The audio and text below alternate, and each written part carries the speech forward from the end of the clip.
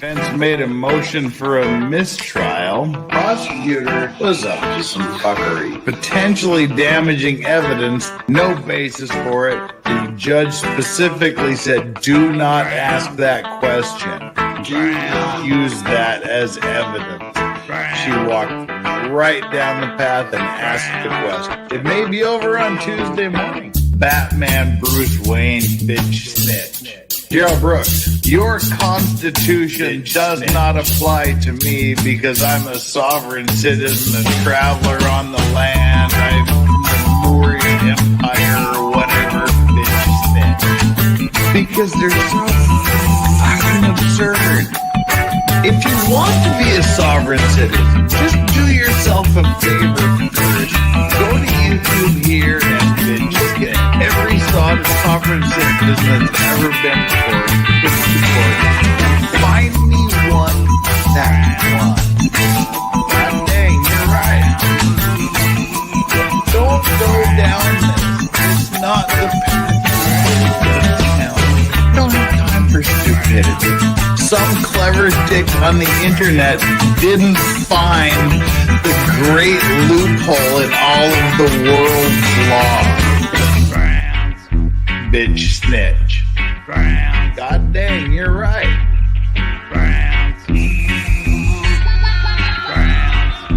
God dang, you're right. Traveler on the land.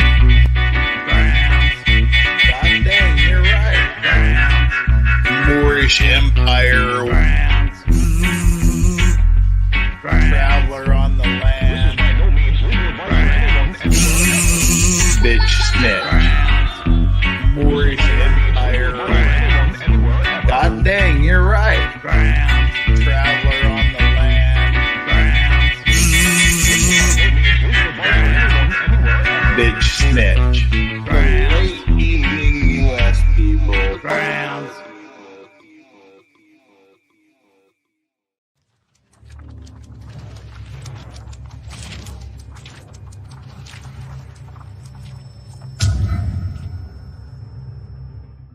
In the trial of Halyna Gutierrez Reed, all eyes turn to the courtroom as the case unfolds. Halyna Gutierrez Reed, the armorer on the set of the film Rust, faces charges related to the tragic shooting incident that took place during production. On October 21, 2021, a prop firearm discharged unexpectedly, resulting in the death of cinematographer Halyna Hutchins and injury to director Joel Souza. The pretrial phase has been marked by intense scrutiny of Gutierrez Reed's handling of firearms and adherence to industry safety protocols. The incident has sparked widespread discussion and raised questions about safety measures on film sets, prompting calls for stricter regulations. As Gutierrez Reed prepares to face trial, the outcome remains uncertain, with the film industry watching closely for potential implications on set safety standards. For further developments in this high-profile trial, stay tuned on the Legal Vices channel as the case of Halyna Gutierrez Reed continues to unfold. Whoo, doggy, we are here. It is me, Legal Vices. Good morning, good afternoon, good evening. We are here. Here we are, and where we are is right here. We got the Halyna Gutierrez Reed trial probably finishing today. We could very well have a verdict by the end of today. Let me tell you how this is going to work. Yesterday, I shut this thing down because we had no idea when the court was going to start, and it literally started 30 seconds after I signed off yesterday. So we're going to start out by watching yesterday afternoon's morning and afternoon session. It's not too long, about 2.5, 3 hours total. Plus, we're going to be watching at a 1.5 speed. So that'll get us through it. We're going to be watching yesterday's. Then we're going to go in today. And from what I understand, I watched the last couple of minutes of this just to make sure we're still on the normal time. And the judge said that she expects closing arguments to be finished by lunch. So what that'll give us, we could have a verdict by the end of the day today. So we're gonna have to see. We'll see what that's about, and we're gonna power through this, and we're gonna get you there. We're gonna take care of you again, as always. No spoilers. No spoilers in chat. I haven't seen anything. Had a super busy day. I wasn't able to watch any of this. So this is all going to be live, natural, and real reactions to what's going on. So we're just going to have to just dive into this as quickly as possible. I'll put up a poll, a like and subscribe poll here as this gets underway. The first witness doesn't look like he's going to be particularly interesting, so I'll think of something witty and fun to say as today's like and subscribe poll. We've already got 300 people here, so you 300 people, you effing rock. That's all I got to say. 304 of you here, 97 likes. Well, 97 of you rock. The other 200 and almost 200 of you, 200 plus, you guys don't rock so hard because you haven't hit that like button yet. Smash that like button. Smash it. Hit it. Just shoot that like button like it's Alec Baldwin blasting away. It's kind of irreverent and disrespectful. I apologize. But hit that like button and subscribe to the channel if you haven't already done so. I would be just tickled pink if you would subscribe to the channel. It costs nothing, and you can do it and forget about it. And if you are subscribed, please do me the favor of checking to make sure you are still subscribed, because YouTube is asshole and can take that away from you randomly, unilaterally, and without your knowledge. Nick Starro got unsubscribed from me today, so it can happen to you. If it can happen to Nick, it can happen to you. So just double check, and then come over here and take the like and subscribe poll when it's set up. So it's going to be there. But here's something interesting. Let me very, very quickly tell you what's coming up this week. We're going to be doing this trial today and possibly tomorrow. If they don't come back with a verdict today, they should come back tomorrow. So we'll do that. And then it's back to our regularly scheduled program. What I'm doing is I am doing the what the Hales thing that everybody's talking about these days. Today we finally finished the first hearing, and we got to see the origin story for Judge Grudge, going from a nice, kind, peaceful, fun-loving old grandpa-ish guy into a completely insane, weird judge. It was just brought upon him by being forced over the edge of sanity into the abyss of madness by the insane woman that is a scourge upon the Hales. So we're going to continue to do that till we catch up with that. We're deep diving. We're going in. And also next Friday will be the March St. Patrick's Day Effort Friday. So get extra grifty for that. We need to see a St. Patrick's Day drunk law racks. That's what we need to see. And their Effort Fridays where we just grift. It's a griftathon. That's all. It's a boozy griftathon where I try to liberate as much money from you as possible. Every $100, I do a shot of whiskey. Usually it's a really expensive, high-grade whiskey, and it crushes my soul to waste it with shots. But we also have a great panel of guests. The first panel, the proto panel, the initial panel should be announced sometime tomorrow. But we usually have a great panel of some of your favorite YouTubers across all genres of YouTube. We have everything from religious people to OnlyFans models and everywhere in between. So there's a little something for everybody. Right. So that'll be next Friday. And also currently right now we have, as of this moment, let me refresh the screen, 68,644 subscribers. So that means we are only some sort of math number away. 366. We are 366 subscribers away from having a Super 69 blowout bash. We'll be celebrating 69,000 subscribers with a giant 69 party. You're all invited to the big 69 party when it happens. And if we can make the St. Patrick's Day Effort Friday the 69 party, we can have a giant 69 party with the St. Patrick's Day. It could be a drunken 69 party. So stay tuned for that. And I can't say 69 with a straight face anymore. No green beer. That's gauche. No green beer. Come on. But there will be the Effort Friday will be all Irish whiskeys. It'll be an all Irish whiskey Effort Friday, because there's not much better than Irish whiskey out there. All right, with that said, let's read the super chat that has come in. As always, Doggo Cam is locked and loaded and ready to be unlocked, a $100 super chat. And we're on the right path, because here's a $5 from Brian Miller. I will smash the like button if you tell us who you would rather smash, Hannah or Taylor Shabusiness. Can I go for both at the same time? Is that an option, or do I have to pick? Why do I only have to pick one? See, it would be like Hannah because she looks kind of cute, and she's less dangerous. But it would be Taylor Business because she's more dangerous, if you know what I mean. Yeah. So that would be hard. Well, might be anyway. Yeah, don't make me choose. Torn between two lovers, feeling like a fool. All right. The DCV Titan doing 69 for 69 like a certain someone. I don't know who that certain someone is, but lucky them. All right. That's it. I'm done. Let's get on with this. We got a lot of ground to cover. We've got our shenanigans out of the way. You want the shaboobies. I'm telling you, why do I have to choose? Why not both? Why not together? Come on. Shit business. All right, this is not the shit business trial. All right, let's go.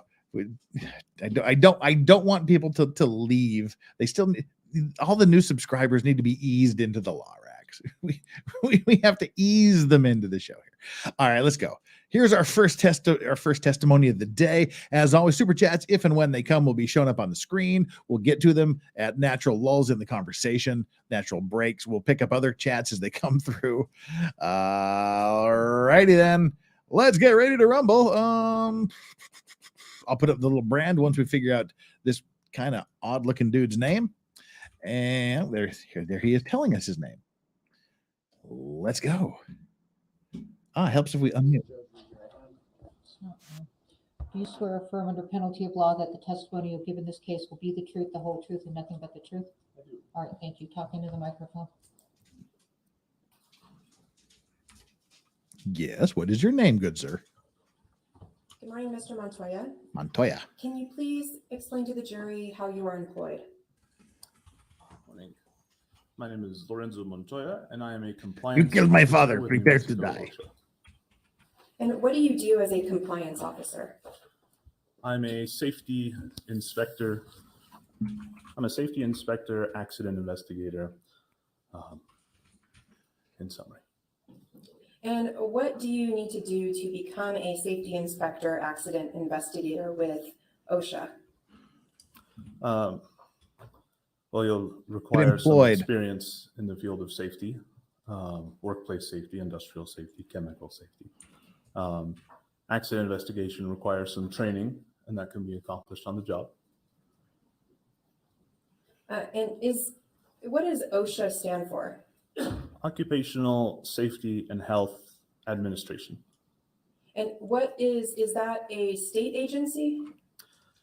New Mexico OSHA is a state planned, whereas federal OSHA is at the federal level nationwide. Is the Bureau part of the New Mexico Environment Department? Yes. Really? OSHA's part of the environment. Tell us about your experience then. I must say, it sounds like this guy's forcing his voice just a little bit. He's got a nice resonating baritone in his chest cavity, but it sort of sounds like he might be forcing it just a little bit. But I like his voice. We're going to bump up the speed. Sure. My experience with occupational safety began in the U.S. Air Force as an aircraft mechanic. I was in charge of our hazardous materials program. No one eased me in. The strong will survive. At the Behavioral Health Institute, performing more. Thank you, Island. Walkthroughs for our patient health in that scenario.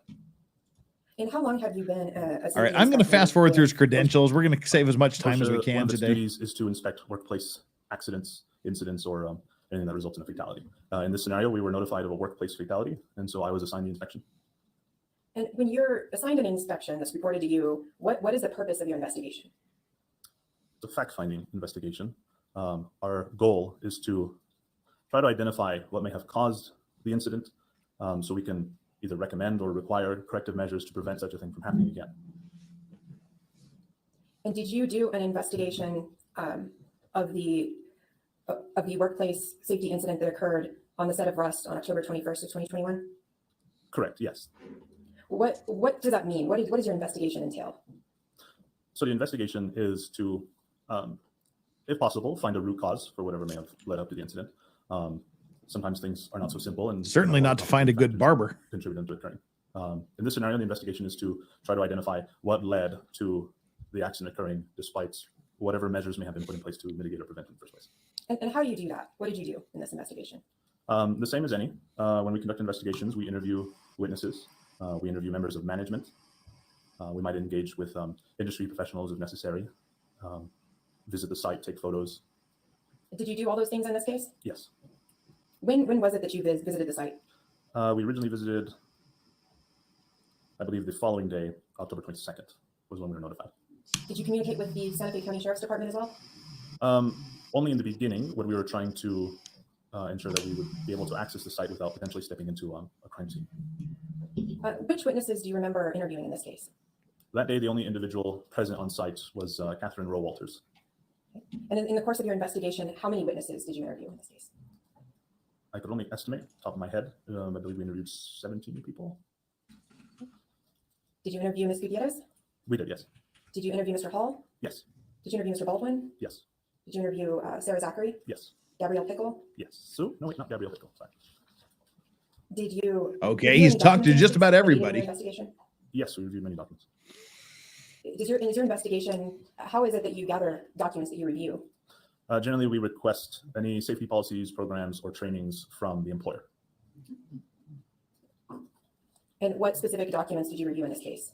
In this case, we had requested any safety policies that they may have, and they provided us with, they're referred to as safety bulletins. And they have a longer title, which I can't recall the name of. They're organized by a committee of some kind. But safety bulletin number 1 is the applicable safety bulletin for firearm safety. Okay, and what other documents did you review? They gave us a host of other of these safety bulletins, which She cover sounds like Ned Flanders. What other various documents did components you that light into redo? electricity and so forth. What about communications between the various witnesses and cast and crew on set? Did you review any of those things? We did receive some of those documents, but those did not come from our employer. They came from our individuals that we interviewed. So the individuals you interviewed, the witnesses, provided you with emails and texts? Some, yes. And were you able to come to any findings and conclusions in this case? We did come to a conclusion. And were those findings, did you? You see, it would be this mat that you would put on the floor and would have different conclusions written on it that you could jump to. And were you able to come to any findings and conclusions in this case? We did come to a conclusion. And were those findings, did you put those findings in a written report? We did. Once you do that written report, what's the process there? We draft the report, proofread it, and when it's completed, we assemble the case file together, and if necessary, we issue citations. In this scenario, we did. Born sinner. Who did you issue the citation to in this case? Rust Movie Productions, LLC. Once you issue, what was the citation that you issued for? Why did you The, issue a citation? the Co- citation Co- was Cody, issued because Cody, in our no conclusions, we spoilers, determined that please. the management team was responsible for a series of failures that, in our opinion, accumulated in an accident. Okay, and by management team, who do you mean specifically? Specifically, we mean the chain of command above Halyna Hutchins, beginning at the lowest level with Sarah Zachary, and then Gabrielle Pickle, and then Dave Halls. So did your findings then include any, so then your findings that you just spoke of, those didn't include Ms. Gutierrez, right? As an employee directly engaged in the work, she is mentioned in the report frequently, but in terms of who do we identify as a member of management, and thus who do we consider This responsible? guy has the most Mexican not- mustache ever. Okay, and once you do your report and issue the citation, does the employer, the production company, get an opportunity to contest that? They do. And did they contest that in this case? They did. Was a fine ever ultimately levied against the employer in this case? There was, yes. What was that fine? They came to a settlement agreement with the department at $100,000 even. And in your experience, have you seen the state of New Mexico levy such a high fine like that to an employer for workplace safety ever? I believe we have in the past. Is that an average? Is that a usual fine amount that you see? For typical inspections, no. Is it higher or lower? This would be higher than normal. In your report that you write, once you're completed it, are there any other individuals who review and audit your work? There are.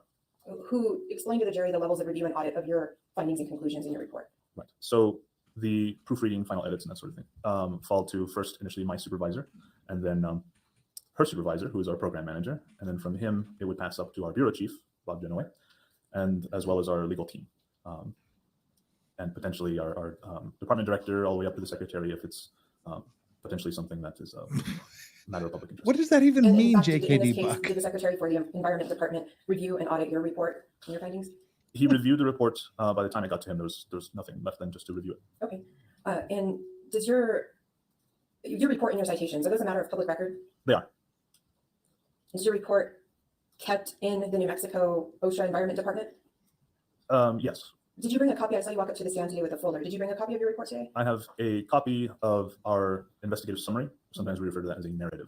Okay. And is that the document that you prepared that we've been discussing this morning? That's 11 pages? It is 11 pages, yes, so possibly. Okay. And it's this document that you make your findings and conclusions, right? Yes, we list them out. Your Honor, I'm going to hand the witness what I had marked as Defendant's Exhibit GG. GG. Your Honor, may we approach? Yes.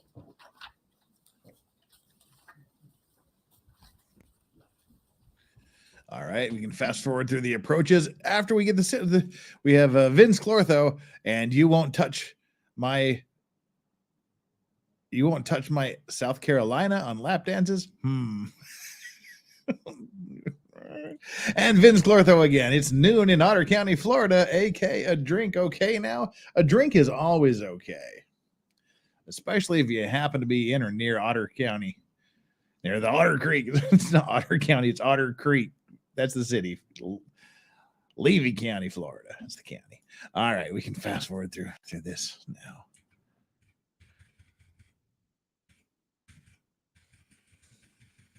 Wow, there's a long one. She's got to be approaching nervousness. Now, mind you, this is the defense's case now. These are the superstars the defense is putting on to try to raise reasonable doubt in the prosecution's case. So, and if you need to refresh your memory from looking at your report, I wanted to go through. So did your report include factual findings from your investigation? Yes, it does. Did it also include conclusions that you reached from that investigation? Yes. And did you conclude whether, with respect to Halyna Gutierrez, whether she was or was, did you conclude that Halyna was not provided with enough time to inventory and inspect the dummy blank rounds? Objection. Okay. So, frankly speaking, this witness probably had the highest likelihood of a bolo tie. And hey, don't knock bolo ties. I have one in storage in my parents' storage shed. It's a beautiful, beautiful sterling silver turquoise bolo tie that I'm thinking of resurrecting. Hasn't really been touched since the late 80s, but I might resurrect that and bring it back here to Korea with me.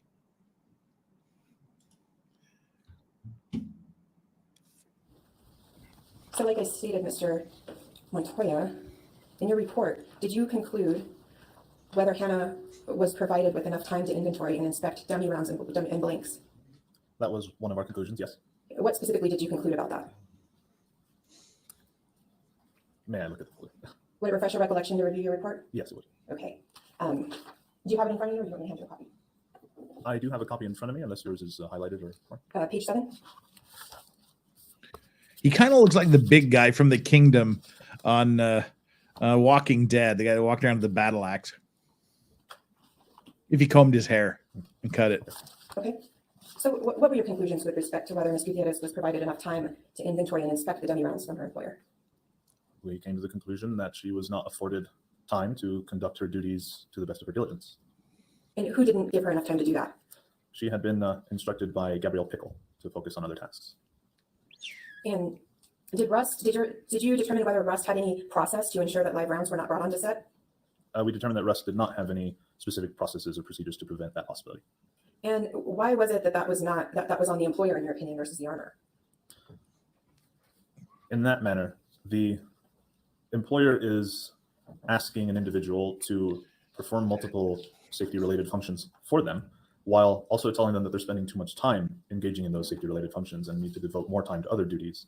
And on that matter, we determined that to be a managerial decision. Okay.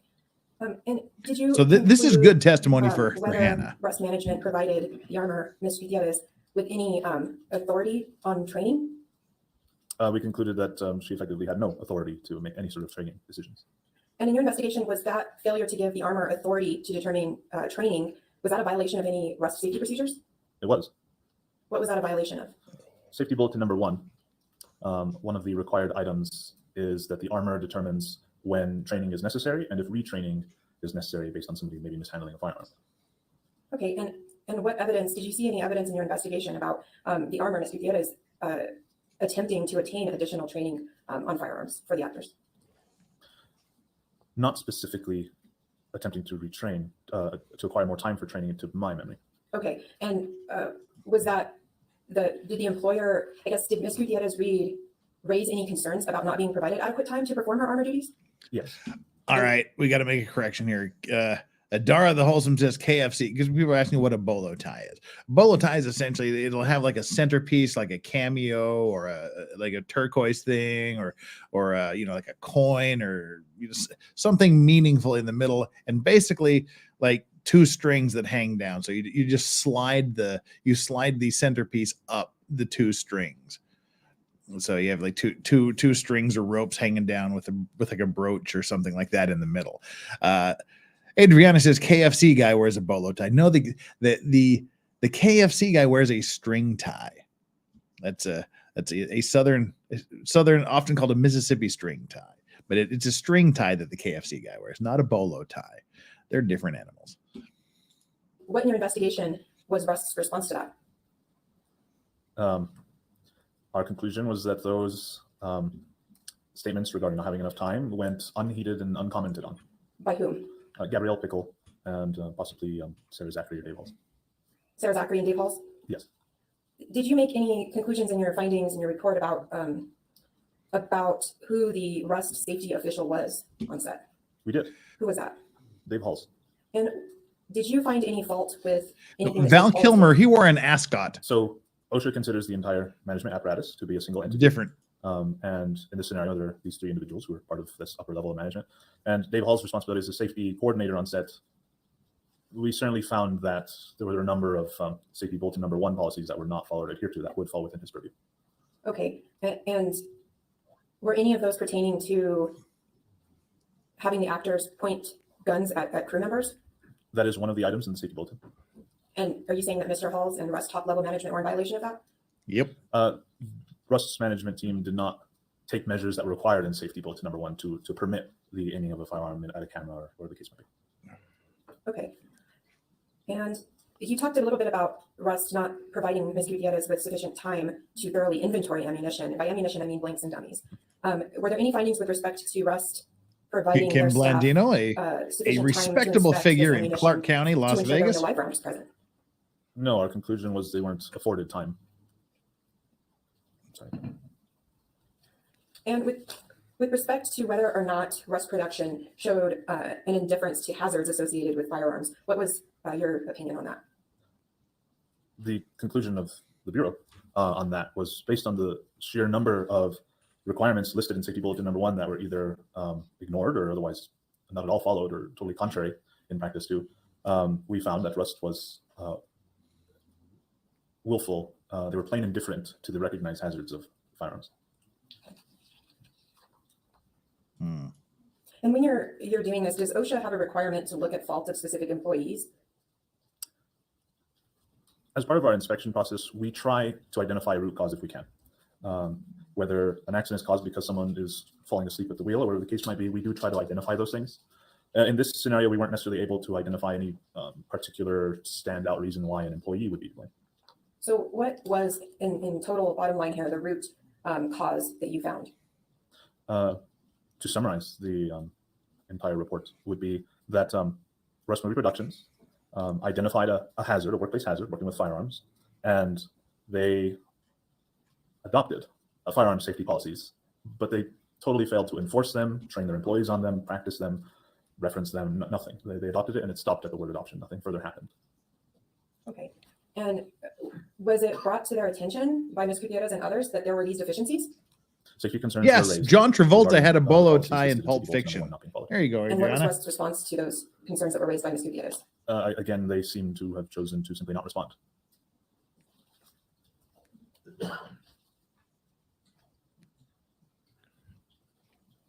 Okay.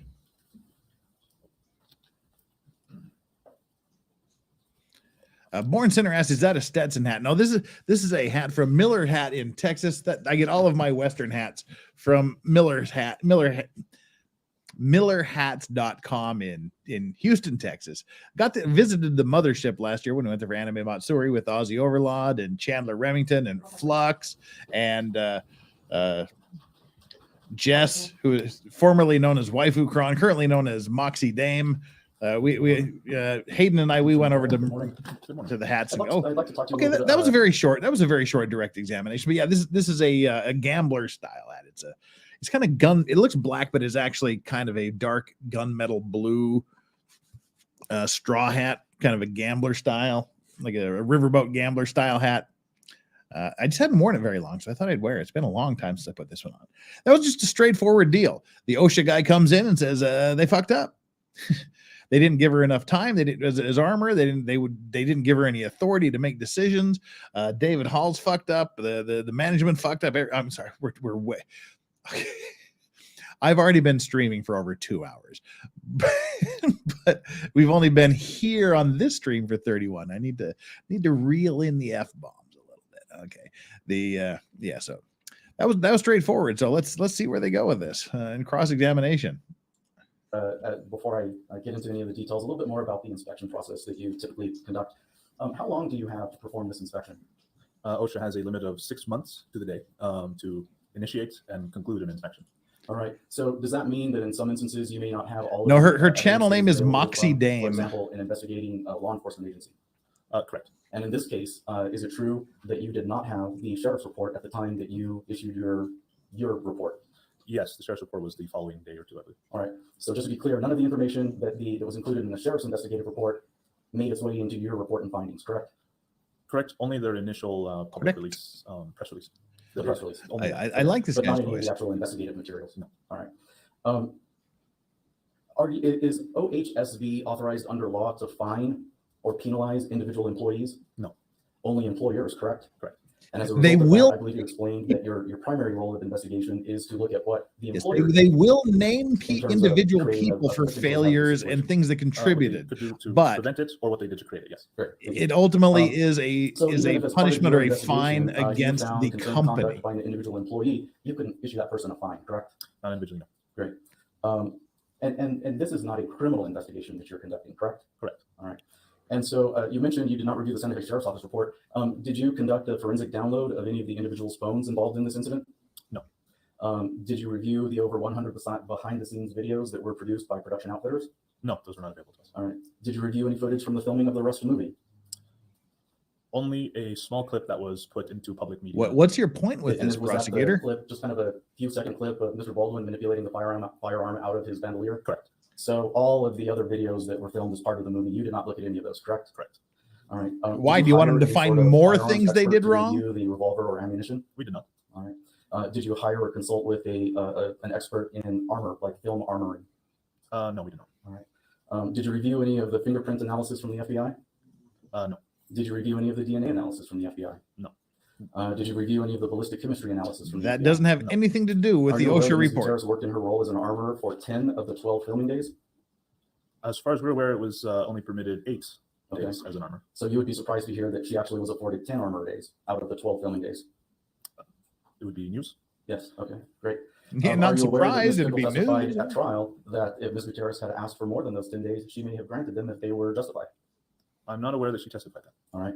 Are you aware that on the morning of October 21st, 2021, Ms. Gutierrez had approximately 3 hours of time in which she could have inspected ammunition or done a safety check of the revolver involved in this incident? No. Are you aware that it's been testified here in the court that Ms. Zachary was Ms. Gutierrez's supervisor when she was performing props, but that the roles were actually reversed, that Ms. Gutierrez provided instruction to Ms. Zachary with regard to the armor duties? Yes, with some interplay in that they're not quite peers. Great. And do you agree that Ms. Gutierrez in her role as armor contributed to some of the issues that you identified in your report? I'm sorry, could you repeat the question? Sure. Do you agree that Ms. Gutierrez in her role as armor contributed to some of the findings that you issued in your report? No, I'm not sure I could necessarily agree. Okay. Give me just a minute. All right. It seems they just want to show, oh, you didn't investigate everything. You didn't look at everything, but that's not their job. If you would return to page 4 of your report. Their job is to look at workplace safety violations, not DNA, not shit like that. Paragraph 13, the last sentence, unless a round is removed from a storage box or firearm and inspected, it cannot be verified as a dummy round. Do you believe that is the function of an armorer to perform this inspection that you indicated on this report? I believe that would be one of their many functions, yes. Right. So if she failed to do that, then would she have contributed in this regard? OSHA's opinion is that management has to enable the work to be done in the first place. It's not his job to jump to that conclusion. Our question would be, why wasn't someone ensuring that she would do that? And thus we would turn back to management. Okay, sure. And that gets back to the whole fact that you're looking at the employer primarily as the basis of your investigation, correct? Correct. Yes. All right. Do you agree that if Ms. Gutierrez loaded live ammunition into a firearm and then passed it off as a cold gun, that would be a workplace hazard? Certainly. All right. And then lastly, are you aware, I believe you conducted an interview with Ms. Gutierrez, correct? Correct. And in that interview, she indicated to you that she asked 2 producers for additional training time, correct? You recall that? I don't recall it off the top of my head. Okay. All right. Nothing further. Okay, that was pointless. That was a pointless cross-examination. Do we need to redirect? He didn't do any real damage to you. That Mr. Lewis just said. If Ms. Gutierrez had passed off a loaded gun as cold, would that be a workplace hazard? What if Rust had not allowed the armor sufficient time to inspect that gun and rushed her and instructed her specifically of what they wanted her to do? Whose fault would it be then? Yeah,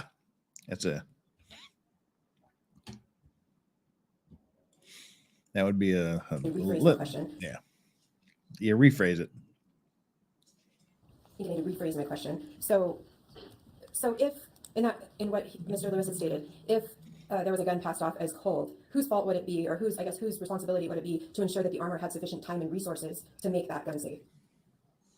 It's always the responsibility of management to supervise effectively and quality control effectively. If an employee is conducting a safety-related task, they pass it off as safe, and supervision does nothing with that, and they allow it to be implemented. It's supervision's responsibility to double-check that. And was it also Rust's responsibility to ensure that the employee had to take those? I guess, did your investigation reveal that Ms. Gutierrez had specifically requested more time to do those safety checks? She had expressed on more than one occasion that she did not have sufficient time. And Rust's response, was there any fault in Rust's response to Ms. Gutierrez's concerns and requests? In one scenario, Gabrielle Pickle responded that to the point that there are no more armor days out of the 8 left, she had responded that then no more training days are to occur. So their response has been to just, okay, we'll cut it then. Cut off the firearm training days. Right. And did you actually receive a copy of the Santa Fe Sheriff's report after this report of yours came out? Our office received a copy of the report, yes. And had you guys previously requested that many times from them? We had previously requested whatever documents they'd be willing to share or assist with. And is it necessary to review fingerprints to determine whether Rust management demonstrated an indifference to hazards and violation of their own standards? Do you have to look at fingerprints to do that? No, not at all. Do you have to look at DNA to do that? No. Or any firearms expert? Not to determine their safety conduct and so forth, no. Okay. And were there any other communications that you reviewed between Ms. Gutierrez and Gabrielle Pickle that demonstrated or supported your findings that Rust was at fault in this and not Ms. Gutierrez individually? I'll rephrase the question, Your Honor. We're going to strike that question. Go ahead. Are there, you said that you can, is it true that you can actually find fault with specific individuals' conduct? May I ask you to clarify? Yeah, can you find fault with, when your investigation, you're looking at specific individuals, and can you say that individual was wrong for doing this? No. Why are you objecting to that? There's nothing objectionable about that. She's asking him what he can say in his report.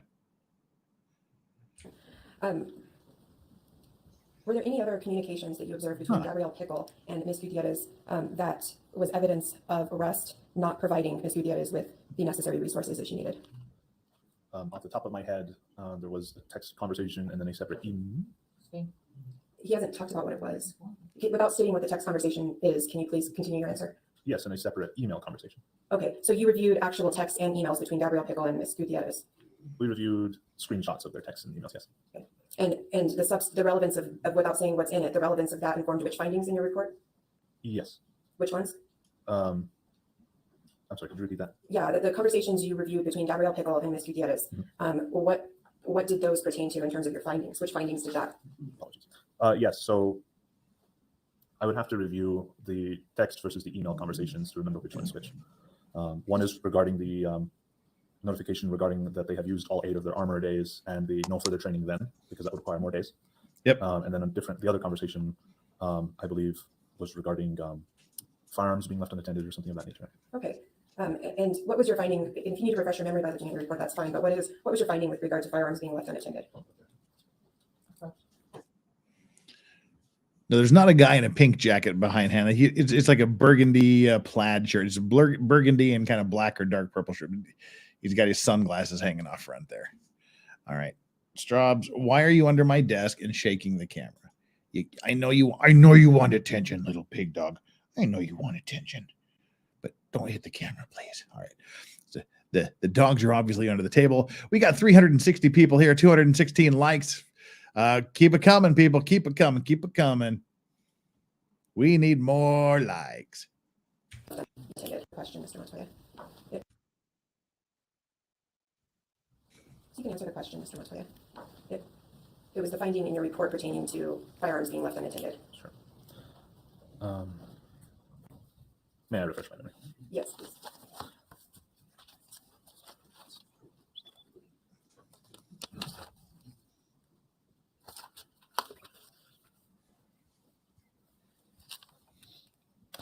Okay. Does that refresh your memory? Yes. What was that finding? So our conclusions from that were in that conversation, they expressed that the production team, meaning Gabrielle Pickle and her peers, had received reports that firearms were being left unattended. And Ms. Gutierrez Reed's response to that.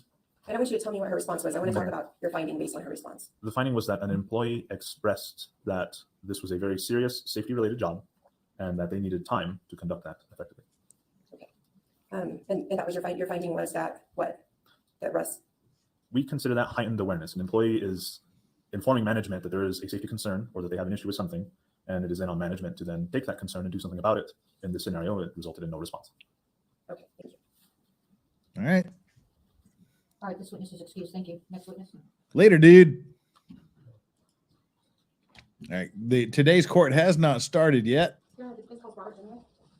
Robert who?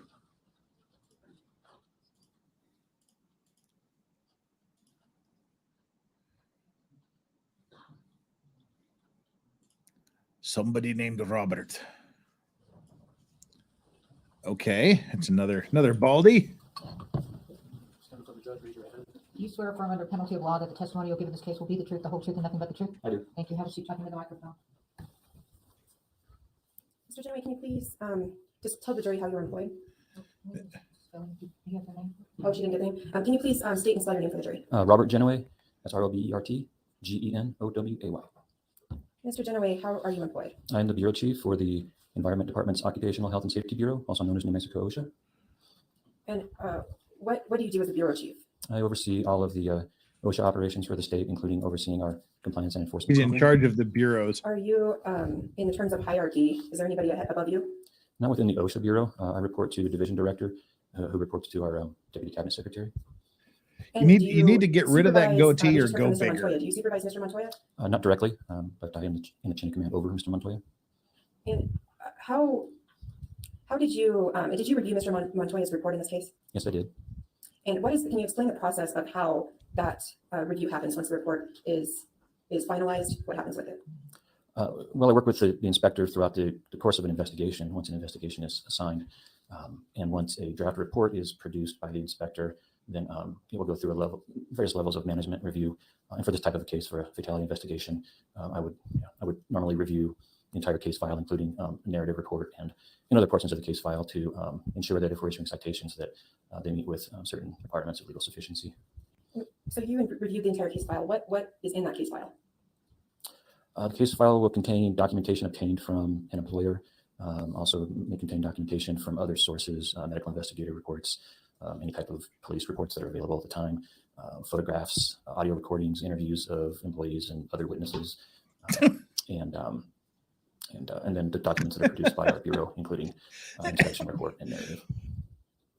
And when you review that and review the report, and in this case, did you review Mr. Fair Montoya's enough. report pertaining to the fatality at the Rust production site on October 21st, 2021? Yes.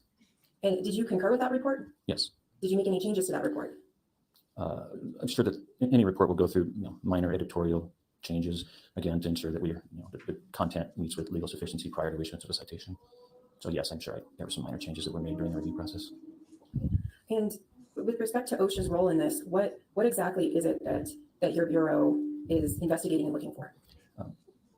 Our primary purpose is to determine whether any violations of OSHA statute and regulations caused or contributed to the accident that's being investigated.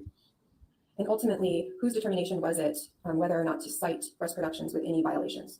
It was mine. What types of standards do you hold them to? High ones. Well, we would, of course, look for violations of any OSHA standards that apply to the work site that's being inspected.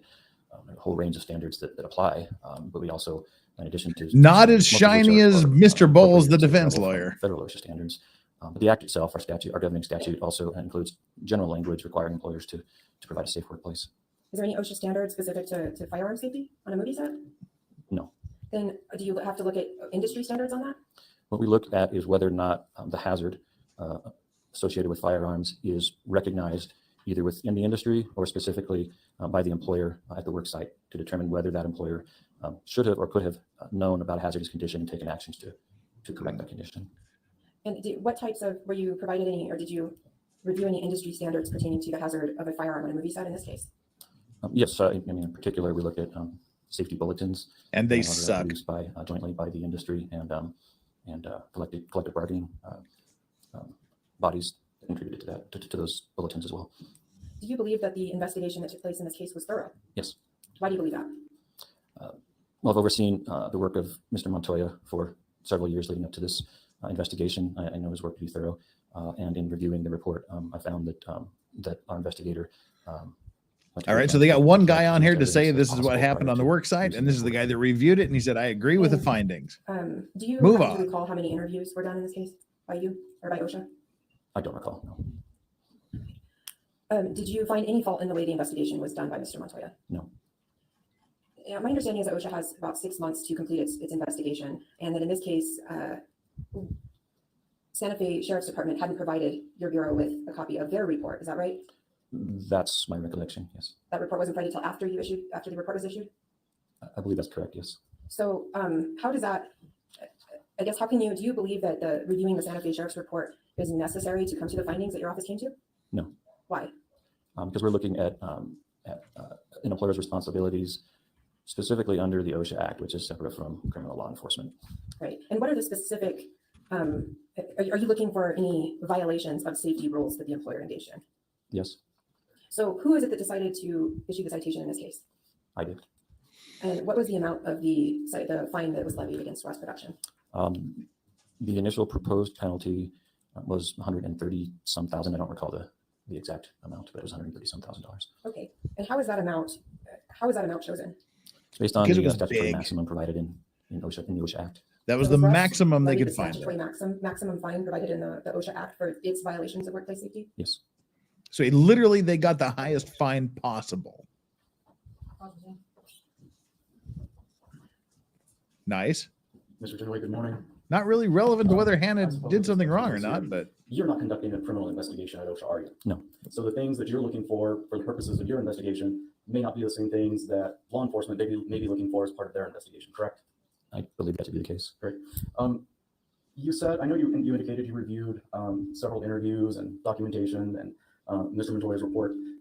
As part of that, did you form an opinion as to whether Ms. Gutierrez's actions as an armor contributed to the breakdowns that occurred on the Rust set? No. Do you recall giving a recorded statement during a pretrial interview in this case? I don't recall being interviewed prior to trial. You don't recall giving a Zoom interview in this case on February 5th, 2004? Did you repeat the date? I'm sorry, 2024, February 5th, 2024. No, I don't recall that. you don't recall You giving have an no interview last recollection month? of participating in a Zoom interview with the counsel for the state and Scott Elliott, an investigator for Halyna Gutierrez? No. All right, yeah. What? How can you not remember a Zoom interview about this case a month ago? Like almost exactly a month to the day. That's kind of weird.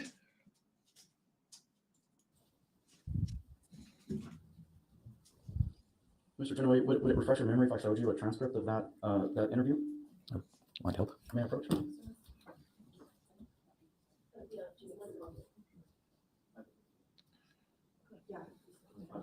The date of the interview, I don't know if this will help you, but the correct date of the interview is November 7th, 2023. I don't recall ever doing an interview. Okay. May I approach? Eh?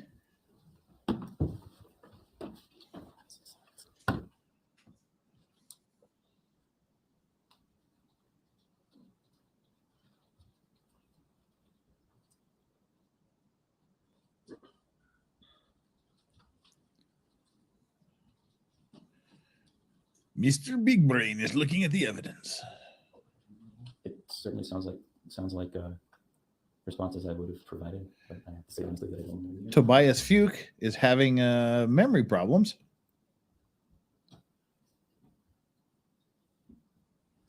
I'm going to point your attention to a particular Mr. part of Nevernude. this interview, and then I'm going to ask you some questions.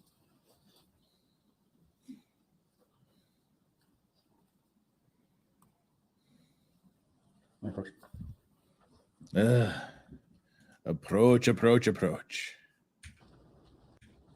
you asking me to read? I'm just asking you to read this right now, and then I'll ask you some questions. Okay.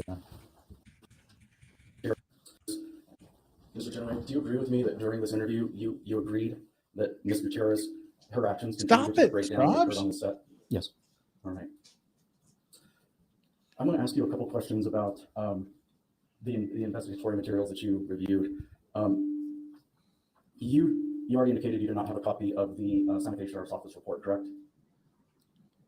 I'm not sure whether we obtained one after issuing our citations. And to be clear, I'm talking about as OS or OHSB conducted its investigation and issued its findings, you did not have the benefit of the San Jose Sheriff's Office investigatory report to assist you with that, correct? Correct. All right. And did you have the benefit of reviewing any behind the scenes videos that were filmed on the set of Rust? Not that I can recall. Do you recall if you reviewed any footage from the filming of the Rust movie cameras? Ooh, nice Brazil reference, Bunning Sensations. You get 100 internet points for Brazil references. Sweet. We didn't engage a contract. We had some brief discussions with potential experts, but we never actually engaged those experts. You never relied on any of their opinions to inform your investigation? No. Okay. I know that you were asked some questions about Don't get involved. Determining fines against employers. Is it fair to say that OSHA's purview is not to assess fines against individual employees? That's correct. So is it also fair to say then that even if you found that there had been some concerning conduct by an employee, you wouldn't have fined that employee, correct? Correct. Thank you. Nothing further. All right. Basic.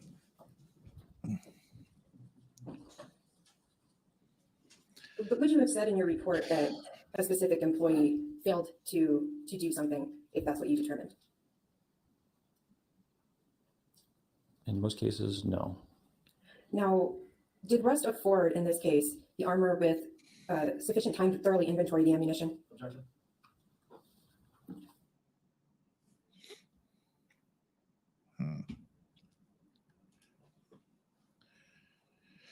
Okay.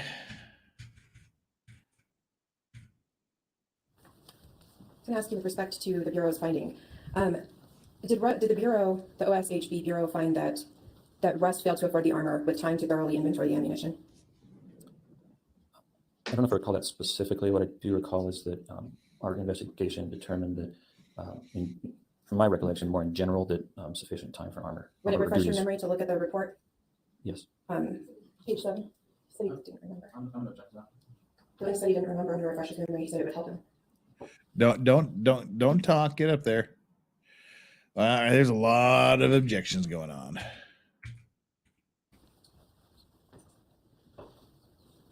To affording. Do you remember the exact wording of the specific finding in the report pertaining to affording the armor time on inventory and ammunition? No. Would it refresh your memory to look at the report? Yes. Okay, page 7. Your Honor, may I approach? Flux says, if I ever get called, I'm going to dye my hair pink and wear a clown nose. Is that the question, Emma? Yes. The ghost of the waiter that talked to Jack Nicholson. No, OSHB find that Rust failed to afford the armor time to thoroughly inventory the ammunition? Yes. Did Rust find that, did OSHB find that Rust did not provide the armor with the authority to determine if additional training was required in violation of Rust safety procedures? I recall that the investigation found that sufficient time wasn't provided by Rust. It was not provided, is that what you said? Sufficient time was not provided by Rust. Okay, so, and were there also findings by OSHB that despite efforts by employees that Rust ignored some of the safety concerns? All right. Well, while they're objecting, who's the blue man lady back there? Anyway, while they're doing that objection, we got to set JKD Buck straight here. Is he the ghost waiter that talks to Jack Nicholson? In The Shining, no, Grady was very short. He was clean shaven and had quite nice head of shocking black hair. So yeah, he had very, very, very thick, nicely coiffed black hair and was clean shaven. So he's kind of the opposite of Grady. He's like the anti-Grady.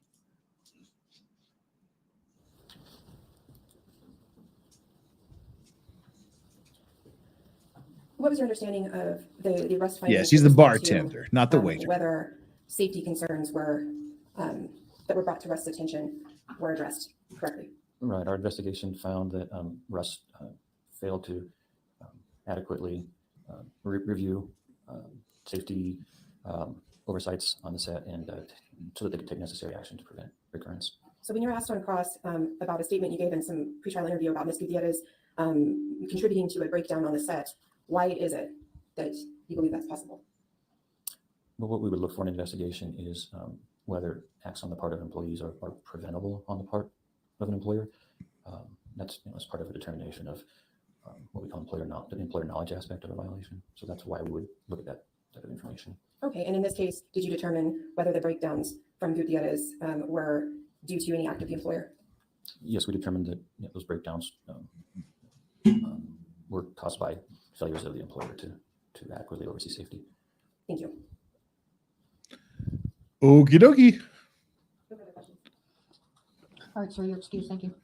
Next witness. All right, those are fairly decent defense witnesses. They're a good start. We're off to a decent start where they're saying that OSHA, the people that are in charge of investigating workplace failings, found that they didn't give her enough time to do her job. They didn't give her any authority to do her job. The management wasn't finding out why she wasn't doing her job. That's how accidents happen. Not bad. Pretty good.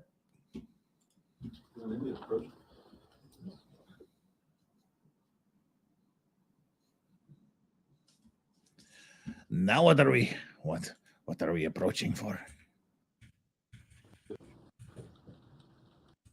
Oh, where are we going? Run away, defend, run. Oh, we got more people here today.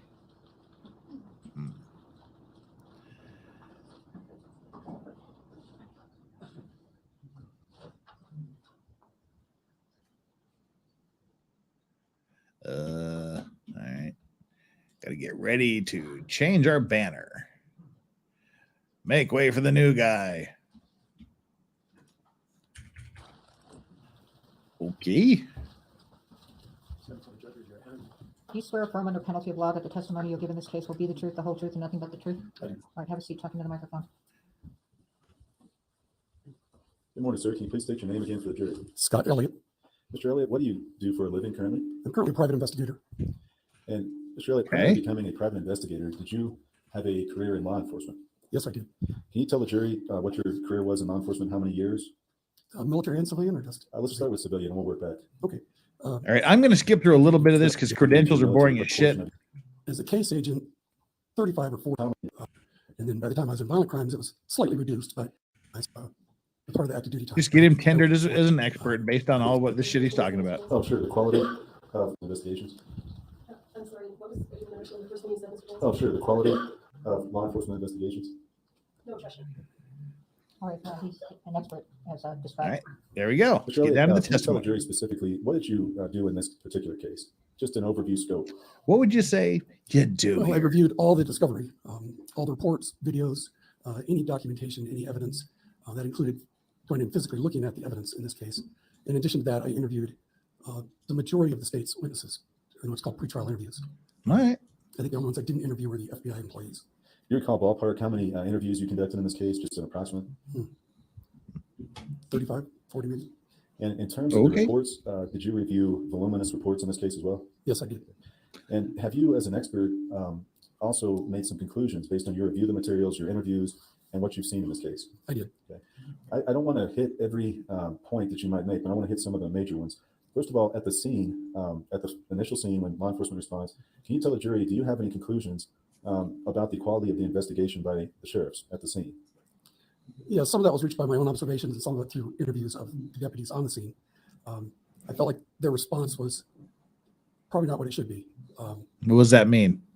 There were hundreds of people on that ranch, but if you narrow it down to who was in the church at the time of the shooting and who may have had involvement with the case, for example, people that are just outside, there was really about 20 people.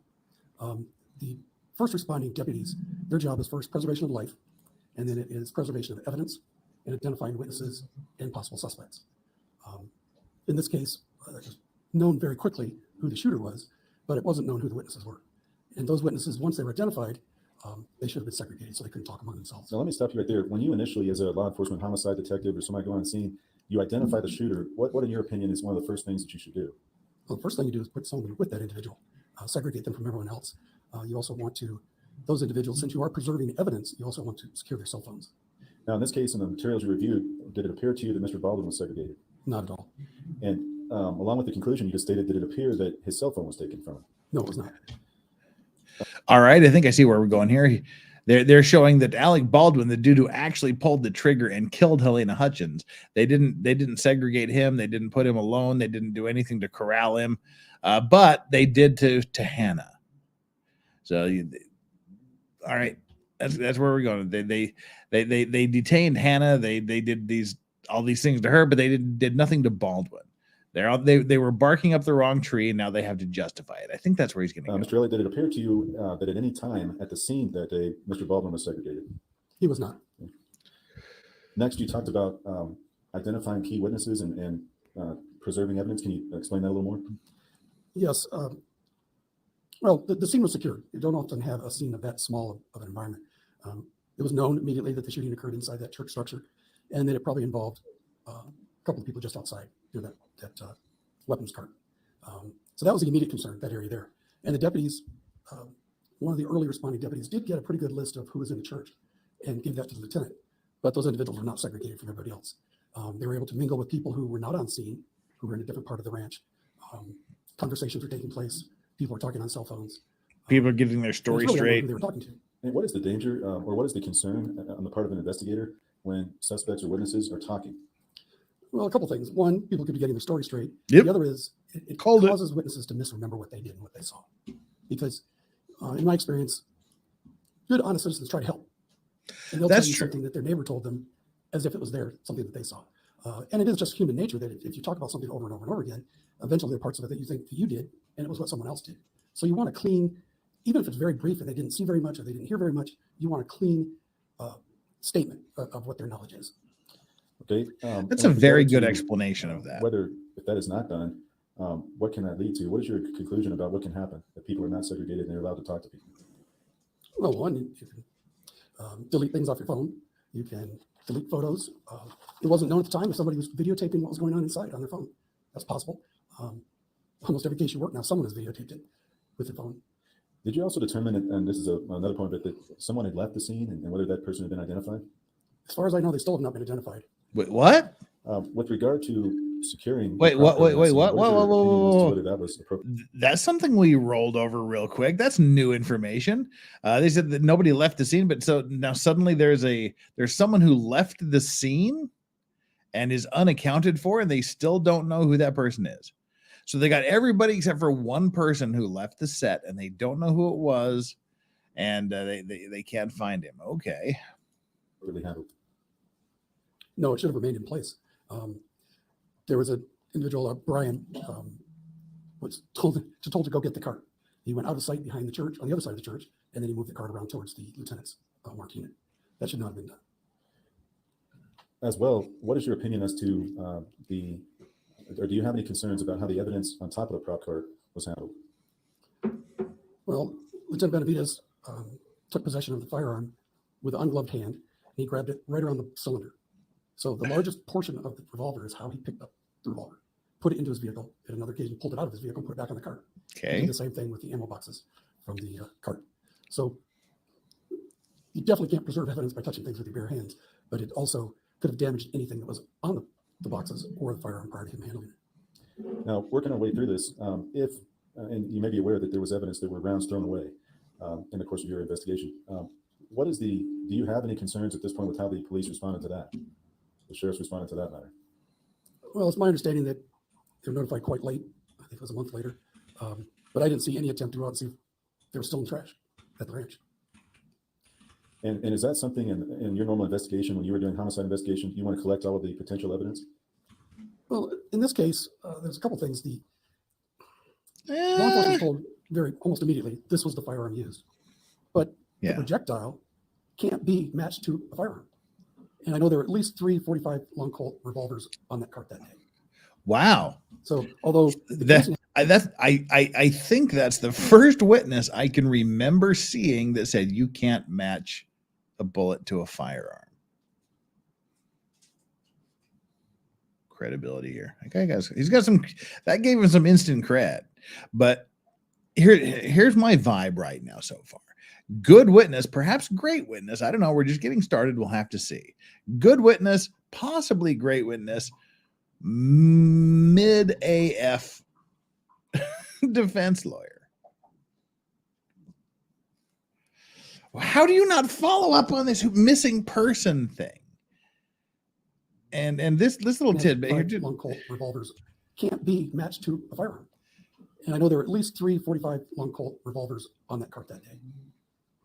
So although the casing has been tested to match the firearm that was presented to law enforcement, there's no way to know that projectile positively came from that firearm. Along with the rounds that were thrown away, did you have any other concerns? John Cena with regard to identifying the source nice of that meat live popsicle or live rounds that appeared on set? That didn't seem to be followed up on very strongly. It's a little confusing when rounds came onto the set or the scene, the ranch, and who brought them. It seemed that there were a number of times that, at least one occasion, I thought it was more that Sarah went to PDQ in Albuquerque and brought ammo back. There was the initial ammo provided by PDQ, and then there was some ammo provided by Ms. Gutierrez. And did you identify any other investigative steps that you think should have been taken to try to further look into the source of the live rounds? Well, there's been a lot of talk about the white boxes with the JS. That individual has never been interviewed, the producer of the ammunition. So there really was no backtracking of where the ammo came from. You can't say this ammo on the prop cart definitively where it came from. You can't say the ammunition in the prop truck definitively where it came from. There should have been more work done in that area. And when you're in a situation like this as a former homicide detective, when you're trying to trace the root cause of tragic situation that's occurred, is that something that would be important to you to find out where the live round originated from? Yes, this case is also a little unusual in the sense that it wasn't really a whodunit. It was a why done it, how done it. Oh, good question. That's a good statement. That's a very good. I like this witness. He's a good witness. I do like that statement. It's not a question of who done it. We know who did it. Alec Baldwin did it. It's a question of why and how. Oh, yeah, that's interesting. Don't know anybody there. You go out as an investigator. You're trying to find out what happened. Was there an argument on set? Was somebody angry? Did somebody have a mental break? Is there some underlying relationship that may have been the root cause of the shooting? You don't know. And that's why an investigation is conducted, to find out those things. And it's also to trace how that firearm came to be where it came to be. Okay, sir. And with regard to the search of the prop truck that occurred after the 21st, on the 27th, did you have any concerns with the delay in that search warrant? Oh, absolutely.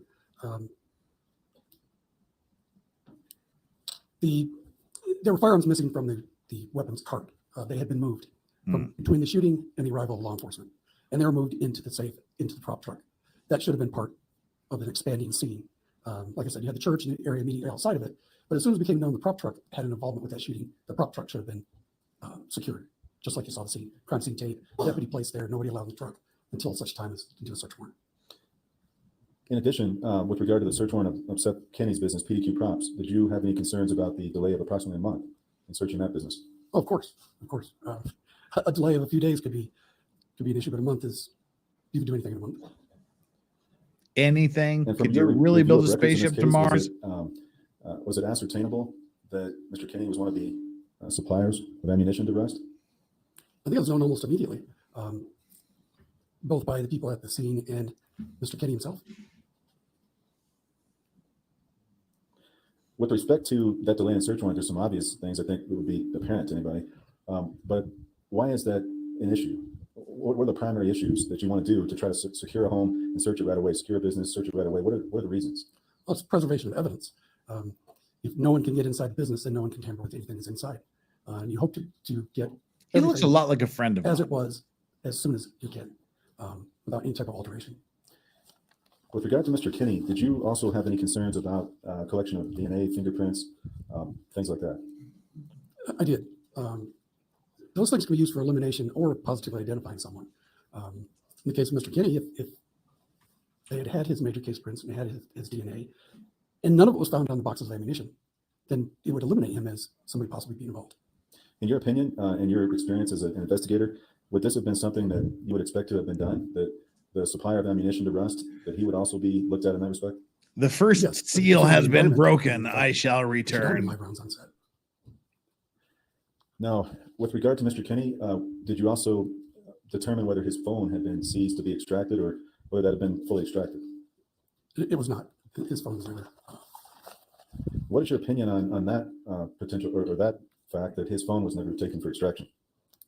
The contact between Sarah Zachary and he almost immediately after the shooting warranted that. And are you speaking about the phone call right after the shooting where we heard testimony and there was a text emergency? Is that the time frame you're talking about? Yes, it is. Okay. And are you also aware that there were a number of calls that Seth Kenny, other calls he was making in contact with Sarah Zachary? Dozens of calls. In your opinion, to do a complete investigation, to get the facts out, to get the truth on the table, was that something that you would expect to be done, that they fully investigate Seth Kenny?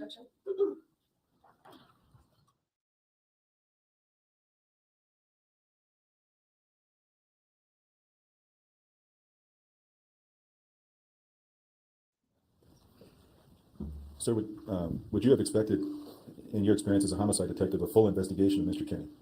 Yes, especially considering that Sarah Zachary worked for him.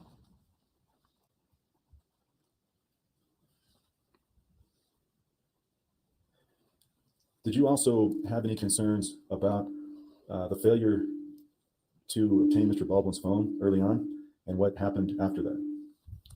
As I said before, that would have been immediate. Every deputy should have known that as soon as he was identified as being the shooter.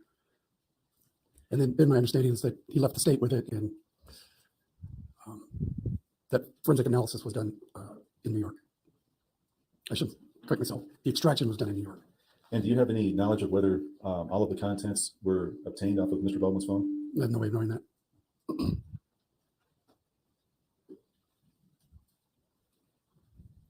We talked about the scene, some search warrants, we talked about phones, fingerprints, DNA. Did you have any other opinions or concerns about the quality of this investigation?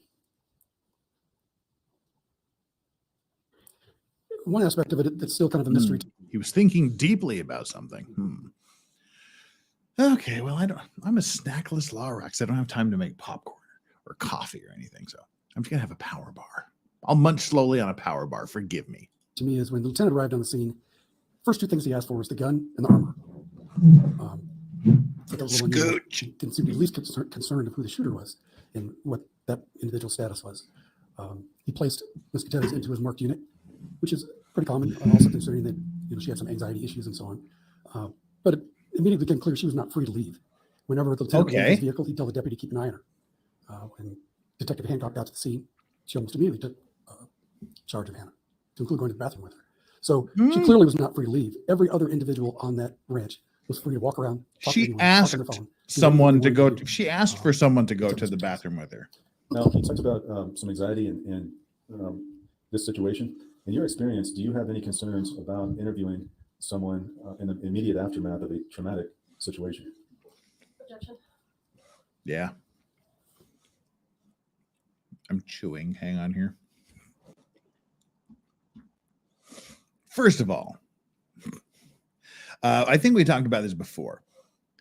If you do question someone immediately after this, when she was questioned a couple of hours after the shooting happened, then like, oh, she was traumatized. How can you interrogate a traumatized person? They're not gonna have an accurate memory because they're traumatized. But if you wait 2 or 3 weeks, it's like, well, how come you didn't interrogate them right at the beginning when their memory was fresh? Mr. Elliott, in the course of your career in both civilian and military law enforcement, have you encountered situations where people have been interviewed in traumatic situations? Yes, I have. And have you personally been involved in that? I have. And can you tell the jury, do you have any concerns regarding interviewing an individual right after a traumatic situation? Yes. Probably would have started with an EMT or paramedic checking her to see if she was okay, see what her status was health-wise. Whether she was having hyperventilating or whatever symptoms her anxiety had, to make sure she was okay that way. Because of confessions and the way those things can go, you're extra careful to make sure that someone's not in a state that can later be determined not to. Was it a confession or was it just some shitty answers that she shouldn't have given without a lawyer? So you try to avoid that if you can. And you said that you would have that person looked at in those situations by an EMT or a medical? Yes. What is the purpose of that again? Again, it's just to make sure that she's in a state where she can, or the individual's in a state where they can talk to you. You want them to be as accurate as they can also. So if that causes a little bit of a delay before you can interview them, and they're still willing to be interviewed, you may get a more accurate statement from them. Okay. Thank you. And any other concerns about this investigation that we haven't hit on, Mr. Elliott? You may have stated them all. I just wanted to ask if there's anything else. I don't think so. Okay. I have nothing further to go. Okay. Mr. Elliott. All right. Interesting direct. Again, I'm chewing because I expected him to go longer. Interesting direct. I don't see how it was particularly helpful. Because I don't know what he said while I was gone. I apologize. I was gone for like 2 minutes. But from what I did hear, he didn't say anything that hasn't been adequately explained other ways. You know, she asked for someone to go to the bathroom with her. Anyway. Isn't it true that you are the defense investigator on this case? Yes. You work for Mr. Bowles and Ms. Gutierrez, and they are paying you. That's correct. Well, of course, and everybody else is getting paid by the state. As a person who is employed as the defense investigator, it is your job to aid in her defense. Isn't that true? That's true. Now, you seem to take issue with. You're not going to ask how much he's getting paid? Lieutenant Benavides touched the firearm with his ungloved hand. Is that right? Yes, that's correct. But you agree with me that, unlike a lot of homicides or shootings, this one occurred in the presence of upwards of a dozen people. That's yes. So there was not going to be any mystery as to who had the gun and who pulled the trigger, right? Correct? To that aspect, no. You seem to take issue with the fact that the projectile in this case can't be matched to the firearm, right? Right. Only in the sense that to confirm that the firearm presented to law enforcement was the actual firearm. It doesn't really change what happened. But where's the controversy? What do you have some information that the jury hasn't heard, that the gun that was fired by Mr. Baldwin is actually not the gun that was used? I haven't come across that. Have you? No, I was referring to when officers arrived at the scene, they didn't know that other than what one person told them. Okay, but it turned out to be true. There's no controversy. The gun that was used in the shooting is the gun that was in Mr. Baldwin's hand, right? True. Okay, and the reason that the projectile can't be matched to the firearm is because the projectile went through 2 people, and it was so heavily damaged because it went through 2 human beings. There wasn't enough marking to match it to the bore of the gun. Isn't that true? That's true. Now, in terms of here's the defense getting their ass handed to DNA them on the ammunition box. Sir, did you watch the video where Ms. Gutierrez actually says to Mr. Benavides, "This is the box I was pulling from"? Yes, I did. And that box is taken and put into Mr. Benavides' patrol unit, correct? The lieutenant placed it in his vehicle, yes. Right. So where's the controversy in terms of what box she was pulling from? There Part of isn't. it was to find where the live ammo originated. That information may have been on the outside the box. Could have had Seth Kenny's DNA, could have had Seth Kenny's fingerprints or anyone else where the But box it came didn't. from originally. But sir, didn't you watch the second interview with Ms. Gutierrez where she actually held up a photograph for Corporal Hancock and said, this is a picture of our boxes of dummies, and not coincidentally, it matched identically. This is a spanking. A generic, general, kind of okay witness is now just getting spanked. He's getting spanked. The defense lawyer is getting spanked. It's a spanking. To the box that she identified as the box that she was pulling rounds from that day. You watched that interview, didn't you?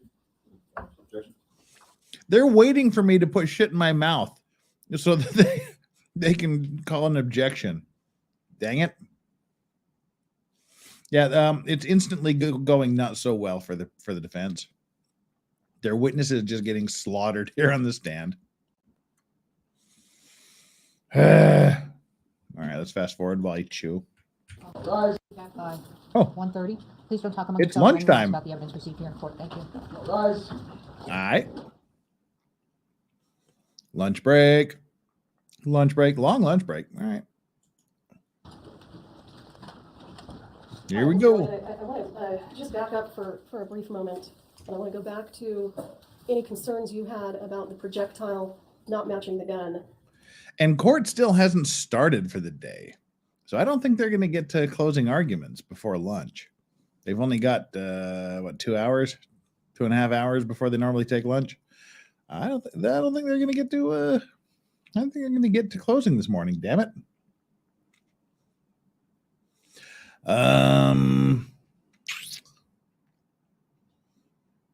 It seems from alleged sources in court that the attorneys and judges are discussing jury instructions and the possibility of including lesser charge options.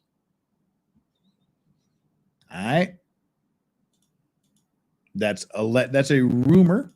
I'm not sure that I fully understand what your concerns are in that regard. Would you articulate them for us again? Yes, I was referring to the concerns that a detective would have upon arriving at scene. You don't have at the time, the results of lab testing. So you have nothing guaranteed. What do you mean nothing guaranteed? Well, Yeah. at the time you had some people saying this is the gun, but you didn't have any evidence, scientific evidence showed that was the gun, which was later found to be true. I'm just talking about, you have so many variables and so many unknowns that you can only use interviews on the scene to confirm. Yeah, but if a bunch of people say One that's person the saying this is the gun, that may very well be the gun, but you have to see if someone else can verify that.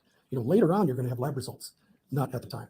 And that's what I was referring to, is at the time, at the scene on October 21st. So what's your concern then about the investigation that the Sheriff's Department did with regard to the gun? Is your testimony that after Ms. Gutierrez identified the gun to Lieutenant Benavidez and handed him the gun, there should have been more follow-up with regard to whether or not that was really the gun? Is that what you're saying? Yes, because she's not Okay. the one that handed the gun to Mr. Baldwin. There are people in between that process. So, yes. Continue, sir. I apologize. again, pieces of information come out as they're going through both processing the scene and interviewing people. And now we know that there is some time delay between firearm being loaded, the firearm being on the cart, the firearm making it to Mr. Baldwin inside the church. And that's what I meant by the investigation at the time. A lot of information is coming out over months. Some information has come much later. But you agree with me that Ms. Gutierrez handed Lieutenant Benavidez the gun and said, this is the gun that was being used. And when she said that, she had been identified as the armor on the movie set. You agree with that? I do. And you Good also question. agree that, not surprisingly, that turned out to be the gun. You agree with that? Oh, I do, yes. So Not any surprisingly. potential issues with regard to that specific concern of yours didn't turn out to be issues. There's no issue. You agree with that? This is the gun that fired that projectile. Correct, yes. Okay.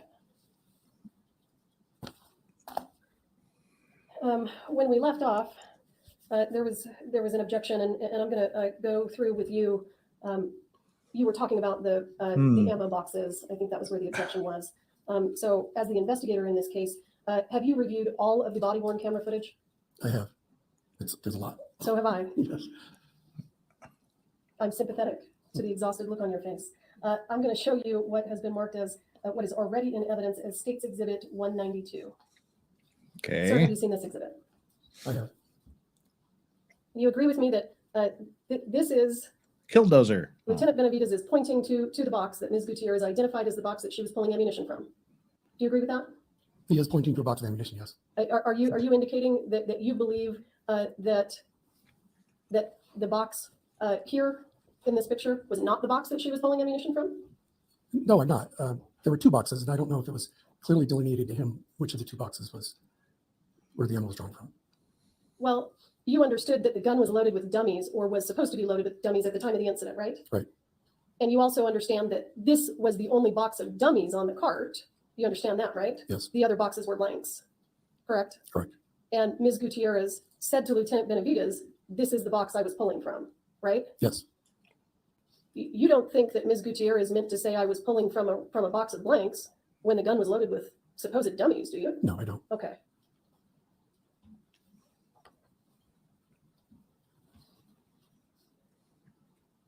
State's Exhibit 62. Have you seen this photo?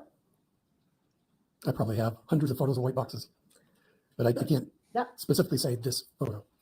does the box on the left, does that label look familiar to you in your investigation in this case? It does. So based on your investigation, do you have any reason to believe that the box that Ms. Gutierrez pointed out to Lieutenant Benavides is not this box that he took and placed in his unit? I do not. And I believe that photo is taken in the unit, isn't it? Well, that's what she just said. See the seat. State's Exhibit 63. You understand that this is a photo of that exact same box when it was taken into evidence at the sheriff's department, right? Yes, that's how it's labeled. Yes. I'm not asking how it's labeled. You've reviewed the evidence at the evidence room, right? Yes. And you've reviewed all the photographs that were taken on scene. Yes. Let me ask you, isn't it true that there was only one box found with this label? Isn't that correct? That I don't know. You're the defense investigator on this case, right? Have you seen photographs of a box that looks like this? But You're the defense loaded with expert. something other than what You're this the box is defense's loaded with? investigator, right? But you didn't investigate this, huh? Sir, do you have any reason to believe that there were two boxes with this label that were taken into evidence? I do not know. Oh, he's getting his ass handed to him. State's Exhibit 69. Have you seen this photo? Again, I've seen dozens of photos. So Let's go back here a quick second. With this label that were taken into evidence? I do not know.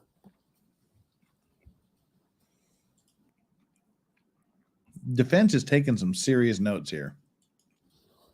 State's Exhibit 69. Have you seen this photo?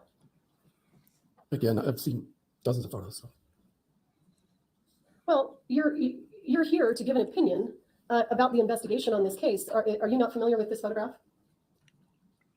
specifically, no. Okay. Did you watch the interview in November that Ms. Gutierrez gave to Detective Hancock? I did. And do you recall during that interview, Ms. Gutierrez holds up her phone and says, "This is a picture of our dummies," meaning the dummies that she would bring on the set. Do you recall that? I do recall that, yes. Did you? Mopo is Vienna, this the what's photo up? that she showed? You don't know? Not at this point, no. Okay. You weren't watching the testimony of our expert, Mr. Hawks, when he laid the foundation for this and indicated that this photograph was sent from a contact in her phone named Dad Kula to her the day before the interview with Detective Hancock. Dad Were you not aware of Kula. that? I was not, no. That's her father, by the way, her stepfather. They'll read. So, sir, based on Ms. Gutierrez's statements, would it be her own statements to law enforcement, would it be reasonable for law enforcement to believe that State's Exhibit 62, this box here in the foreground, is indeed the box she was pulling from because she said that? Wouldn't that be reasonable for law enforcement to believe that? Yes, it would. And you Whoa, understand careful that there. that box was determined. Careful there. What was that? And you So we got to go back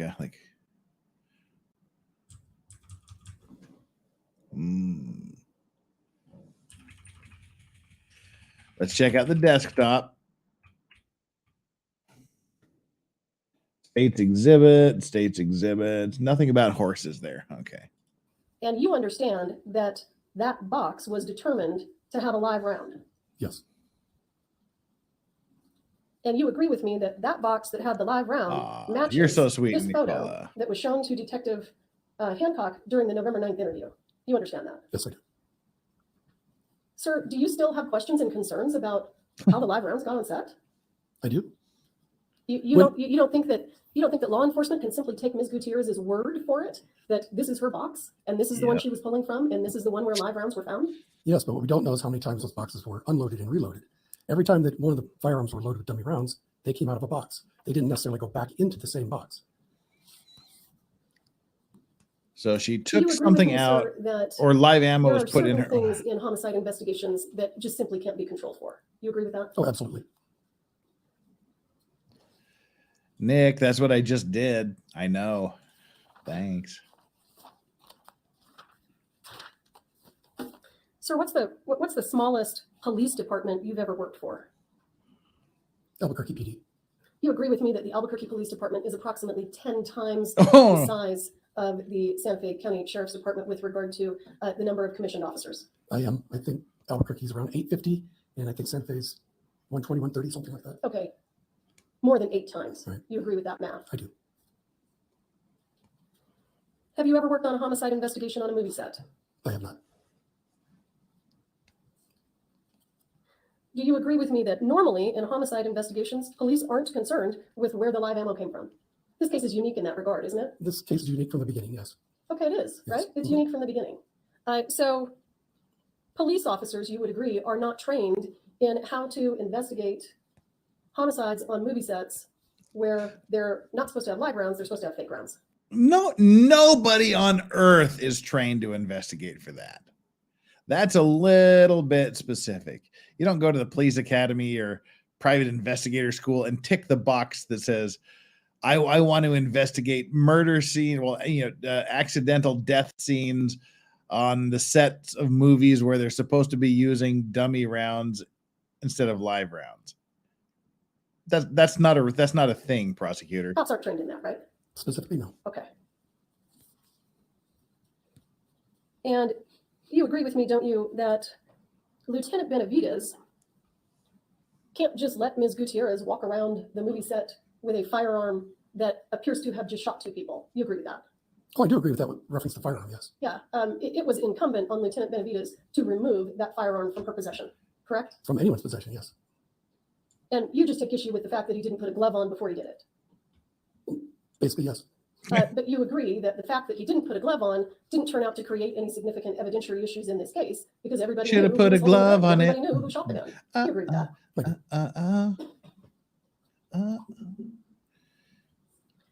And sir, you also agree with me, don't you, that a police officer's first responsibility is to save human lives, not collect evidence? Correct, as I stated, yes. And do you recall that Ms. Gutierrez was actually checked by EMTs when she was sitting in the back of Lieutenant Benavides' patrol unit? Yes, I did see that. And you agree that she was allowed to make phone calls? Yes, she was. I think you indicated that you talked a little bit about that Detective Hancock sort of took possession of Ms. Gutierrez. Do you recall the statement that you made in that regard? Ooh, he possessed So her. I want to ask you, and one of the examples you gave was that Detective Hancock even accompanied Ms. Gutierrez to the restroom, right? Yes, she did. But in watching the body-worn camera footage, isn't it true that Sergeant Christopher Zook tells Detective Hancock, she doesn't want to go to the bathroom alone. Will you take her to the bathroom? Ms. Gutierrez actually asks to be accompanied. Right, that's what we said. Recall that? I do. They didn't say, "Oh, you got to go to the bathroom. We're following you." He said she was nervous or scared or something like that, and asked if they would come to the restroom with her. And do you agree with me that it was Ms. Gutierrez who asked to be placed in Detective Hancock's patrol unit? That wasn't something that the police just unilaterally did with her. No, she did. She did ask. Yep. Is there a problem with them? So they're ones. Oh, she was detained. You know, she wasn't free to leave. They target fixation. They didn't care about Baldwin, but she asked to be in the patrol car. She asked for someone to come to the restroom with her. Yeah, this is Granting her request that she be accompanied to the bathroom. not going well on Cross. With her. Can I elaborate? Sure. I believe she Sure, said something talk along the away, lines of she didn't pal. want to talk to anyone from production. So it's kind of like if she was with Detective Hancock, she wouldn't be approached by any of her coworkers. I think that was her intention of being escorted. But I didn't think it included going into the bathroom itself. Well, she went into the bathroom and she had her back turned to Ms. Gutierrez. What's the big deal? Ms. Gutierrez asked for an escort. How did that hurt the investigation? Hurt the investigation? Yeah. It did not.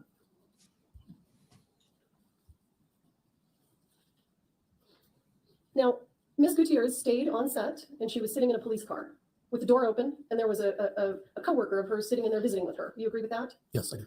And she had her phone. You agree with that? Yes. She was allowed to make phone calls. Yes. She was never placed in handcuffs. You agree with that? Correct. Not sounded much like detention. So what's problematic about that? How was she mistreated by police? I didn't say she was mistreated. It's every appearance of not being free to leave. I base that on the fact that when Lieutenant Benavides would step away from his vehicle, he would tell a deputy to keep an eye on her. If she's free to leave and she's just sitting in the back of the unit with an open door, she should be allowed to walk away if she wanted to. It gives the impression that she is in custody when you're not free from constant observation from law enforcement. Well, but isn't it true that she seemed to be having a panic attack, and it was appropriate for Lieutenant Benavides, when he walked away, to ask another officer to keep an eye on her, to make sure she's okay? Isn't that true? At that time, she appeared fine. I'm having my Korean panic attack. So, was it your expectation that Mr. Baldwin should have been detained? Do you believe that they should have detained him? I do. And do you believe that they should have put him in a police car and taken his phone away? Not necessarily placed in a police car, but he should have been segregated from the other witnesses, and his phone should have been taken to preserve evidence. Don't you agree with me that there has to be probable cause that there may be evidence on the phone before the phone can be taken? They wouldn't know if there was going to be evidence on the phone without interviewing him. There was no other way to know whether there was evidence on that phone or not. But he was on the phone when law enforcement. There's no way to know whether there's evidence on a phone or anything else unless you just randomly confiscate every single person's personal stuff without probable cause. It's not a good argument. Oh, and I'm going to, I need to get some water or something. I don't know why. Well, I do know why I'm tired. It's called never sleeping. But I'll push play here and then I'll go grab some agua. So who was he talking to? Well, did you look at his call logs? That's after the fact. I'm talking about when deputies arrived at the scene. Okay, I appreciate that. But what I'm trying to figure out is, what about your concerns? But notes on the phone, actually she turned out asked to be in the back issues of the with car. Investigation. What evidence was missing or hidden by Mr. Baldwin? What evidence do you have? We don't have the full contents of his phone. Has the defense filed any kind of a motion in this case to try to get the full contents of his phone? That I don't know.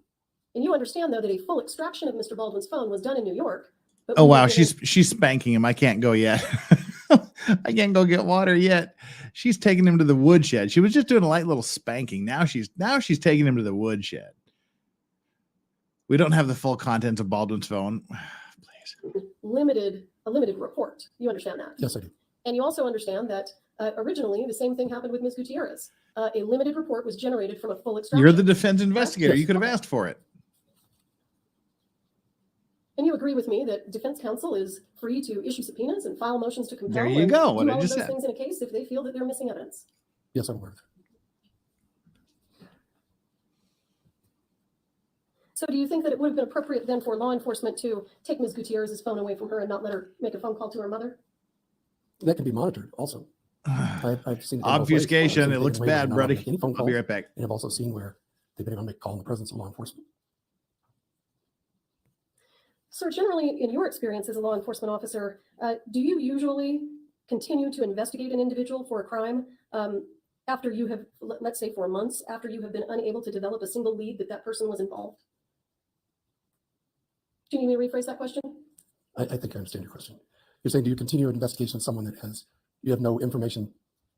Yeah, right. You executed a search warrant, you interviewed the person numerous times, and you just simply don't have any evidence that they were involved. At some point, don't they just not become a suspect anymore? I don't know if that's the correct phrase, but your investigation is over. You've taken the investigation as far as you can go. Right. So at some point with Mr. Kinney, they executed a search warrant, they interviewed him numerous times, and they didn't come up with anything. So what do you think they should have done to continue? At that point, there wasn't much further they could go. And sir, are you aware that the FBI will not do DNA testing on rounds, whether they're spent or unspent? Were you aware of that? I heard about it in this case, but they have done DNA testing on casings, unspent casings. Well, weren't you present? Were you present for a pretrial interview of the DNA expert in this case? I was. And you heard her during the interview state that they won't do this kind of DNA testing, correct? I did. All right.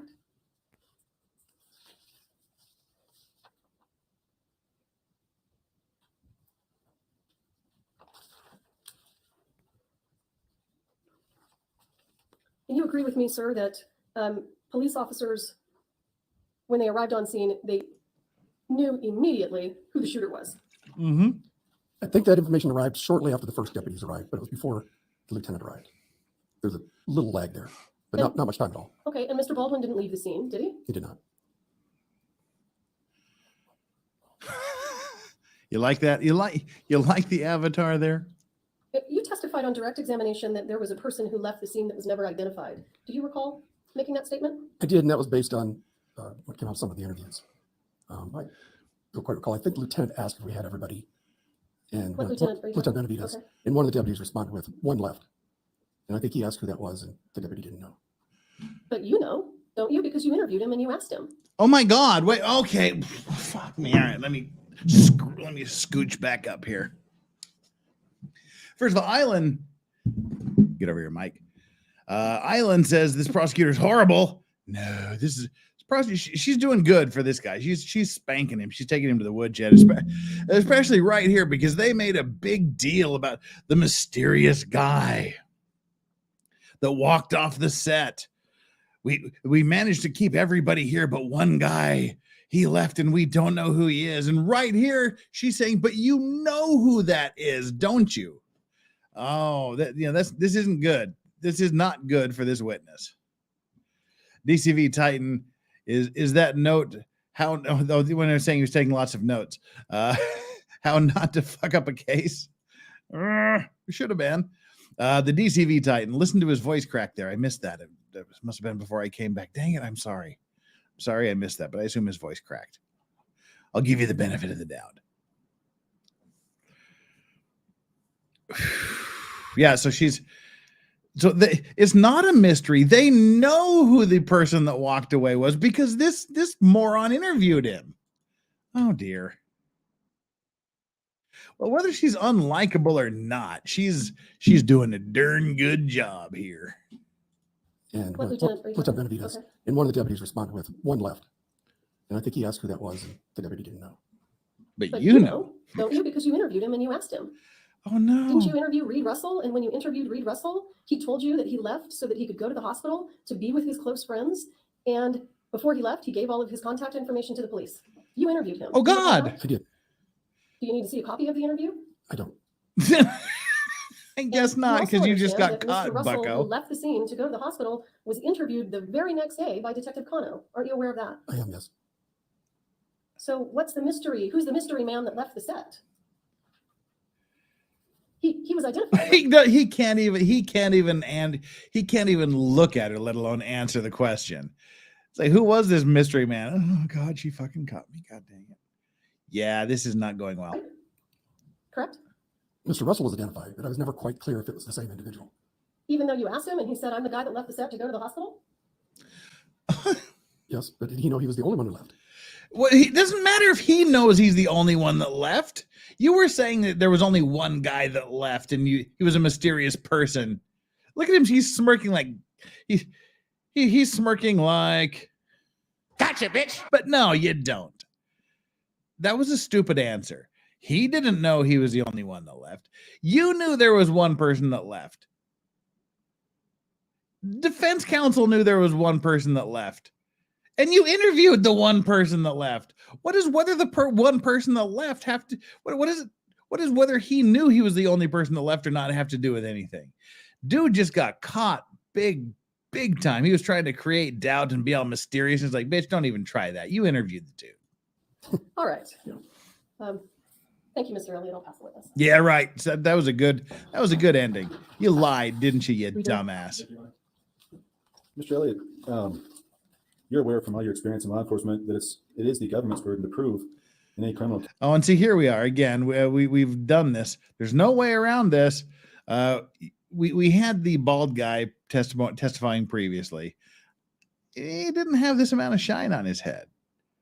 But little baby powder fixes the shine. But it does help us answer that one question, the one burning question that we've all had, and that's been answered every day by this guy, just purely based on the reflection from his head. How many lights are there in the courtroom, people? There are 4 lights! Exactly. Case, correct? That burden never shifts to the defendant. That's correct, yes. So when you were asked earlier about why the defense didn't file motions and do subpoenas, isn't that law enforcement and the government's job to prove their case? Objection.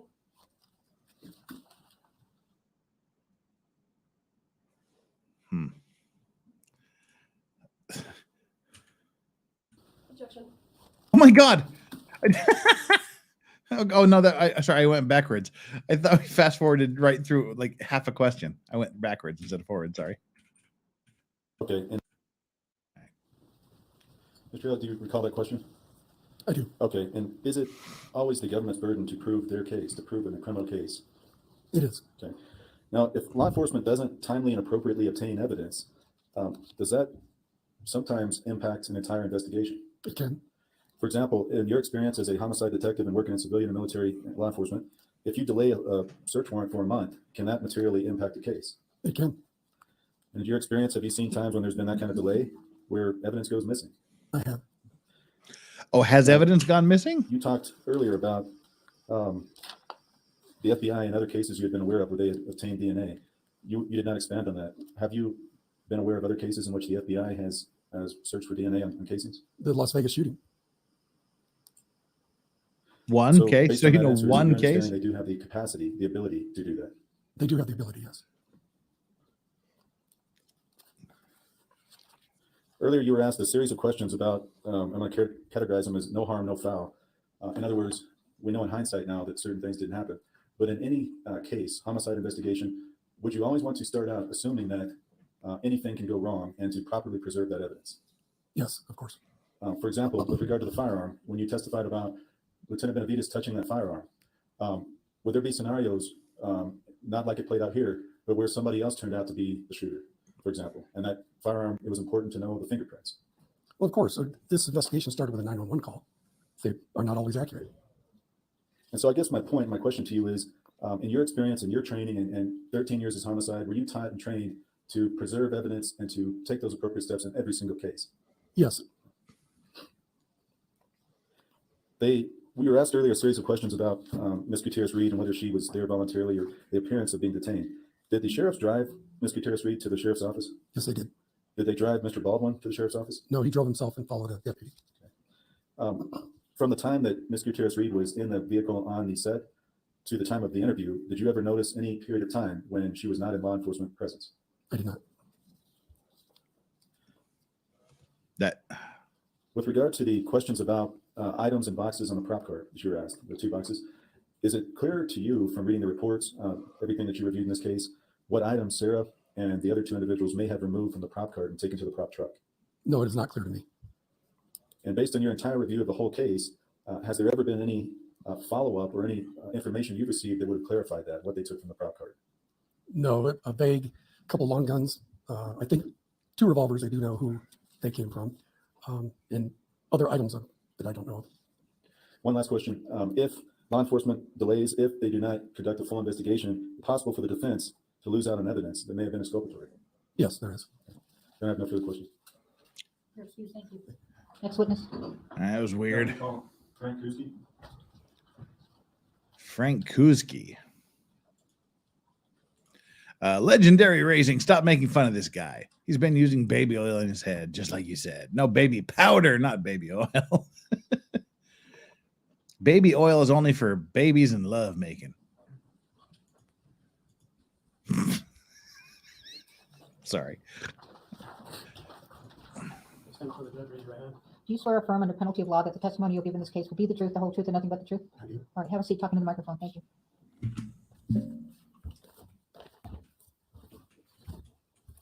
Okay, sir, good afternoon. Can you please tell the jury your name again? Frank Lewis Blair Kuski III. What? What? Oh, and that is the worst dye job.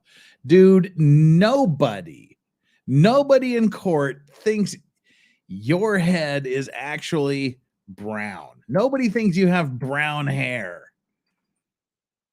I'm not going to put his whole name. People that have two middle names should never use both of their middle names. If you have four names and an identifier like third at the end, you're just kind of a douche cannon if you use them all. Where do you currently reside? Carmel Valley, California. And what do you do for a living, sir? I'm managing director of Blair Financial Group, money managers. Why don't you, outside of your, I don't know how to spell Kuski. Financial, to tell the jury. What? Why do we have a financial supervisor, investment banker guy? What? That's all right. That's a weird choice. Let's see where that goes. Call him Frank Kuski. Anybody know how to spell Kuski off the top of your head? Kuski, anybody? Kuski? Bueller. Kousky. Well, if it's Polish, which it sounds. Kousky. Kousky. That's what I'm gonna say. Kuzki. All right, no, none of you know either. Kousky.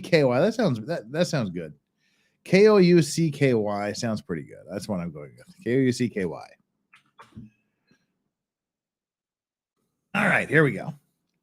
Let's find out what Mr. Financial Planner is doing here. Your experience with period firearms. Yes. He has experience with period firearms. I'm an investment banker who has experience with personal firearm thing. So, all right, we'll call him the firearms. We heard that it was difficult. It was difficult for the defense to find a firearms expert who would testify on behalf of Hannah. So it looks like this is what we've got. This guy is so into antiques. He has a shirt with a different color collar than the main body of the shirt. The 80s called and they want their goddamn shirt back. All right, let's find out what financial planner, firearms expert Frank Kuski wants. Let me check a note, make sure dates are correct. I took part in my first. Did you just crumple those notes and put them in your pocket? With and I'm not talking about the movies. I'm sorry. Okay. Yeah, let me just try to center my question. Yeah. Okay. Please, normal speed. All right, I'll put it on normal speed if I feel that there's a need for it. So there's a financial planner who's also a firearms expert who just apparently crumples up his notes and jams them in his pocket when he goes to court. All right, cool. Just direct that a little more. Oh, sorry. Okay, Mr. Kuski, if I can just direct that a little more. I want to just give the jury an overview of your experience with firearms, and not necessarily getting into movies yet, but your experience with firearms and period firearms and how you obtain that familiarity. Do you wish for the long explanation or the short? No, the short. Short's always better. My father was a combat MP in the Second World War. I was shooting rifle. You want the short story, and he starts with his dad? It's like, give me the short story. It's like Steve Martin in The Jerk. I was born a poor black child. Okay. The short story begins when his father was in Europe in World War II and met this attractive French nurse. Lord have, all right. Camp in Butte, Montana at age 6, which is hard to imagine. I grew. Guys, all right, let's see, how long is this? 5:10. Oh, this guy goes like an hour. Let me see what's going on with the actual court. Today's court. They're still not live yet. They're still not live yet, so. Oh my God, even Flux is texting me saying normal speed. All right, people. I know. All right.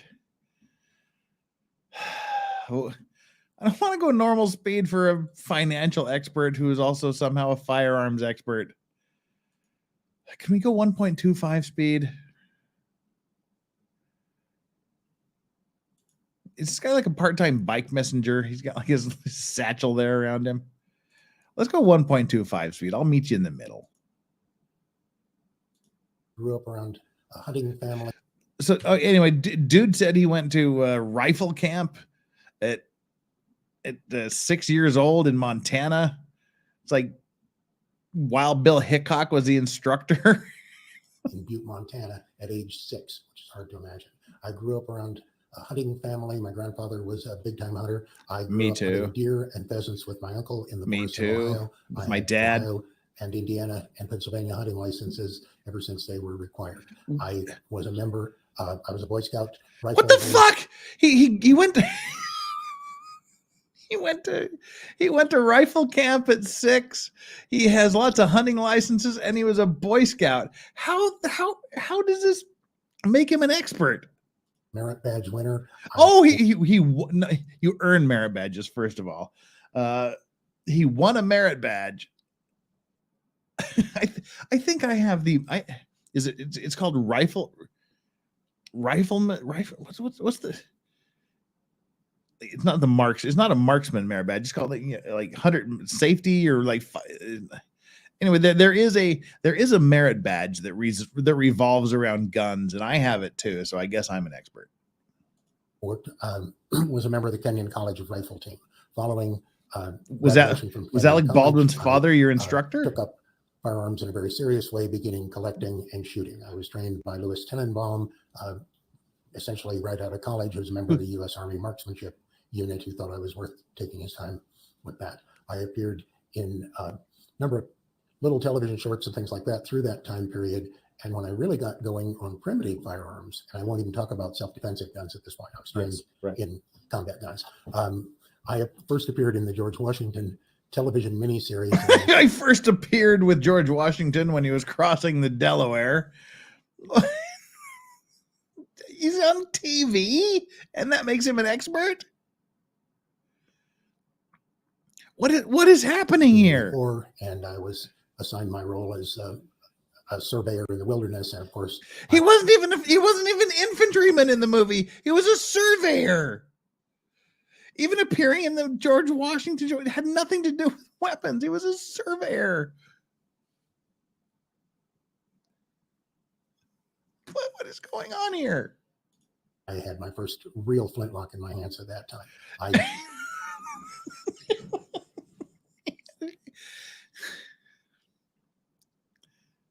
It was probably like a real, just newly made flintlock back in the day when you were fighting with George Washington. What the hell? And what do flintlocks have to do with this case?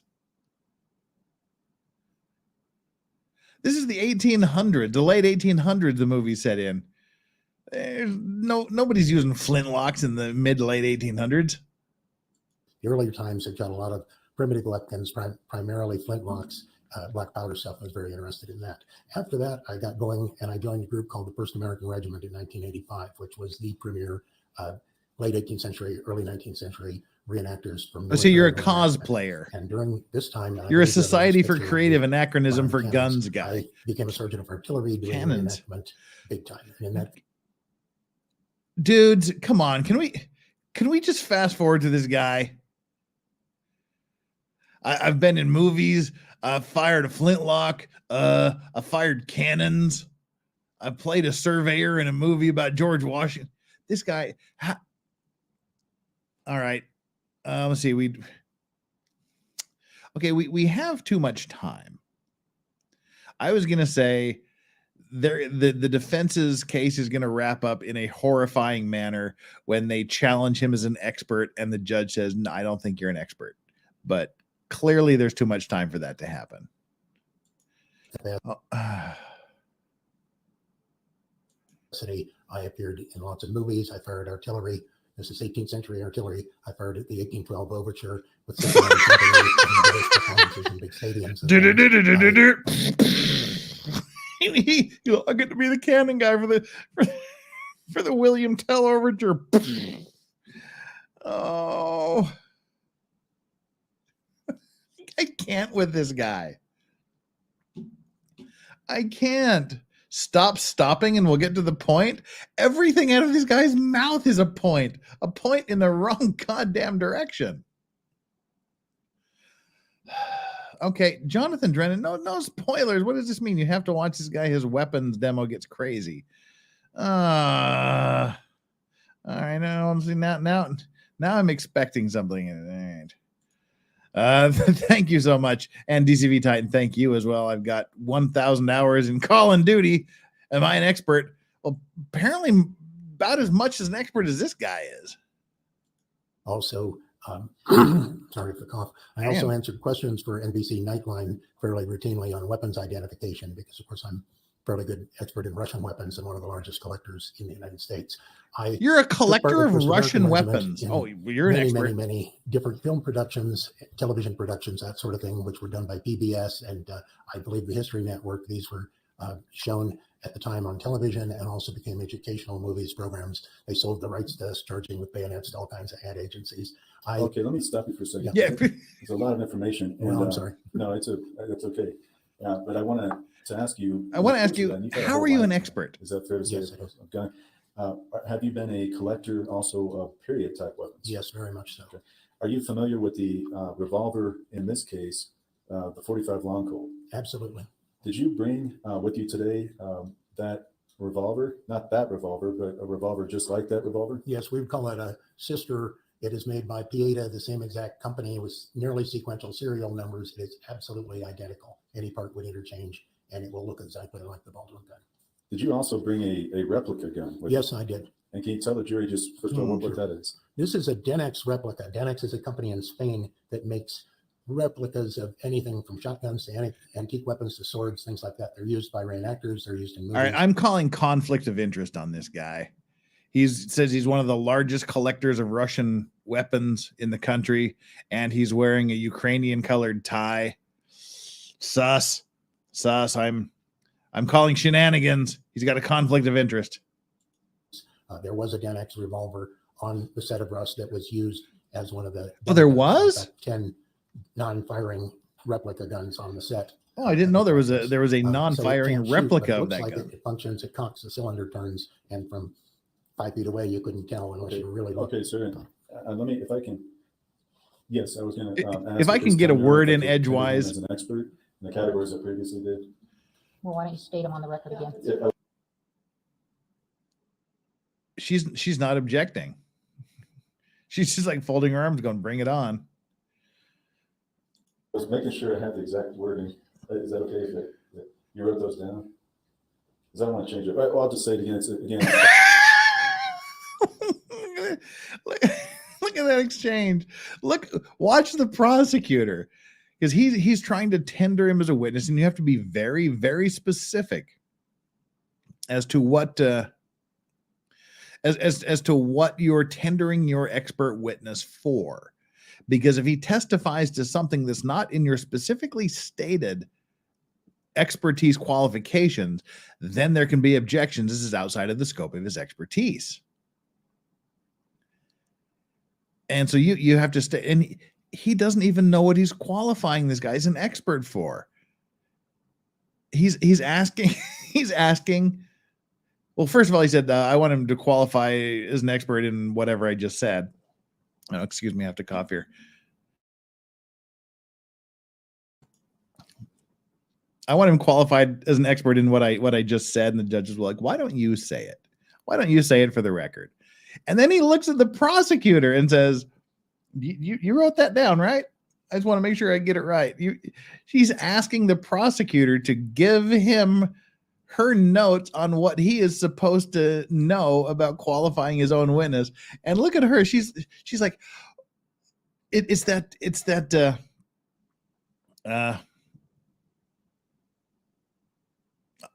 Jeremy Renner is the Jeremy Renner meme look.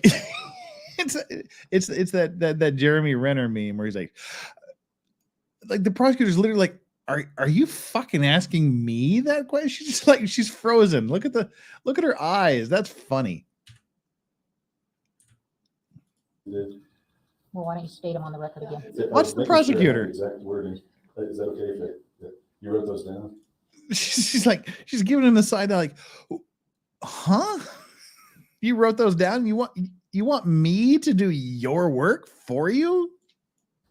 Because I don't want to change it. Right, well, I'll just say it again. It's firearm identification. She's looking around like, is this motherfucker serious? What is happening? Even the prosecutor saying, what's happening to me here? Firearm functioning. Oh, he has to read it. Reloading of ammunition and identification of ammunition with dummy rounds and live rounds. Any objection? Yes. Oh yeah. Are we going to question him? No objection within the confines of what we discussed at the bench. All right, thank you. Ooh, that's interesting. One, I guess she thinks there's enough for this guy to hang himself, and he doesn't really, and she's going to be able to rip him apart on cross-examination. But they also discussed something. The judge has limited him to what he can testify to as an expert. We don't know what that is. We'll probably never know what that is. But the judge has put some sort of limitation on him. And so she's saying, as long as we stick within the scope of what we decided there at the bench, what you decided, I'm okay with him as an expert. All right. Yes, I understand. So, sir, if you will, I'm sorry. For these specific areas, subject to a ruling up at the bench. Thank you. Yes, Your Honor. So if you will, if you could have her, the deputy handles this, but if you could retrieve the firearms from behind you. Do it in public, and I will clarify that it is not loaded. Okay? The first is a real. Mr. Kuski, are you able to take the cylinder out so you can show everyone also that it's unloaded? Yes, I can. Okay. And here is a 10X revolver. Oh, Jesus Christ. What the fuck was that? All right, first of all. What the shit was that? I'm sorry. I just inhaled cigar smoke.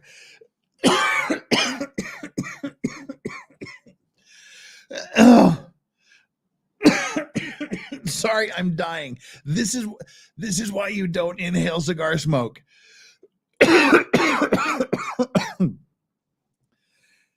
Whew.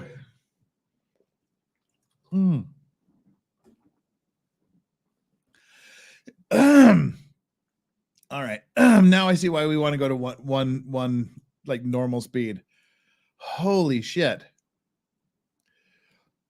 Oh my God, look. Holy fuck. Forget what he just did. Look at him here. He's pointing the weapon at the prosecutor with his finger on the fucking trigger. Now he said this is a Denex. He says this is a Denex replica. But why the fuck should we believe him? Why the hell should we believe him when he says this is a Denex replica that can't fire? We don't know this. He's clearly he got a merit badge and went to shooting camp when he was 6.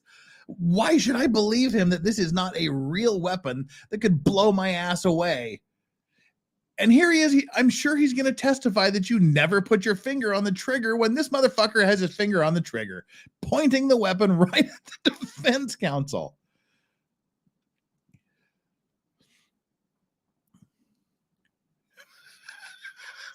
All right, let's go back.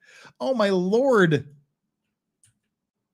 See, now I've got to go watch Branka and Ian because I'm sure they both smelled burnt toast and stroked out. Wow. Okay, this is the Denex.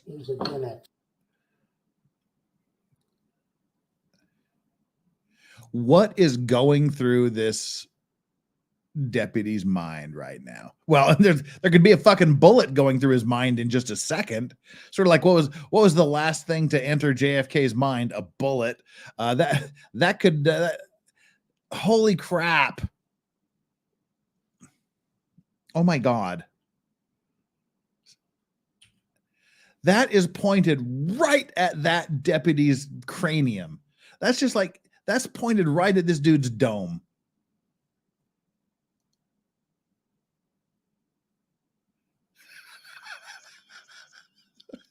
Porcelain Thunder says, watch Sean too. Oh. Oh no. Oh dear me. Dear Lord. This is their expert? Oh no. Oh Lord. Elizabeth, I'm coming. This is the big one, Elizabeth. What the they were having difficulty finding a firearms expert that would testify on behalf of Hannah. And this is the one they get. The first thing he does, literally the very first thing he does as a witness is point a weapon at the skull of the deputy.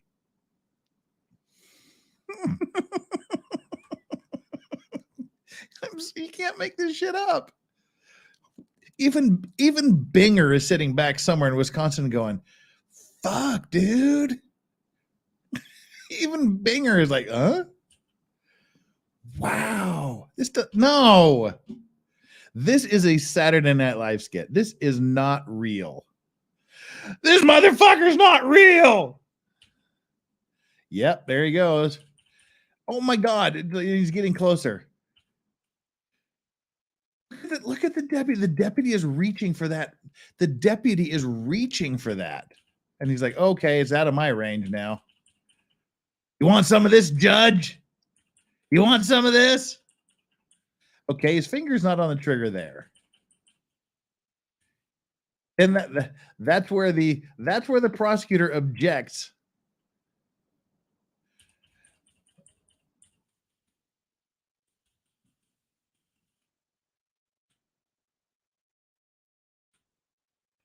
And he puts his finger on the trigger.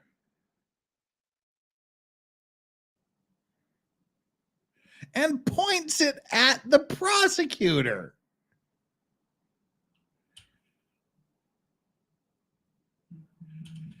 Oh my God. Oh my Lord, he's not moving it. Okay, let's go back and listen to, oh, fuck me. See, when we watch those terrible videos of everybody just waving their arms around on the set, and I had like a little bit of chest tightness, I was feeling a little bit tight from that. Holy God, I just got that asshole pucker from this guy. Whew. All right, here we go. I've regained composure. I've reached LARAC stasis. Over. So, Your Honor, I'm going to object. Yes, I guess you are. All right, first of all, everybody's nervous. Me too. I'm nervous, and this has already happened, and it's happened halfway across the world, and I'm nervous. Okay, first of all, everybody's nervous. Can we stop trying to murder the gallery? Oh, God. Because you have not demonstrated to us that they are unloaded. So before you start showing us. Legal Vice's finger is not on the trigger. Oh, I beg to differ. Over. Here is his thumb. He's got his little finger, his ring finger, his middle finger, and his index finger. It's not on the trigger there. All right, first of all. Right there, look. We've got his ring finger, his index finger. I mean, we've got his little finger, his ring finger, his middle finger, and his index finger is curled through there, and you can see his thumb on the back side. I think his finger is on the trigger.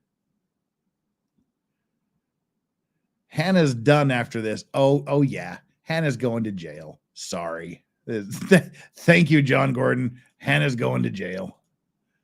Okay, people are saying it's on the trigger guard. It looks like he curled that around the trigger to me. That's what it looks like to me. Everybody's nervous. Yes. Because you have not demonstrated to us that they are unloaded. So before you start showing us the weapons. Okay, let me give you guys. Yeah, exactly. Anywho, let me let me give you guys the benefit of the doubt. I think it was on the trigger. It looked like it was on the trigger to me all 3 times I looked at it. Let's assume it's not on the trigger. It's still unbelievable what he just did. Make sure they're unloaded, including that. Oh, and look at him. He's like, well, what the fuck? I know what I'm doing. That's look at that dismissive little just. Well, he like, well, what? I just said it was a replica. Showing us the weapons. Make sure they're unloaded, including that. I just showed it to you. Oh my God. What the fuck? Now he's pointing it at his own goddamn hand. I just can't. He's pointing and his leg.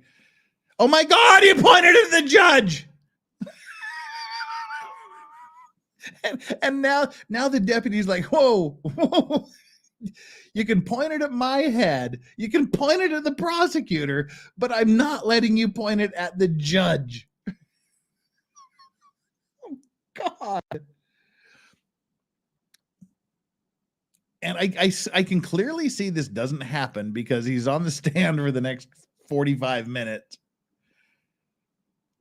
But this is where the judge goes, all right, off you fuck. Get off my stand. Get out. You're done. No, sorry, defense. You put this bozo on here. I am probably throwing him in jail for something. I don't know. But he's clearly not going to be your expert. Yeah. No, don't point it at the judge. Point it at your own dick. You get flagged. You get flagged. You all get flagged. Exactly. Oh my God. Yeah. Has anyone done a wellness check on Branca? Has anyone checked in on Ian to see how Runkle's doing? Poof.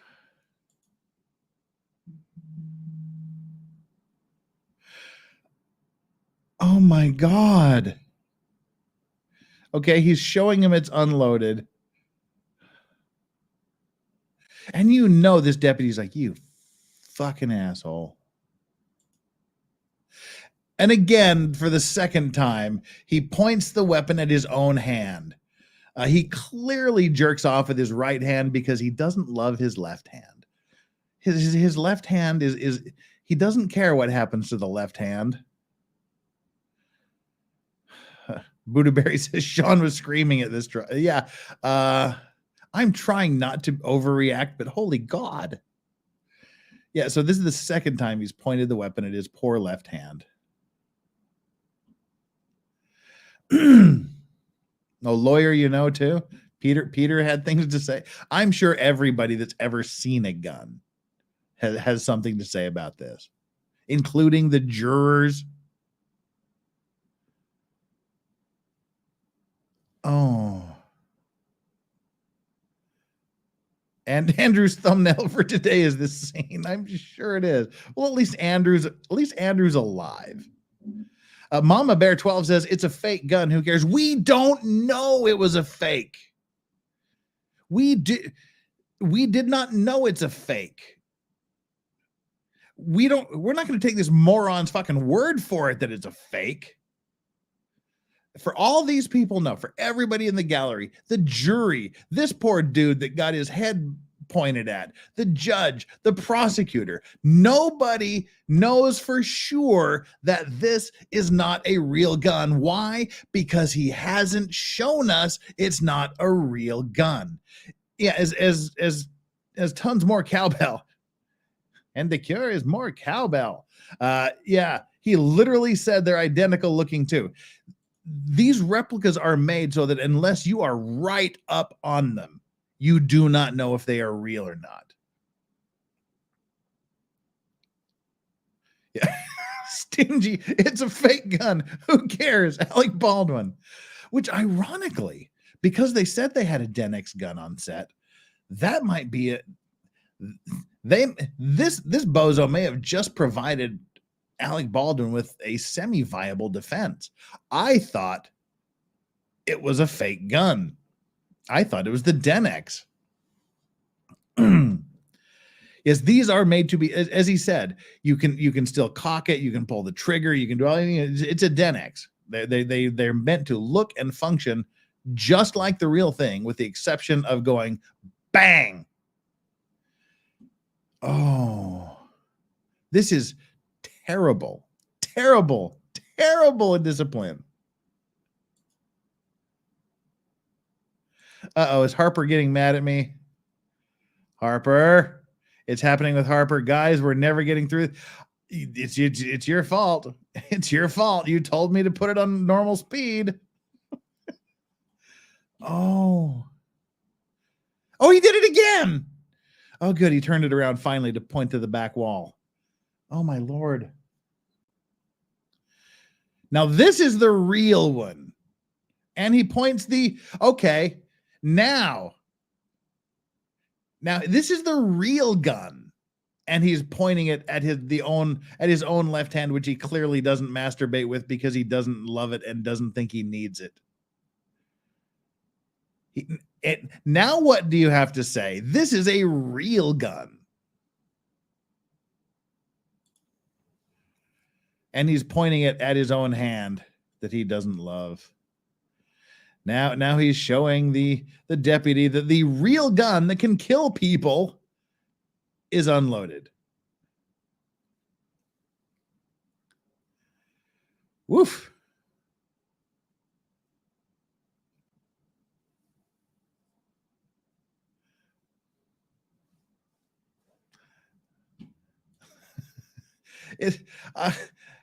That's good to know that you're being silly, but I find this is the unfunny part.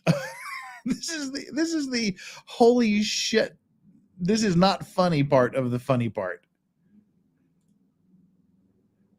Oh my Lord. See, just looking at that, if you didn't know that the second one, the brown one, the brown and black that he pulled up was a real gun, even sitting here looking at these pictures this close, you can't tell which one is the real one and which one isn't. That's how good these Denex replicas are.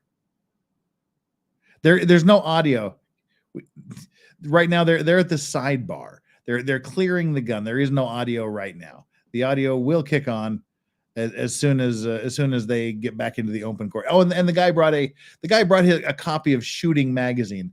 I'll bet you $1 billion fucking dollars he's got an article that he wrote in this edition of Shooting magazine, and he was hoping to be able to blow his own horn. This guy is not an expert. He's not testifying for the defense. He's testifying for himself to show how much he really knows about shit.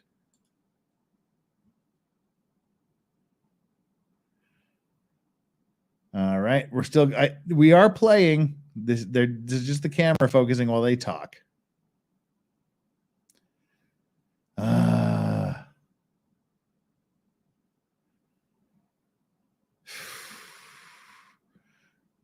Harper Island, be nice to each other. You guys like each other. You're good peeps. Come on, love at home. Love at home. Yeah. She's shaking her head. She's like, yeah, I am fucked. I am so screwed. I hope I look good in orange. Oh, man. Guess it's the last day I get to wear decent street clothes, and I choose black.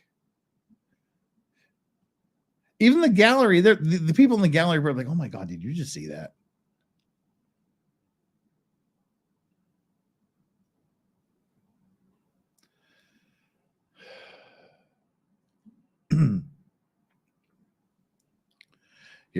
Here's the gun. Why do we have a hammer?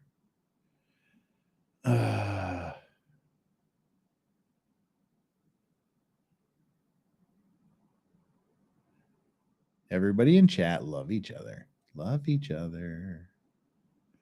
Default to 0. Nothing happened. Whew. Can I skip a couple bits till we get back to the court? If he touches the weapon, Well, that was the wrong thing to do, wasn't it? We went all the way back. Lunch break, last witness, this witness, gun. All right. Hey, that was good timing. Wow, that was perfect timing. I like me. Okay, Mr. Kusi, I want to make sure that, one, first of all, the Denix is the replica. It's non-firing. That is obviously clear. It cannot fire, correct? Yes, I wish to demonstrate. Okay, but let me see again right there. He doesn't. He's not here for the defense. He wants to demonstrate. He wants to show the jury how much he knows. Look at that look on his face. I want to show the jury how much I know. I'm gonna skip here 1.25 speed, maybe 1.5 until he puts his hand on the gun again. Oh, demo time is over. All right. Let me lead the question. The other Pieta, you cleared with the deputy, but I want you to be able to take that cylinder out so we can show everyone it's clear. Is that absolutely? Okay. Gun is pointing in a safe direction. Ish. Oh, wait, look at it. Okay, we're watching it fast. It looked like he was shaky. Cylinder is retained. Cylinder is retained by a pin. Once that pin is removed, the gun may be put in a partially cocked position. The cylinder may be pushed out, and again, the barrel safe. You can look right straight through it. Why didn't he come to court with the gun in this condition? It's up to the court. Yes. Okay. The deputy's not involved in this. Okay. And so it is empty. I demonstrated safety. Yeah. Okay. I like what the judge says. Don't show it to the deputy. The deputy's not involved in this. He's just here to prevent you from shooting me in the face like you could have done a few minutes ago. Turn it to the barrel.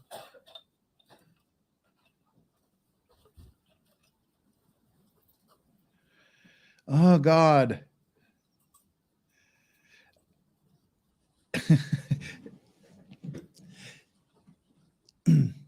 From here on out, the jury is not going to listen to a goddamn thing this guy says. Okay, so now the first thing I want to ask you, comparing the Denix, the replica, to the real, the Pieta, do they share some of the same characteristics? Yes, they do. And can you tell the jury, is the Denix made to look like the Pieta? Absolutely. And side by side, if you can, and Your Honor, may he step down to show the jury? No, don't let him near the jury. Sir, if you can show them the Pieta and the Denix side by side, just so they can see. This is a Denix. It is a replica, totally unfiring with a block barrel. It won't kill you, even though I pointed it at you earlier. The revolver, the cylinder turns, it will cock, it will snap and fire. It's unable to fire any ammunition. It's used as a replica. It's made of metal, and it functions just like a single action Army Colt. There he is again. It can't fire. I'll bring the next one, and then we'll compare them. Next gun, in the same position. All right, time out. I'm gonna move me. I'm gonna shrink me down here so you can see his dumbassery. The revolver. This is the sister gun to the Baldwin gun. The 45 caliber single action 1873 revolver, like was issued to Custer's troops. It is a true 45 long Colt. We call it this Colt, and it was designed for the U.S. Army to be able to kill a man and a horse. To kill a man and a horse? Firearm in Western movies. Thank you, Mr. Kuski. If you could. Now may I show the two together? Yes, if you will just show what, but not with testimony, but just showing them. Yeah, not with testimony. Just shut up and walk in front of them. Don't say another word until I ask you. And the deputy is all up in his grill. He's like, I'm not letting you out of my damn sight.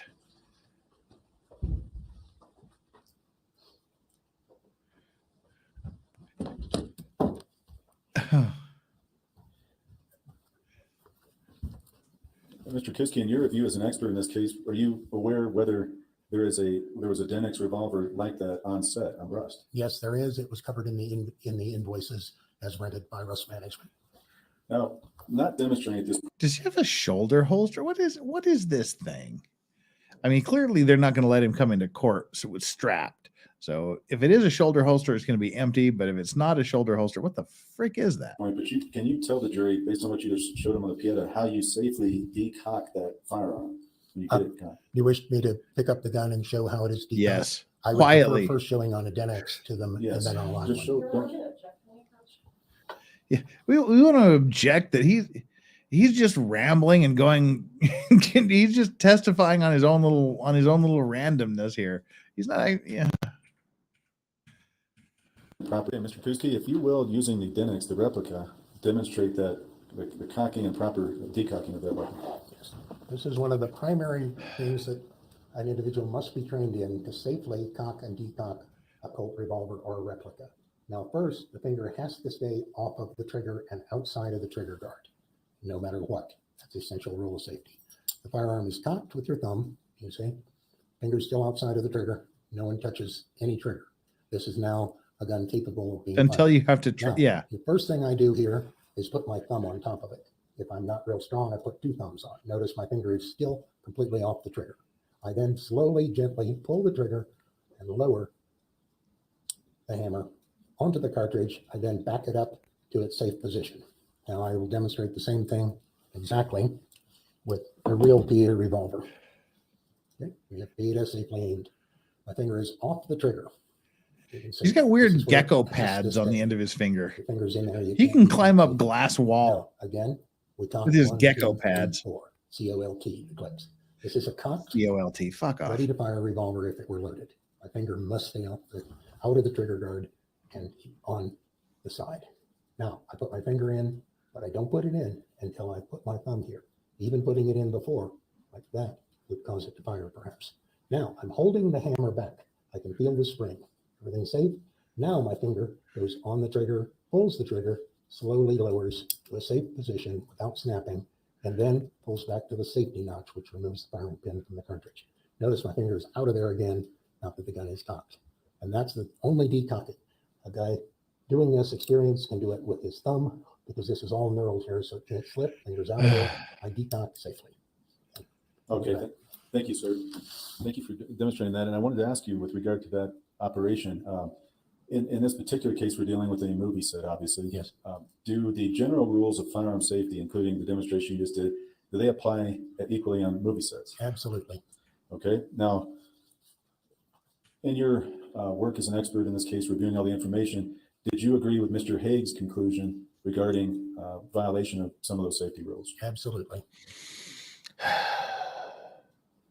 Now, I'm not listening to you, dude. I want to switch topics. I want to ask you about reloading. There's been some testimony about an inertia puller. Yes. And if you could tell the jury what an inertia puller is. An inertia puller is basically a type of hammer that pulls bullets out of loaded cartridges when you have a misfire or you wish to disassemble old ammo. Basically, it has a plastic head about this big. It has a handle on it like a hammer. It costs about $12. You put the cartridge, which could be any kind of cartridge, old Cartridge in a pear tree, and you put it in, clamp it down with a little device, close the thing up. There'll be an empty space underneath, and there'll be a ring here holding the cartridge in metal, and you bang it on a table, and the bullet is pulled out. That the bullet, remember, is the lead part. Why has nobody given a demonstration or shown a video of this? The jury has no idea what this does.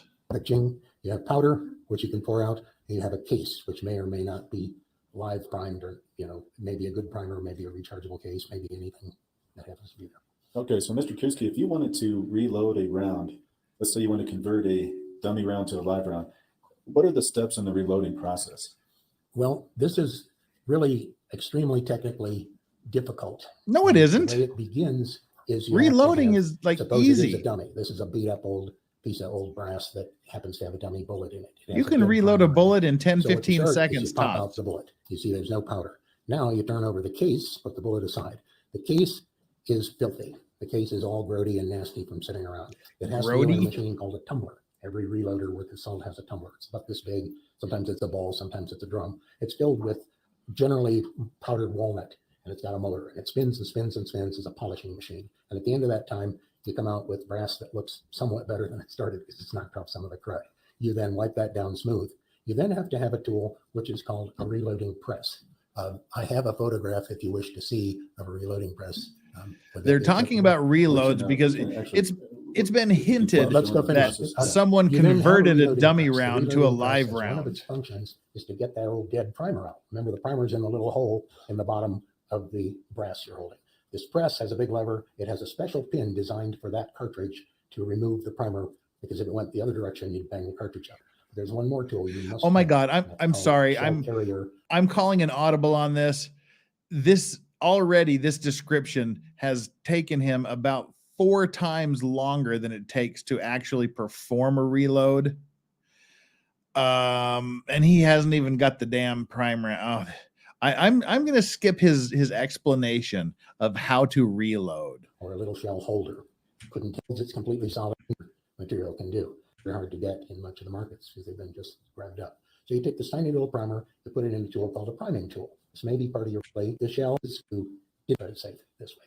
Now you've got a case, and that case is certain to Oh my God, shut up. It's a perfectly die, costs about $55, fits in presses. You adjust that properly, which takes some skill, and you pull. The sizing die goes right over the top of the case and makes it the right size. And without that expansion, you can't put a new bullet in. So now we've got a nice expanded case. Oh God. Yeah, that's what killed Brandon Lee, was a stuck bullet. And not really. New way, grain of powder. They're computer-driven trickle chargers. They cost about $300. They're real fancy. Tiny to push the bullet in exactly. Dude has been talking for 3 minutes about how to perform a 10-15 second operation.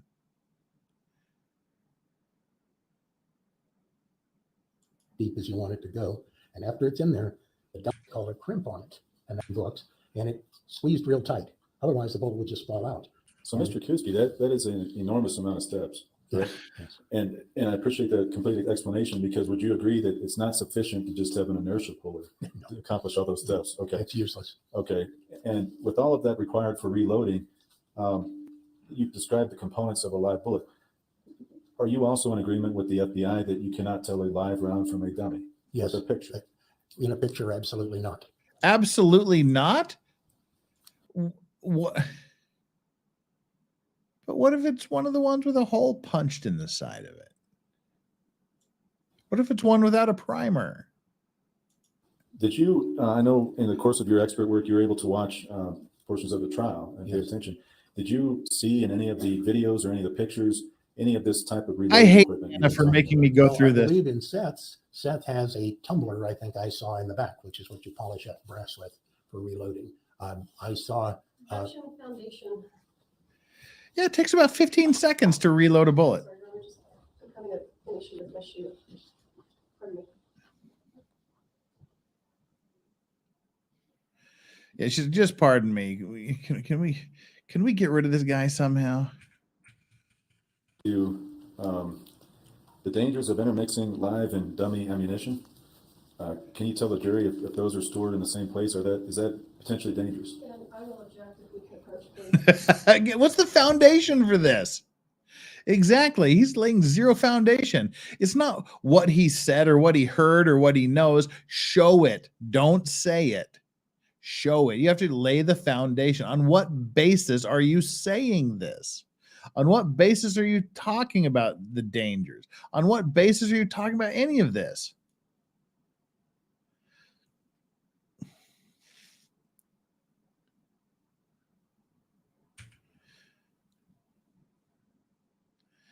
Casey Christian says it only takes 10 to 15 seconds with raw materials bought new, not taking an old round and taking it apart and then reloading.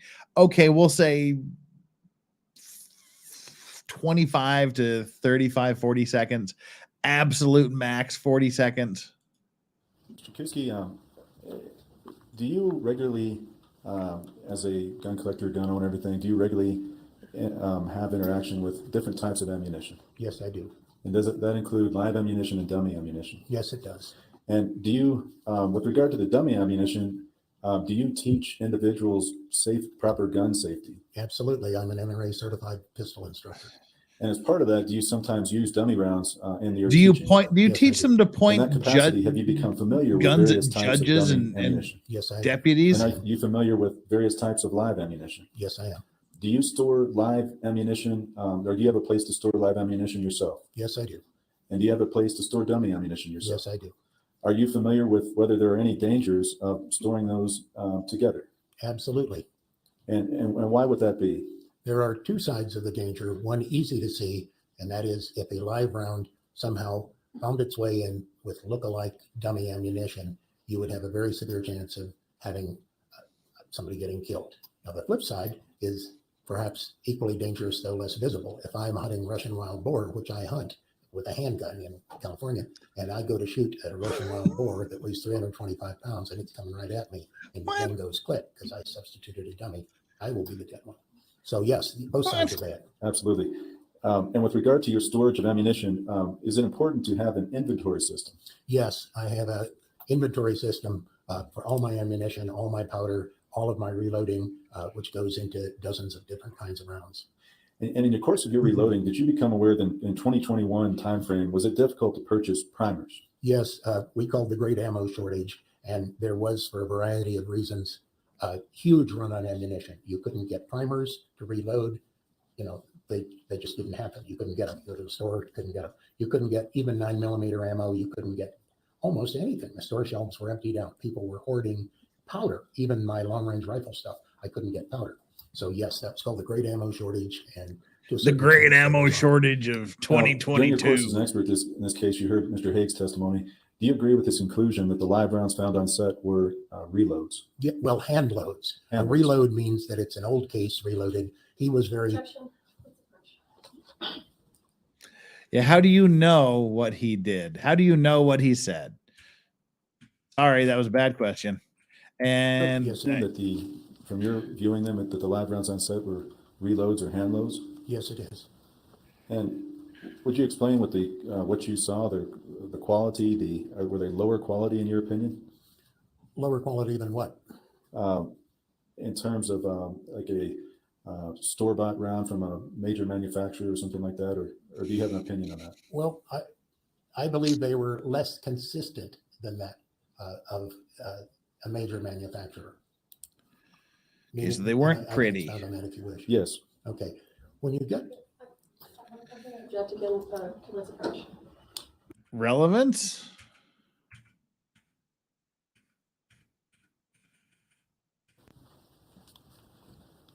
Okay, Mr. Kuski, so your opinion is that these are hand loads? Correct. Okay. Yep. Okay. Now, you so it's understand foundation, hand loads or reloads. There are a variety of different types of dummy rounds on set?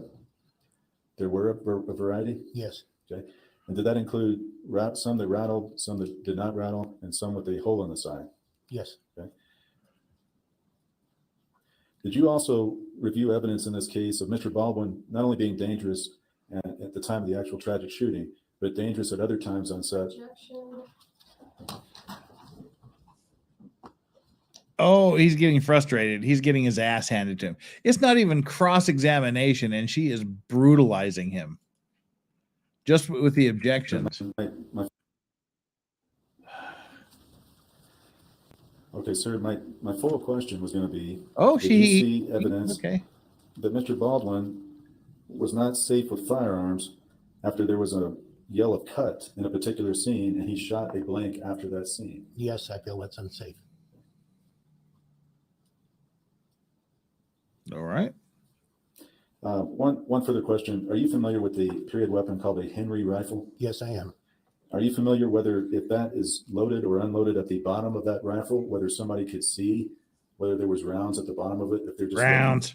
Yes, a Henry. May I go into detail? A Henry rifle is a predecessor to the Winchester. Mr. Henry actually invented. Not this much detail, bucko. A rifle with a very long barrel, doesn't have a handguard under, which was a problem. It's loaded from the top in a kind of a weird way, and the ammunition, the cartridges are dropped into a long tube where a spring pushes them down. One of the biggest disadvantages, and this was in the Civil War, is it has a long open side on it, beneath the barrel, where you can actually look in and see all the loaded cartridges. Now, they thought that was a really good deal until they got in the mud of the trenches and the cartridges were all jammed. Right now, if you look at a Henry, anybody who knows anything about Henrys looks at that Henry and says the whole side's open and you can see ammunition in there, dummies, whatever. I see a dummy right here. Because it looks like an empty rifle. Finally, sir, the last question I want to ask you, with regard to, there was some criticism in the trial, one point of Miss Gutierrez Reed holding a shotgun with it pointed in front of her. And do you have an opinion on that with regard to, for example, military drill? Yes, I do. Objection. I know the drill. I know the drill. He's going to get murdered on cross-examination. So she's going to just eviscerate him. And that's all the questions I have. Yeah, this is going to be a bloodbath.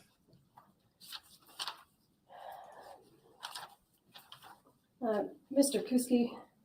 Are you an idiot?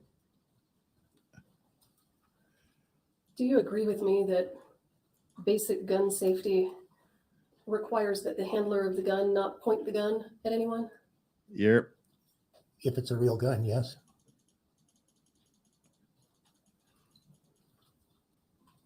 Do you agree with me that while you were sitting here in the courtroom, you pulled out a gun and you pointed it at the judge? I do not. You disagree? I pointed the gun into this space up here. No, you pointed it right at the damn I judge. never. No, you didn't point it up here. You pointed it directly at the judge. You dumbass. Everybody in the jury saw you point that gun straight at the judge's dome. Directly at the judge. Do you agree that basic gun safety requires that you keep the muzzle of the gun pointed down for safety? Not at all. A gun may be pointed, as any hunter education class like I taught, may be pointed up, may be pointed back, may be put Okay. cross arms. He's got a point. He scored a point. At the ground, maybe put in something like a military stance, such as order arms with a butt on the ground and the piece right under your arm. So no. Okay, And he scored a good further, point here. In a cross draw or any of the. No, I'm not talking about a cross draw. Thank you. No. Do you agree? That's what that is. That is a holster, and he was gonna demonstrate a cross draw. That's why he's wearing that leather, what I assume is attached to a holster. Gotcha. Straw or any of the. No, I'm not talking about a cross draw. Thank you. Do you agree that when you pulled that firearm out and pointed it in the direction of the judge, the deputy standing next to you had to intervene and grab the gun and point it down? I'll object. Object to what? That's what happened, dude. She is totally impeaching him as a witness here. As an expert, Mr. Kuski, have you ever been qualified? Have you as ever an been in expert a Turkish firearm prison? safety in a court of law? No. Never testified. Shock. He's never testified as an arms expert. Oh, shock. Shock. Qualified as an expert in firearm safety in a court of law? No. Have you ever worked on criminal cases before? Yes, I have. Have all of the cases that the criminal cases that you've worked on, has Mr. Bowles been the attorney in all of them? Not at all. Not at all? No. Uh-oh. If they ask you a question and then they march towards some sort of evidentiary device, they have something that's going to blow you away. He's gone. He's a dead man walking here. He knows he's dead. Oh, what has she got?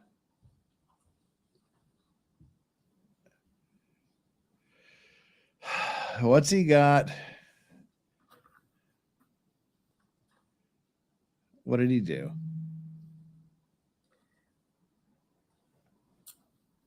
Let me clarify my question. Have you worked on criminal cases related to the securities industry? Yes, I have. Okay. Other than, and you're an investment banker, correct? Not exactly, but sufficient name for it. Okay. And other than working on criminal cases having to do with securities, do you agree with me that the only other types of criminal cases you've worked on have all involved Mr. Bowles? I do not. Isn't it true, sir, that you provided a pretrial interview in this case on November 29th, 2023? Yes. And isn't it true that during that interview, my investigator, Mr. Rice, asked you, is Mr. Bowles the only attorney that you've worked with? Oh, And no. your response was, outside of the securities industry in the past, yes.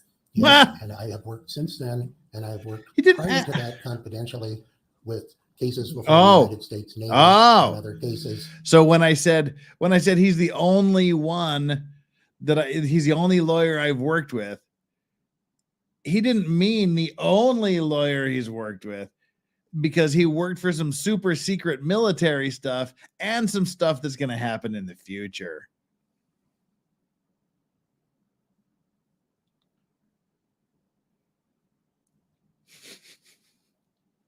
Yeah. So I didn't lie. I just didn't tell you about my super secret SEAL Team 6 training course that I was asked to participate in, and the future cases that I've worked on already, which were criminal, and I believed you were speaking only of what's going on here. If you'd like to hear the other ones, I'm very happy to tell you. I worked, for example, with the Monterey Sheriffs. Is there a question? No, Nope. There's not a question on the table right now.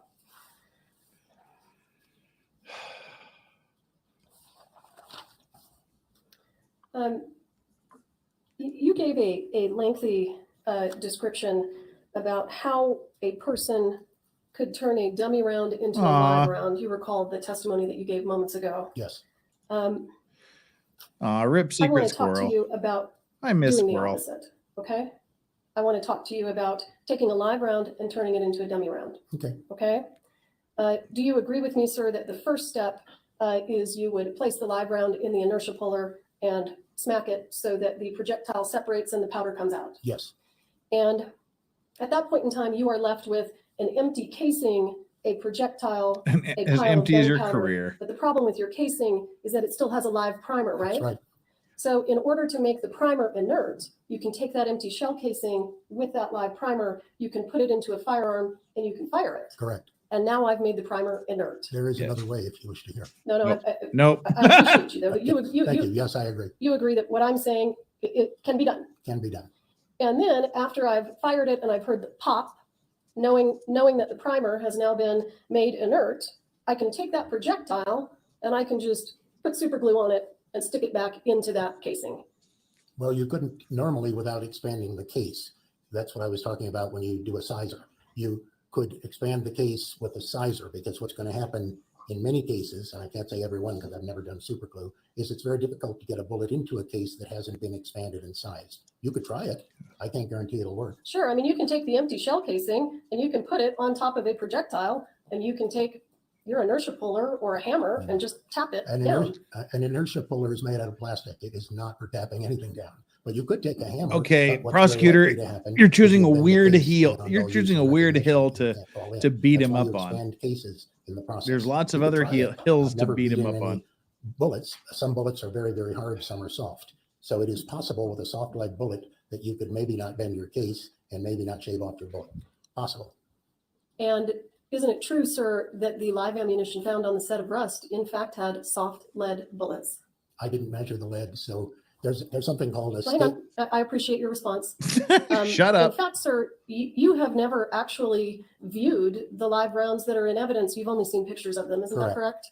So you haven't taken them and looked at them, right? No, I've taken all the pictures and looked. That's it. Okay. But you watched the testimony of our expert, Mr. Haig. Yes, I did. And isn't it true that Mr. Haig testified that the projectiles from the live rounds found on the set of Rust were soft lead? I didn't hear soft, but lead certainly. Right. They weren't copper She's jacketed, emphasizing her correct? disgust for his And he also incompetence. testified that because they were lead, and lead is a soft metal, that's the reason that that projectile became so damaged when it went through Ms. Hutchins and into Mr. Souza. Absolutely. That's called bulleting. All right. Thank you, sir.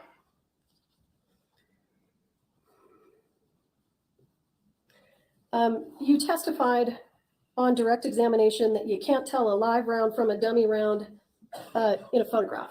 Simply in a photograph. I agree with Mr. Haig, who said the same thing. Well, do you agree with me that you can tell a live round from a dummy round in a photograph if that dummy round has a hole drilled into the casing? There so it you can't have go. any gunpowder? Absolutely. All right. Thank you, sir.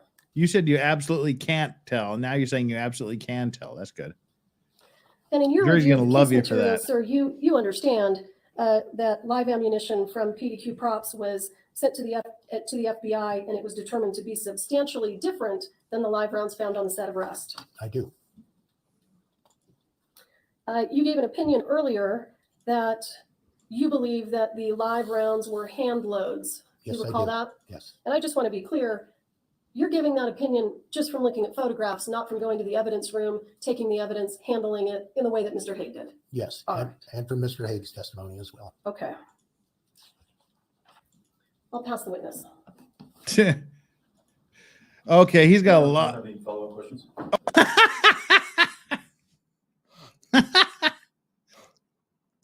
I was just going to say he's got a lot of work. He's got a lot of work ahead of him to rehabilitate this witness. And he's like, nah, I'm done. Just get judge, just get it over with. Just put me out of my misery. Yeah, I didn't even have no follow-up questions. He's like, yeah, no, I'm done with this guy. He's like, oh God, why did I hire this guy? This witness is excused. Thank you.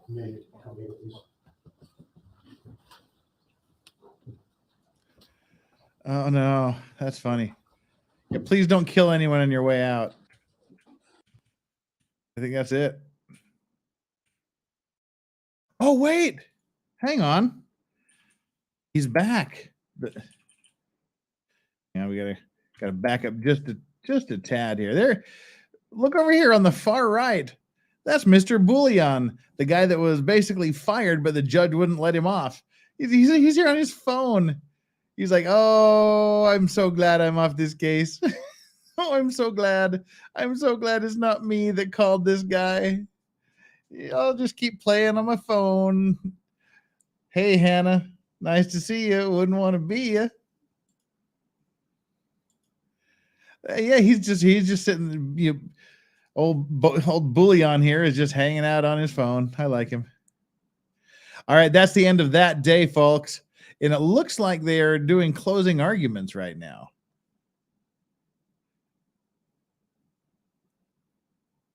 Yeah, it looks like the prosecution's doing her closing arguments. So we are about, we're 53 minutes behind. So let's just stop screwing around here. Everybody got 269 people here. We've lost a bunch. I'm sure they're watching it live now. But hey, we're going live here a bit. So thank you, Diehard 270, that are still watching us as we go through this. 328 likes. Hit that like button. Hit the subscribe button. And if you're real quick here, just if you're keeping score at home, which I'm doing because I'm at home and I'm keeping score, we currently have, oh my God, we have 68,712 subscribers. That means we are 288 subscribers away from having a big old 69 party. It's going to be a 69 party when we hit 69,000 subscribers, which could happen tomorrow at this rate. So our March 15th, I'm gonna call it now. Our March 15th Effort Friday stream, our St. Patrick's Effort Friday stream will also be a St. Patrick's Day big ol' 69 bash. 69s for everybody. Come on and put that on your calendar. Friday evening US time, March 15th, St. Patrick's Day 69 bash. All right, we're bringing up today. All right, let's see here. Boom and biggin. Jury's coming in. Oh, we have. I do. All right, have a seat talking to the microphone. Thank you. I object. I object. He's got a better mustache and beard than I do. That's not allowed. But he also has this weird pointy thing on his head. This is like the razor sharp, Tuft Island up there. This guy looks like a badass. What does he do? But dude, lose the dorsal fin on top of your head. you got to lose the rhino horn.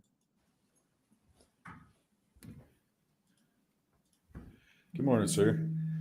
And you please tell the jury your full name. It's Paul Peter Pesch Jr.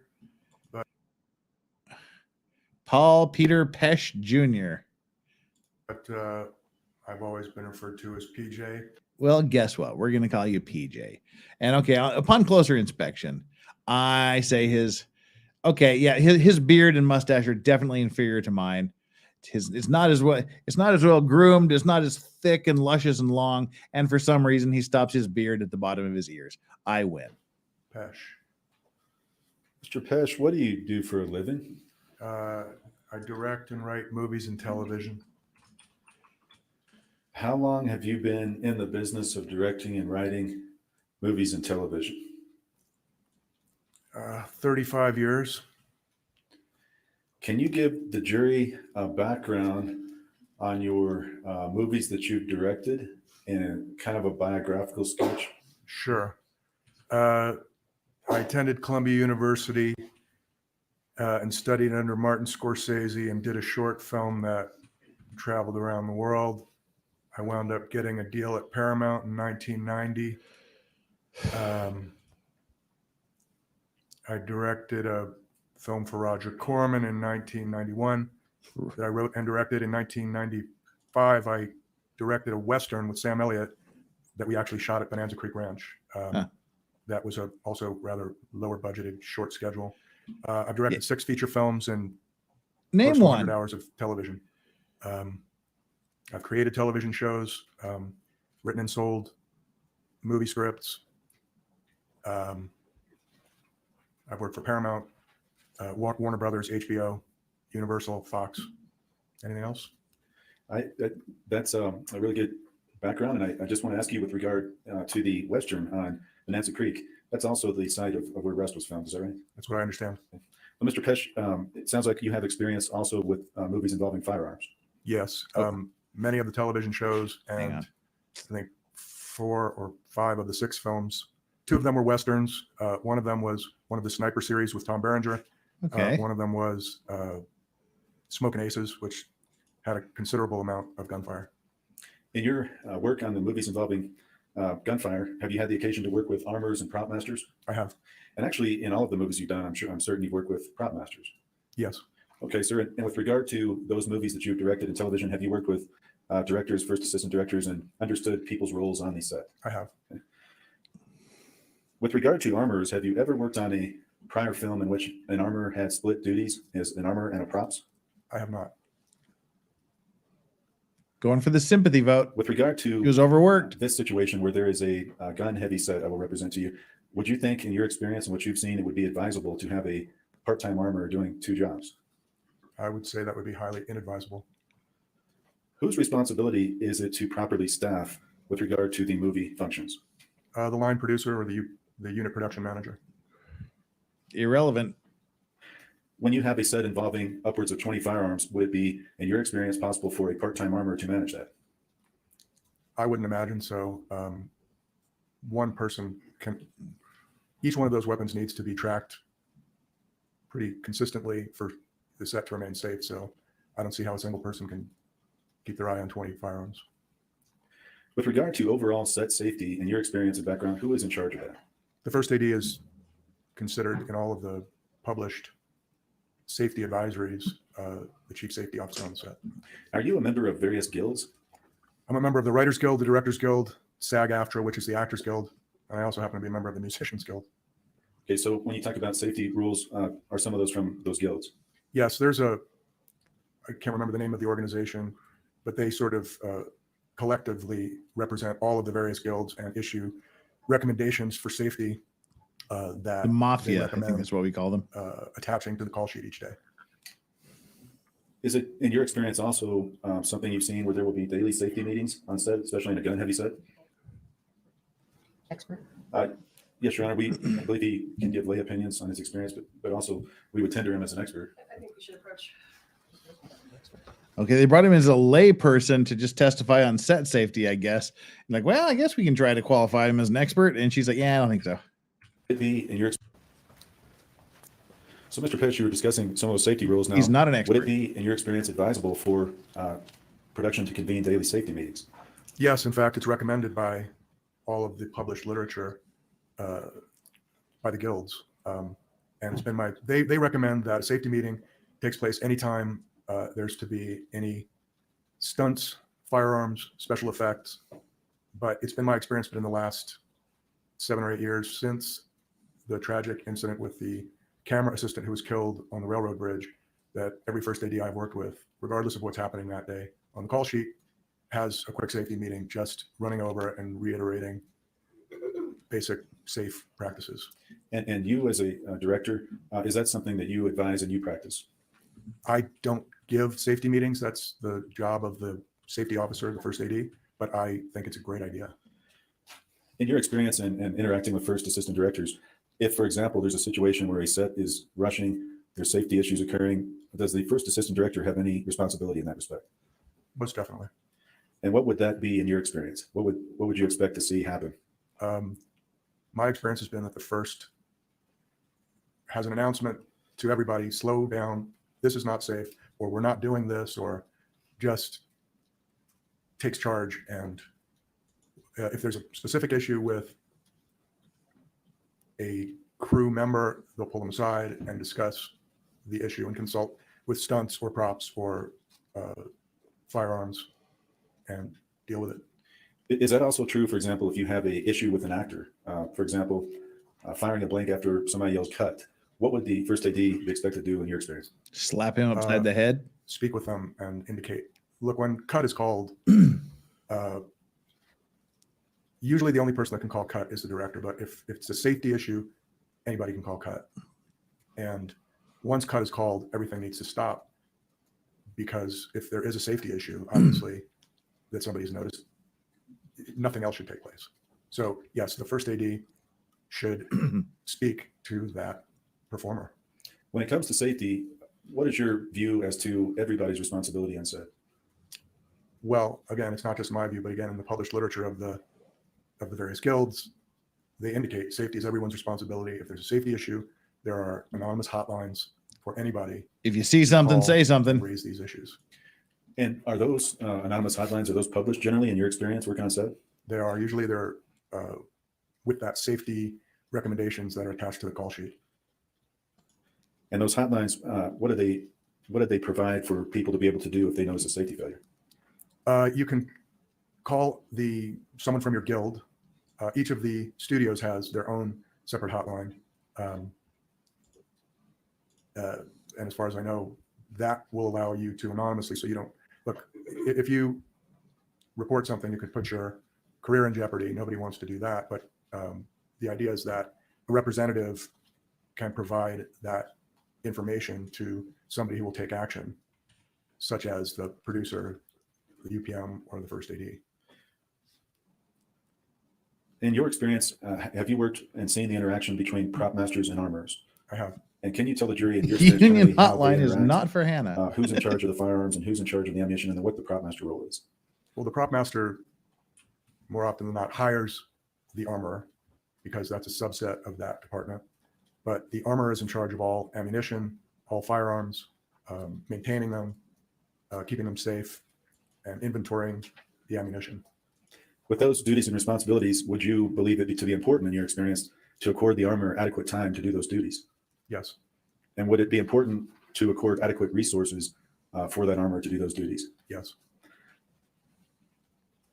If there is a scenario where the armorer is dealing with a gun-heavy set, not having those resources, who would you expect to assist that armorer in getting those?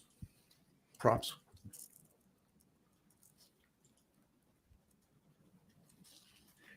If there is a situation where there is a scene, a video, something's happening, and both the armorer and first assistant director witness a safety violation involving a weapon, for example, what would be your assessment whether one or both of them should say something about that? I would say both of them should say something about it and figure out why it happened and make sure it doesn't happen again. Okay. Thank you, Your Honor. I have no further questions. Wow. All right. Prosecution. Again, not her fault. Mr. Pressure, just a Overworked. couple follow-up questions for you. Thank you for your time today. Certainly. So anyone on the crew can stop filming due to safety concerns. Is that right? That's right. And that includes Ms. Gutierrez. That's correct.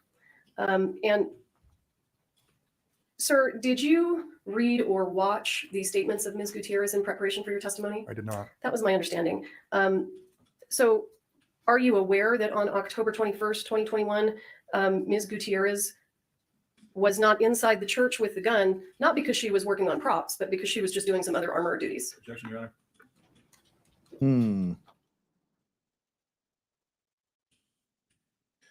All right. Thank you for giving us just a little bit of time to save and fast forward. Make it long. So my question for you is, That's what she said. we saw some interviews from Ms. Gutierrez, and she does explain that she was not in the church because she was preparing her fanny pack and her blank ammunition for the next scene. You agree that sounds like armor work to you, not props work? Yes. Okay. And are you also aware, sir, that on the morning of the 21st, when the crew was waiting for replacement camera personnel to arrive, Ms. Gutierrez had approximately 3 hours to work on her preparation for the scenes that day? I was not aware of that. Okay, thank you. I'll pass the witness. Just very briefly, Your Honor. Okay. Got Mr. Petch, nothing. There was a scene going on inside the church at that time involving Mr. Baldwin and the firearm. If Ms. Gutierrez Reed was not in the church, would you have expected someone to have called her back in? I would. If there's a firearm on set, there should be an armor on set. Nothing further, Your Honor. All right, thank you. You're excused. Thank you. Right. Counsel approached. Get your ass up here, counsel. Huddle time. Yes. At this time, the defense rests. Okay. That's it. Defense All right, is so both done. sides have rested. It's now my duty to give you the instructions of law. I'm going to read them to you. All right, we get jury instructions, closing arguments, and then it's up to the jury. Sweet. I'm going to call it right now. We're going to have a verdict before the day's done. And then you will get a copy of the instructions, okay? The instructions I'm giving you are very helpful for the And finally, for fuck's sakes, we get to hear what the elements of the crime are. counsel to use in their closing arguments, okay? Which will follow. All right, so instruction number 1, you have heard all the evidence. It is now my duty to tell you the law that you must follow in this case. Instruction number 2, the law governing this case is contained in instructions that I'm about to give you. It is your duty to follow the law as contained in these instructions. You must consider these instructions. All right, I'm going to slow us down to 1.25 here for this. Dang it, I wish we could go at 1.5, but we can't. We need to hear these instructions. And as she tells you the law, think to yourself, and we're going to reboot the we're going to do that right now. We're going to reboot the like and subscribe poll. The like and subscribe poll is, how do you think the jury will decide? 51% of you said guilty. 12% of you said not guilty. 13% of you said hung jury, and 25% of you, 1 in 4 of you, said hung like a Rust movie set horse. That's so we'll interpret that to say 51% guilty and 38% hung jury, with only 12% saying not guilty. We're going to end the poll, and after she reads, like between the time her finishing the instructions and her and starting with the closing arguments, think to yourself, as she reads these elements of the crime, did the prosecution satisfy each and every one of these conditions, each one of these elements, beyond a reasonable doubt? Do you think she proved the case? The prosecution proved the case beyond a reasonable doubt for each one of these elements, and then we'll do another guilty, not guilty, hung jury poll. As a whole, you must not pick out one instruction or parts of an instruction and disregard others. A copy of these instructions will be given to you when you begin your deliberations. Instruction number 3. The law presumes the defendant to be innocent unless and until you are satisfied beyond a reasonable doubt of her guilt, his or her guilt. The burden is always on the state to prove guilt beyond a reasonable doubt. It is not required that the state prove guilt beyond all possible doubt. The test is one of reasonable doubt. A reasonable doubt is a doubt based upon reason and common sense, the kind of doubt that would make a reasonable person hesitate to act in the graver and more important affairs of life. Instruction number 4. You are the sole judges of the facts in this case. It is your duty to determine the facts from the evidence produced here in court. Your verdict should not be based on speculation, guess, or conjecture. Neither sympathy nor prejudice should influence your verdict. You are to apply the law as stated in these instructions to the facts as you find them, and in this way decide the case. Instruction number 5. Your verdict must represent the considered judgment of each juror. In order to return a verdict, it is necessary that each juror agrees. Your verdict must be unanimous. It is your duty to consult with one another and try to reach an agreement. However, you are not required to give up your individual judgment. Each of you must decide the case for yourself, but you must do so only after an impartial consideration of the evidence with your fellow jurors. In the course of your deliberations, do not hesitate to re-examine your own view and change your opinion if you are convinced it is erroneous. But do not surrender your honest conviction as to the weight or effect of evidence solely because of the opinion of your fellow jurors, or for the purpose of reaching the verdict. You are the judges of the facts. Your sole interest is to ascertain the truth from the evidence in this case. Instruction number 6, each crime charged in the information should be considered separately. Instruction number 7, you must not concern yourself with the consequences of your verdict. Instruction number 8, you must not draw any inference of guilt from the fact that the defendant did not testify in this case, nor should this fact be discussed by you or enter into your deliberations in any way. Instruction number 9, you alone are the judges of the credibility of the witnesses and the weight to be given to the testimony of each of them. In determining the credit to be given any witness, you should take into account the witness's truthfulness or untruthfulness, ability and opportunity to observe, memory, manner while testifying, any interest, bias, or prejudice the witness may have, and the reasonableness of the witness's testimony considered in light of all of the evidence in the case. Instruction number 10, you should consider each opinion received in evidence in this case and give it such weight you think it deserves. If you should conclude that the reasons given in support of the opinion are not sound, or that for any other reason an opinion is not correct, you may disregard the opinion entirely. Instruction number 11. An expert witness is a witness who, by knowledge, skill, experience, training, or education, has become expert in any subject. An expert witness may be permitted to state an opinion as to that subject. You should consider each expert opinion and the reasons stated for the opinion, giving them such weight as you think they deserve. You may reject an opinion entirely if you conclude that it is unsound. Instruction number 12. For you to find the defendant guilty of involuntary manslaughter as charged in count 1, the state must prove to your satisfaction, beyond a reasonable doubt, each of the following elements of the crime. 1. Hannah Gutierrez endangered the safety of another by handling or using a firearm in a negligent manner. 2. Hannah Gutierrez should have known of the danger involved by Hannah Gutierrez's action. 3. Hannah Gutierrez acted with a willful disregard for the safety of others. 4. Hannah Gutierrez's act caused the death of Halyna Hutchins. 5. This happened in New Mexico on or about the 21st. Okay. Slowly. Gutierrez acted with a willful disregard for the safety. Was that the Action. 3. Hannah Gutierrez. God dang it. I want to go back through these again. For you to find the defendant guilty of involuntary manslaughter as charged in count 1, the state must prove to your satisfaction, beyond a reasonable doubt, each of the following elements of the crime. 1. Hannah Gutierrez endangered the safety of another by Yes, I think she endangered the safety of another. handling or using a firearm in a negligent manner. 2. Hannah Gutierrez should have known of the danger involved Yes. by Hannah Gutierrez's actions. Action. 3. Proven. Hannah Gutierrez acted with a willful disregard for the safety of others. 4. Yes. Hannah Gutierrez's act caused the death of Halyna Hutchins. 5. This happened in Yes. New Mexico on or about the 21st day of October, 2021. Instruction 12. I think she's gone. I think she's gone, and not necessarily because of anything any of the particular witnesses for the prosecution put up, but Hannah's own statements convicted her on each of those. Way. For you to find the defendant guilty of involuntary manslaughter in count 1 alternative, the state must prove to your satisfaction, beyond a reasonable doubt, each of the following elements of the crime. 1.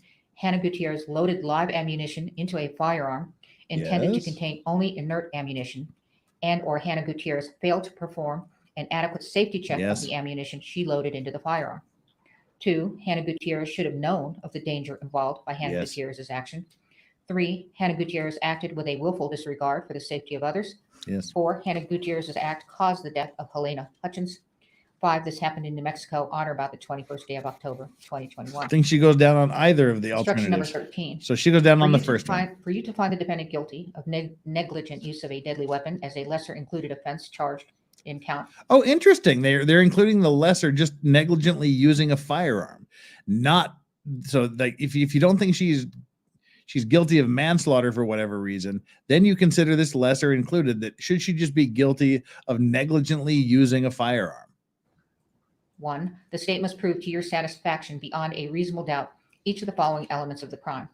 1. The defendant endangered the safety of another by handling or using a firearm in a negligent manner. 2. This happened in New Mexico on or about the 21st day of October, 2021. All right. Again, I'm going to call this here real quick. I think she should go down on the first charge. The willfulness. I think she willfully failed to check the weapon. She knew it should have happened. I think she should be found guilty on the first charge. But if for some reason, if sympathy or whatever, people go, oh, she's overworked.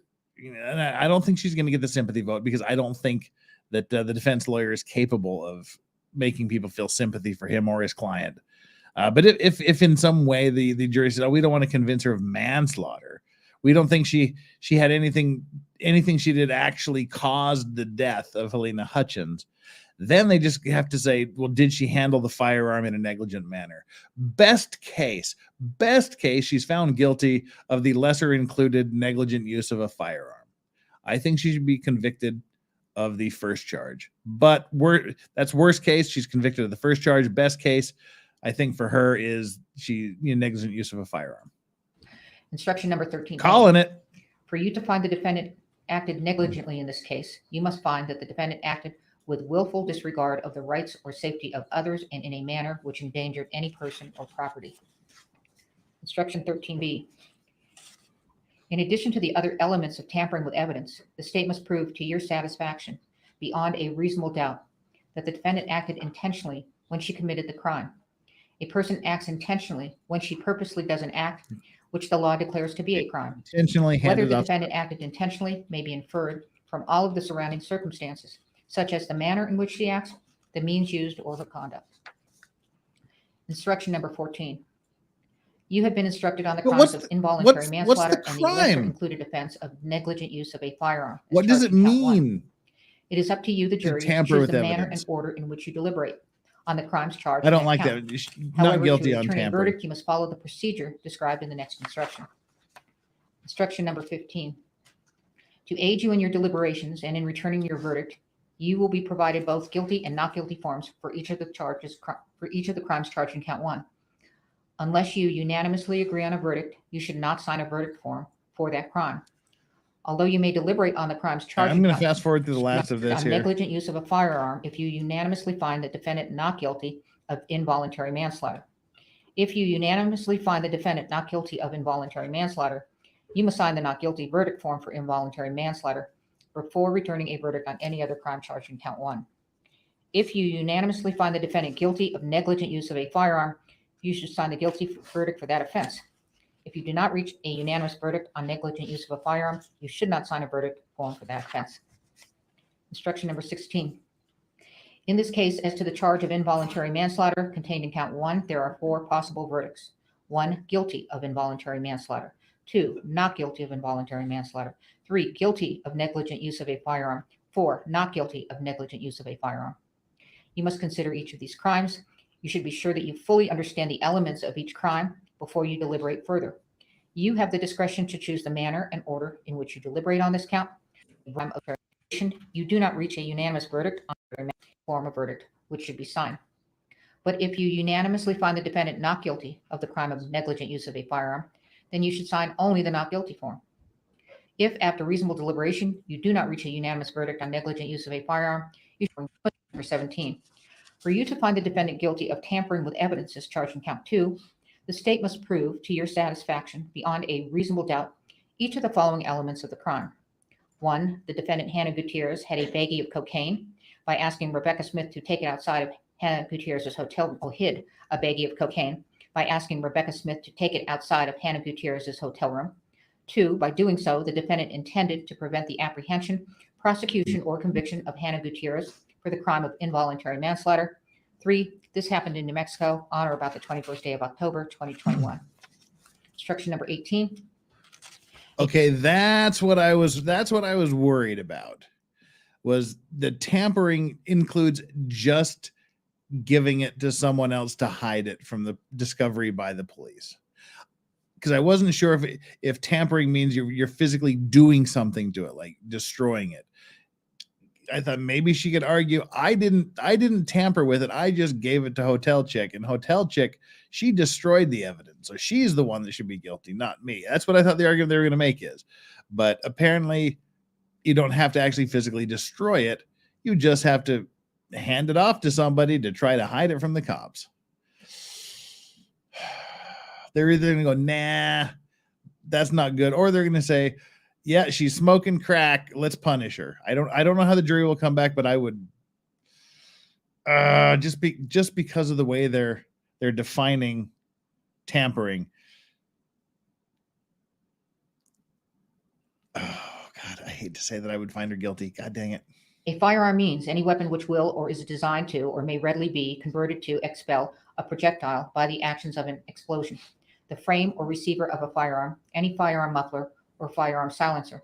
Firearm includes any handgun, rifle, or shotgun. Instruction number 19. In addition to the other elements of the crime of involuntary manslaughter as set forth in instruction number 12A, the state must prove to your satisfaction beyond a reasonable doubt that 1. The death was a foreseeable result of Halyna Gutierrez placing a live round into a firearm intended to contain only inert ammunition, and or Halyna Gutierrez's failure to perform an adequate safety check of the ammunition she loaded into the firearm. 2. The act of the defendant was a significant cause of the death of Halyna Hutchins. The defendant's act was a significant cause of death if it was an act which, in a natural and continuous chain of events, uninterrupted by an outside events, resulted in the death and without which the death would have not occurred. There may be more than one significant cause of death. If the acts of 2 or more persons significantly contribute to the cause of death, each act is a significant cause of death. Instruction number 20. The state must prove beyond a reasonable doubt that the defendant's act was a significant cause of the death of Halyna Hutchins. An issue in this case is whether the negligence of a person She's giving a very defendant long may closing. have contributed to the cause of death. Such contributing negligence does not relieve the defendant of responsibility for an act that significantly contributed to the cause of death, so long as the death was a foreseeable result of the defendant's actions. However, if you find the negligence of a person other than the defendant was the only significant cause of death or constitutes an intervening cause that breaks the foreseeable chain of events, then the defendant is not guilty of the offense of involuntary manslaughter. Instruction number 21. Now the lawyers will argue the case. What is said in the closing arguments is not evidence. It is an opportunity for the lawyers to discuss the evidence and the law as I have instructed you. The state has the right to argue first, the defense may then argue, and the state may then reply. Counsel? All right, here we go. And she is still, we are now 47 minutes behind, and she's still talking.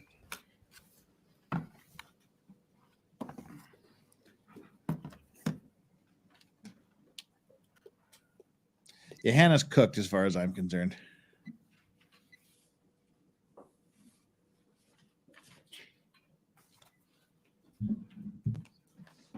All right, here we go. Make myself comfortable. It's going to be a long ride. We can bump this back up to 1.5, I believe. She's going down. Sorry. Good morning, ladies and gentlemen. May it please the court, counsel. And I never I predict want to what a begin by thanking you jury all for will your do, time. but I'm I know that predicting this they're has going to been a long convict her. trial, and I also understand that as jurors, you find yourselves maybe a little frustrated. There's a lot of sitting around and waiting, and we appreciate your time. We appreciate the sacrifice that you Well, made. I don't when want you to do leave that. your I don't want to jobs and- stop this for everyone in the deal, but here's my argument against what Cavitano Cavalryman Che says. She did not intentionally load a live round because she believed she was only working with a dummy and blank ammunition. She intentionally loaded it, and she knew or should have known it was a live round because she said she checked it, but she didn't really do it. your families and your other responsibilities, and you come to court to participate in a very, very important part of our justice system. So on behalf of the state of New Mexico, we thank you very much for your time. And as you can see on your screens, we end exactly where we began, in the pursuit of justice for Halyna Hutchins. I want to start by just generally outlining Halyna Gutierrez failed to maintain firearms safety, making a fatal accident willful and foreseeable. And please keep in mind that omissions can also be willful. So if we fail to do something that we should do, and that failure results in someone's death, then that too can be willful. So I would ask that you keep that in mind as we move through some of the evidence and testimony that you have heard. I know that you have heard a lot, and I do not intend to keep you too long, but I do have to be thorough. I do want to hit some high points. So I do appreciate your patience. Here's what we saw. These videos, if you recall, that were taken by production outfitters, they were taken on October 13th of 2021. What these demonstrate to you is that Ms. Gutierrez was unwilling to maintain proper firearm safety repeatedly. And it's really important because this is not a case where Halyna Gutierrez made one mistake, and that one mistake was accidentally putting a live round into that gun. That's not what this case is about. This case is about constant, never-ending safety failures that resulted in the death of a human being and nearly killed another. So let's talk about all of the safety failures that we saw, and the reason that these safety failures prior to October 21st are so critically important to the analysis is because they go to foreseeability. And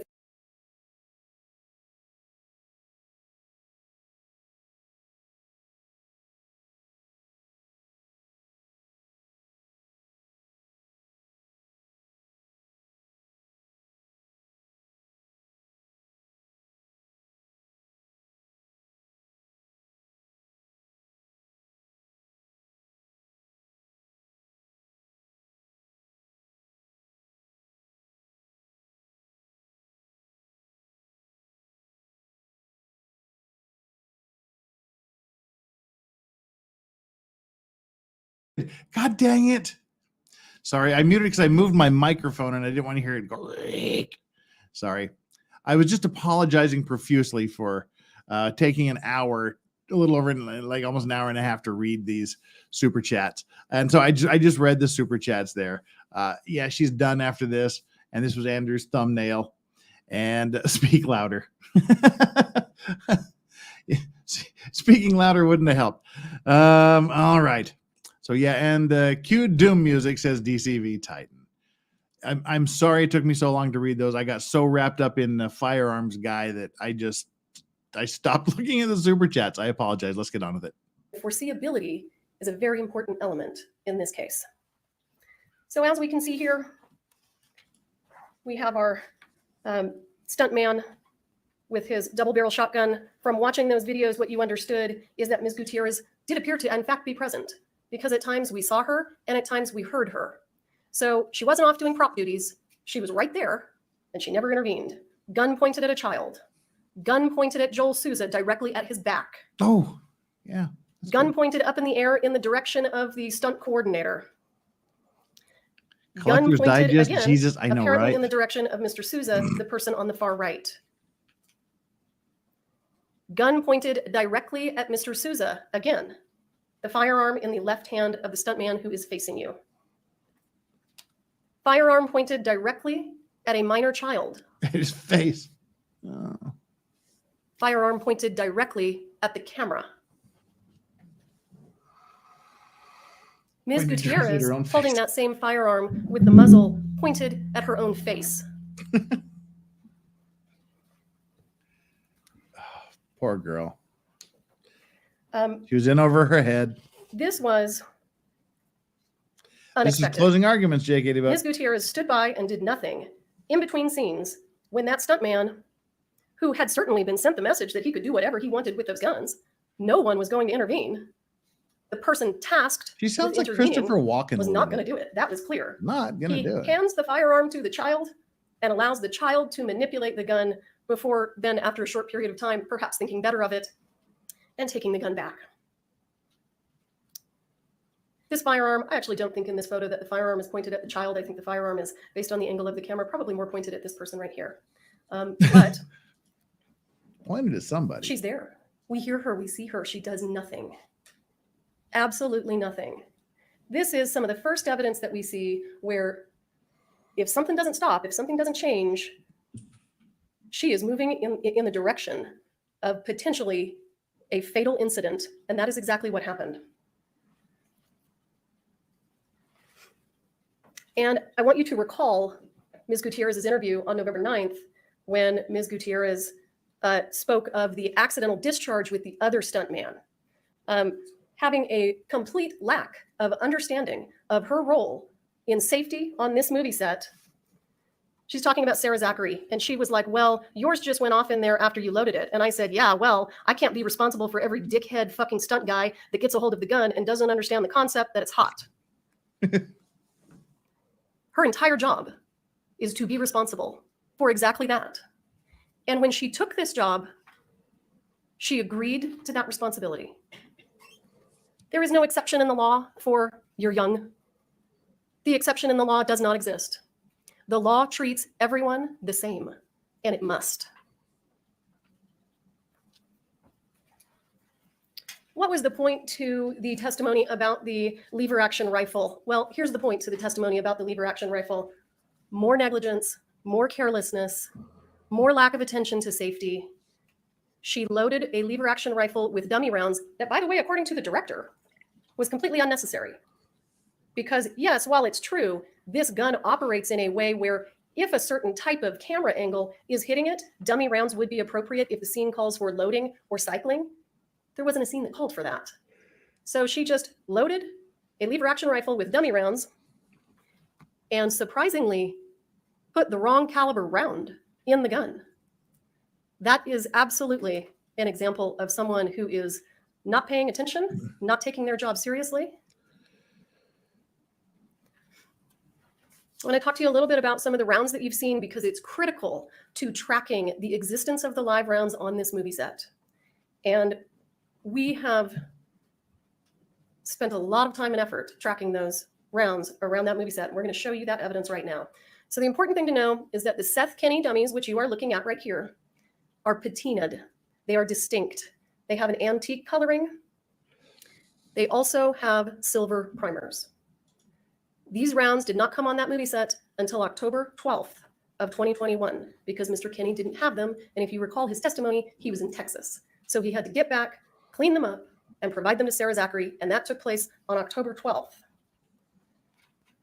This is just simply the primer side of those rounds. You can see that they're dark in color on the primer side, and they do appear to have silver primers. This is a photograph of the 3840 dummies. If you recall Mr. Kenney's testimony, the 3840 dummies came from Billy Ray. And the important thing about this photograph is that none of those dummy rounds had silver primers. And silver primer is a very important piece of this puzzle. This is those same rounds on their side. You can see that they are shiny brass. We also know that they have brass primers. We just saw that. Based on Mr. Kenney's testimony, you know that they were 3840, that there was also some 4440 caliber rounds in that box. Does that matter if they're not working? Well, let's stop. It isn't. Okay.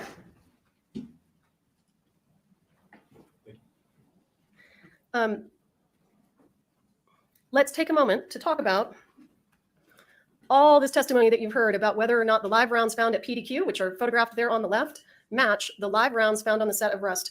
You don't have to be a gun expert to look at those and see they simply do not match, even though you could look at those rounds and fundamentally understand that they are not the same. The police department, sorry, the sheriff's department sent them to the FBI for testing so that we could actually have some experts confirm what we can see with our very own eyes.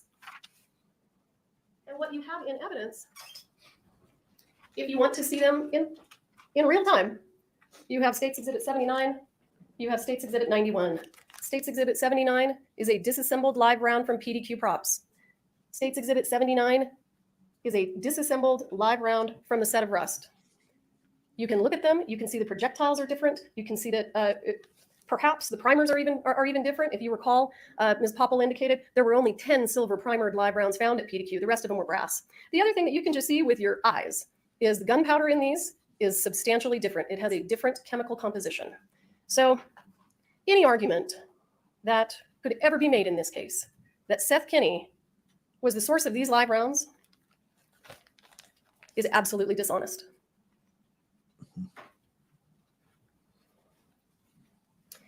Now, I'm going to ask you to take a walk in the weeds with me here, okay? This is a photograph of October 10th of 2021. You can see the color of the rounds at the top. Those are brass primered rounds. The rounds in the bottom appear to be lighter, and I would suggest to you, based on the totality of the evidence that we're going to go through, that you are looking at live rounds. And keep in mind, anything that you see on the set of this movie that is a revolver ammunition, prior to October 12th, if it has a silver primer, it's a live round. Because the silver primered dummies didn't come on set for 2 days after this photograph was taken. Here's our comparison photo that Mr. Primo put together for us. And if you need it when you're reviewing the evidence and doing your deliberations or engaging in your deliberations, I have included it for you. But we're going to do a comparison here in a moment. Now, the importance of this photograph, still October 10th of 2021. There appears to be revolver ammunition in the background there at the top. 2 of those have silver primers. The problem with that is the silver primer dummies weren't there yet, but the live rounds were. And there's your close-up. It's absolutely undeniable. Is it blurry? Yes. Yes. Can you clearly see the difference? Absolutely. All of these photos that you're looking at were October 10th. Now, let's move to October 13th of 2021. I invite you to look at that photograph carefully and ask yourselves, which of these is not like the others? One of these things is not like the other. 6 of these things are kind of the same. And look at the color of the brass. So on October 13th, Mr. Kenny's dummies have arrived on set. They are the only dummy rounds with silver primers, but they are patinaed in color. So when you look at this round, it appears to be a spot-on match for the live rounds, but unfortunately we can't see the primer in this photo. So we can't tell if this is a brass primered dummy. That's the reason. I'm going to turn off my camera and do some stretching as we're getting on 4 a.m. Thousands of pictures. here. So I'll be here, then but we move to the production I'll outfitter just be videos from here October doing a little bit of 13th, stretching off camera. the same day. And we're looking at that same gun holster that was provided to Mr. Baldwin. And there you see it. The third one down has a silver primer. And now you know it is a live round. You know that because it's not a Seth Kinney dummy. If it were, it wouldn't have that shiny brass color. So there's your live round. We've seen it on October 10th. We've seen it on October 13th. And there's absolutely no way that the lighting is playing tricks on our eyes when we're looking at these enhanced photos, because you see it frame after frame after frame. And now let's move to October 15th. Karen Kuhn arrives on set. I think she was probably there long before the 15th. She is taking photos. She took approximately, as she testified, 9,000 photos. So on the 15th, there it is. There's your silver primer. It's just been moved to a different location in the holster because they're pulling dummy rounds from here, there, and everywhere and putting them in belts and putting them in guns and doing whatever they want to do. But there it is. It's right there on October 15th. And if you think I'm stretching it, let's have a look at what we've got here. This is the gun belt that was assigned to actor Jensen Ackles. Because his gun belt was not a shoulder holster, we weren't able to find any photos or videos of it in the thousands and thousands and thousands that we reviewed because they're always covered by his coat. There is the evidence photo of the Baldwin holster on October 21st when it is taken into evidence. You have a Seth Kinney dummy at the top. You have what the FBI determined to be a live round in the second spot, and then you've got 3 brass primered dummies. October 17th, October 21st. So the video that Mamie Mitchell laid the foundation for, she said that according to her notes, the filming was done on the 17th. Mr. Primo said that he believed, according to the camera, it was the 18th. Take whatever date you want. That's a match. Seth Kinney dummy at the top, live round next. You've got 3 brass primer dummies on the 21st, 4 brass primer dummies on the 17th or 18th. But it is shockingly the same. And there is no question that this one right here is a live round. It was sent to the FBI and they confirmed it.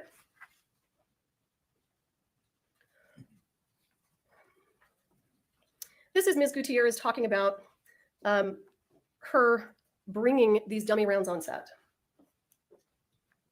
I had a multitude of the ones with holes and the ones that you shake. So yeah, and I checked those all and I put them into 2 things. And then we start talking about boxes. Obviously, when she says things, she's talking about boxes. They usually had JS on them. This is one my dad sent me, and mine are usually beat up pretty bad, like they're very dirty and gross. She's talking about the box and the styrofoam insert. The box and the styrofoam insert, she's saying, are dirty. Hers, the ones that she brings on set, are dirty. They're not new and clean like some of the other ones. Detective Hancock asks her, this is the one that was or handed that you guys had said that you had pulled from. This is that moment in that interview where Ms. Gutierrez has already shown Hancock the photo from her dad And an hour or two later, Detective Hancock decides that now is the time to show her the photo of the box of dummies she was pulling from that day. And it won't surprise you to learn they're a spot-on match. You have the styrofoam insert from that box of dummies here in evidence. And the reason that we gave it to you so that you can actually look at it in real time and not look at a photograph is because it's kind of dirty and gross. It kind of fits exactly the way that she described it. But there are some characteristics of this styrofoam insert that are going to become more important. Any suggestion by the defense that somehow the box of dummy rounds that Ms. Gutierrez said she was pulling from was We're about 30 swapped minutes out behind. with something different is absolute nonsense. First of all, you know that because you can see the live rounds. If you don't think you can see them on the 10th, and you don't think you can see them on the 13th, and you don't think you can see them on the 15th, you know you're looking at one on the 17th and 18th. You know you are. So where does the sabotage theory go then? The 17th and 18th, the camera crew hadn't quit yet. Mr. Norvell wasn't on set poking around on the prop cart. Mr. Halls hadn't had an opportunity to spend any time with the gun. Some quality They moved directly alone from that time. cart right into Lieutenant Benavidez's patrol unit. They go from that patrol unit right into evidence at the Santa Fe County Sheriff's Department. And on November 9th of 2021, Hannah Gutierrez shows Detective Hancock, now Corporal Hancock, the box of dummies that she and her dad have. And if you listen to Mr. Kenny's testimony, what you understand is that the ammunition from the previous set, that being the old way, Hannah brought leftover dummies from that movie onto the set of Rust. And those 45 long Colt dummy rounds were provided by Thel Reed. What you are looking at in this photo is this styrofoam insert. What did I do? This is the I didn't do styrofoam insert anything. that had the live round in it. This is the styrofoam insert that came out of the box labeled 45 long Colt dummies with the JS in the middle. Now, let's put it together. Our original evidence photo up here from October 10th, you can see this distinct sort of cut in the styrofoam on that insert that is sitting on her leg on the 10th. You can see that the hole in the styrofoam. Indigo Luna, how are you doing? Second to the right at the top is dirty. You can see a little bit of grime. You can see it right there. And you're going to take it into evidence and you can look at it closer. You're going to see that there's some damage to the styrofoam separators between these two holes. And what do you know? It's right there. There's a little bit of damage to the styrofoam separators down here. You can see it in the photo on the right. You can look for yourself. It is right here. And what do you know? That silver primered round from October 10th is sitting in the exact same position that it was found on October 21st when the Sheriff's Department collected this box, took it into evidence, and photographed it. Ladies and gentlemen, we call that circumstantial evidence, but that's a mountain of circumstantial evidence.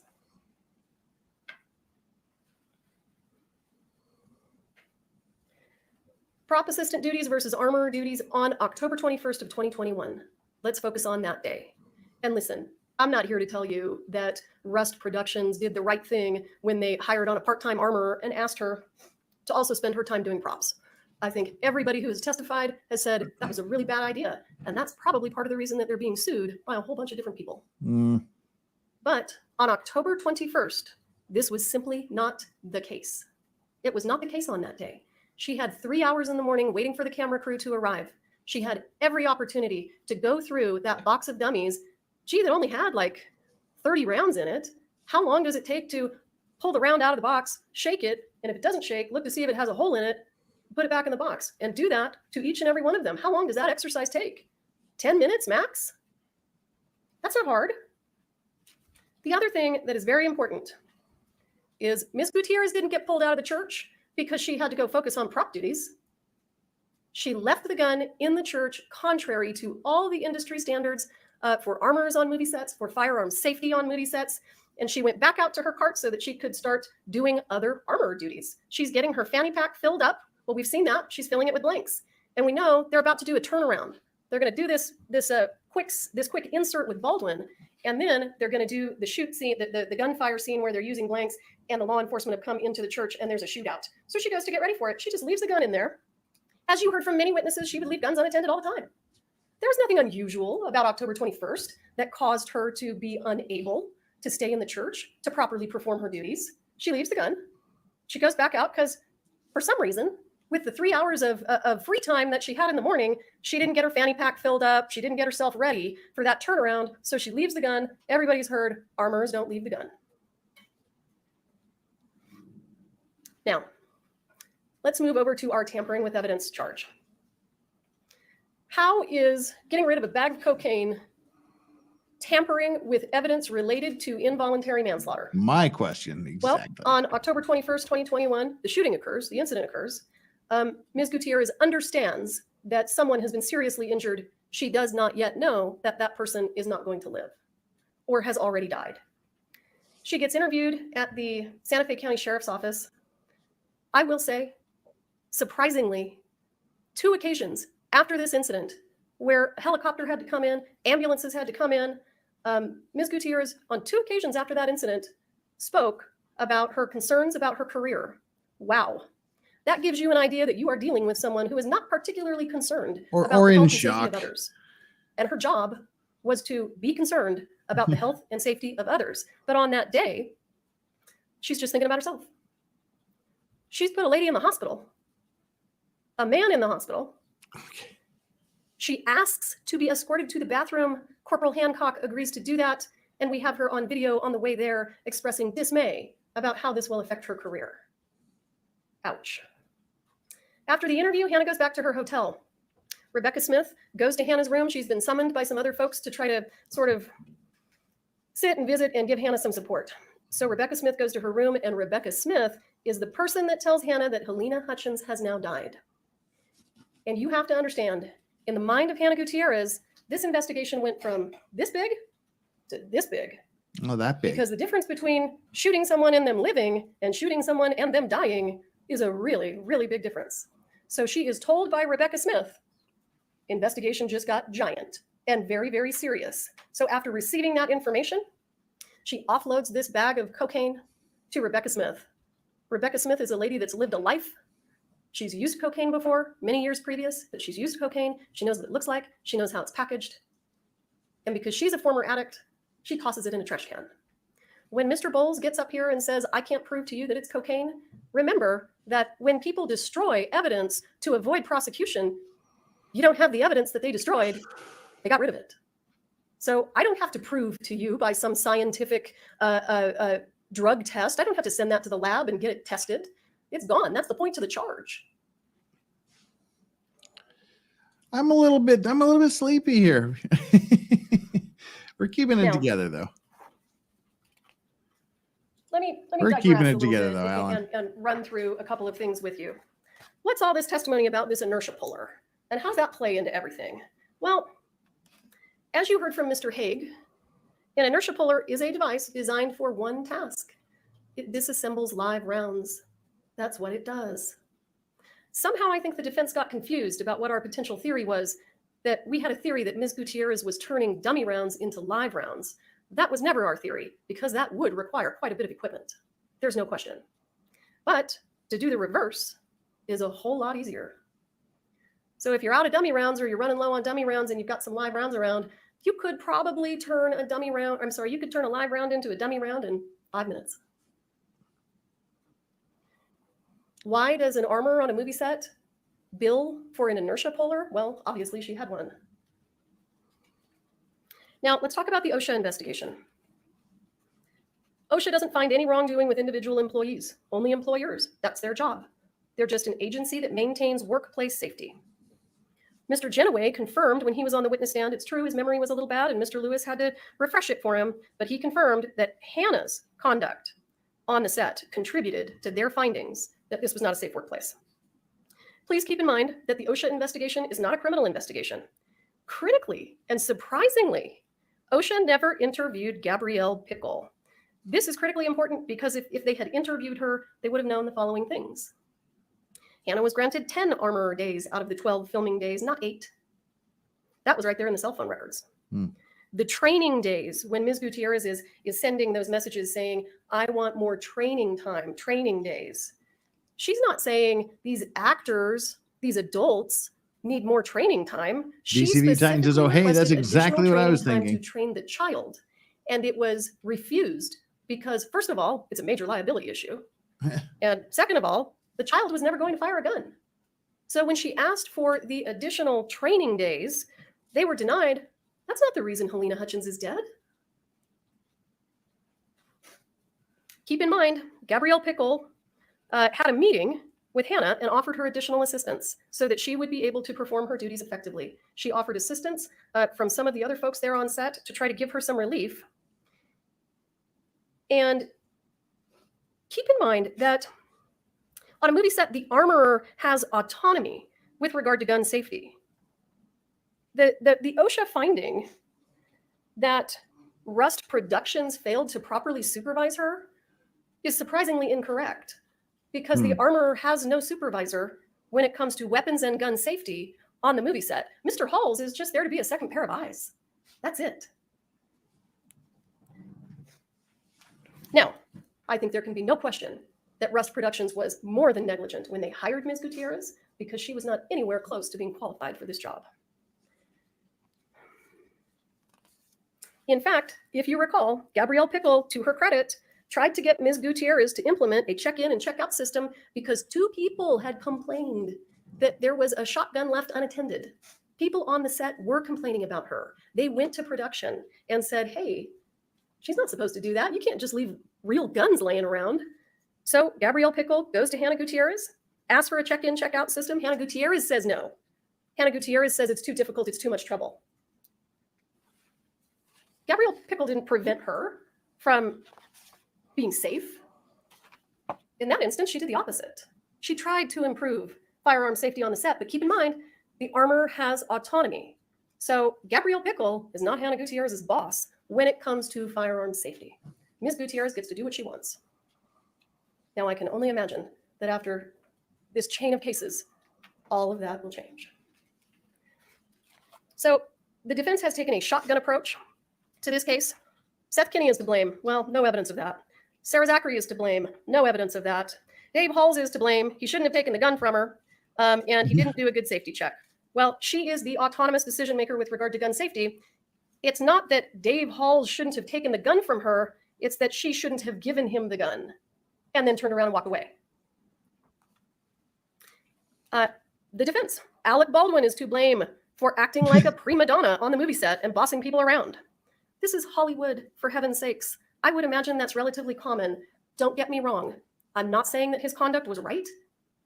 I am the person who indicted him. Alec Baldwin's conduct and his lack of gun safety inside that church on that day is something that he's going to have to answer for. Not with you and not today. That'll be with another jury on another day. Brian Norvell, the gentleman who goes and gets the prop cart and wheels it over and then puts his hand over the crime scene tape and picks up that dummy round and shakes it. You heard Mr. Bowles ask some questions that are intended to make people think that Mr. Norvell either took something off the prop cart or planted something on the prop cart. Well, keep in mind, he doesn't have to plant live rounds, because we've seen from the photographic evidence, those are there. They're floating around already. So live rounds were on set. They were not planted by Brian Norvell. But this man is not a mystery to the state or the defense. I made him come in and sit down for a 1.5-hour interview so that the defense could ask him any questions they wanted, and they asked him none. Not a single question. So what that means is that this is just all smoke and mirrors and deflection. They don't want the truth. We know the truth. You have seen it throughout this trial. And I will remind you that during one of the heated objection exchanges between myself and Mr. Bowles, you heard Mr. Bowles cry out that he was looking for the truth. Listen, I can bring a horse to water, but I cannot make him drink. If you want the truth, I'll bring the guy in.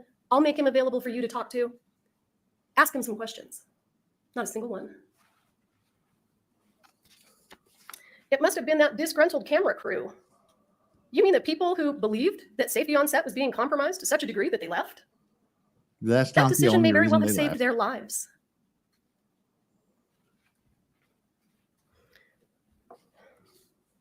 So the $60,000 question in this case, who brought the live rounds on set?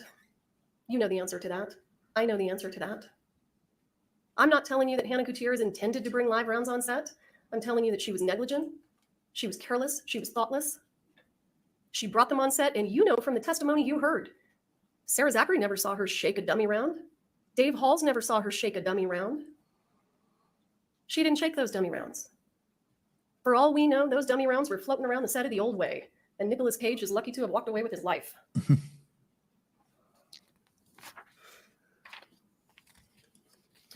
So why does it matter that she brought live rounds on set? It goes to foreseeability. She had six live rounds on that movie set. The earliest date that I can track them for you is October 10th. We know that they were there from the 10th to the 21st. 6, and she failed to ferret them out for 12 days. What that means is that she wasn't shaking any dummy rounds. She wasn't testing anything. None of that stuff that her lawyers want you to think was so difficult. None of it was happening. It didn't happen the entire time. She didn't find any of them.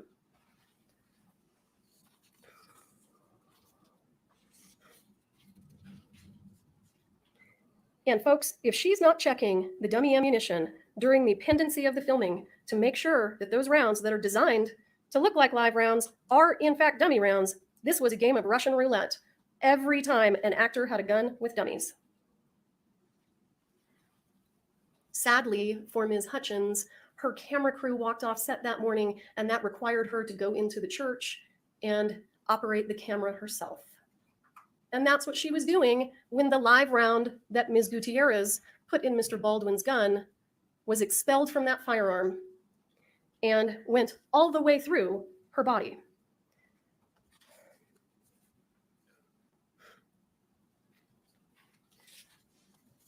No one told Ms. Gutierrez to leave the church.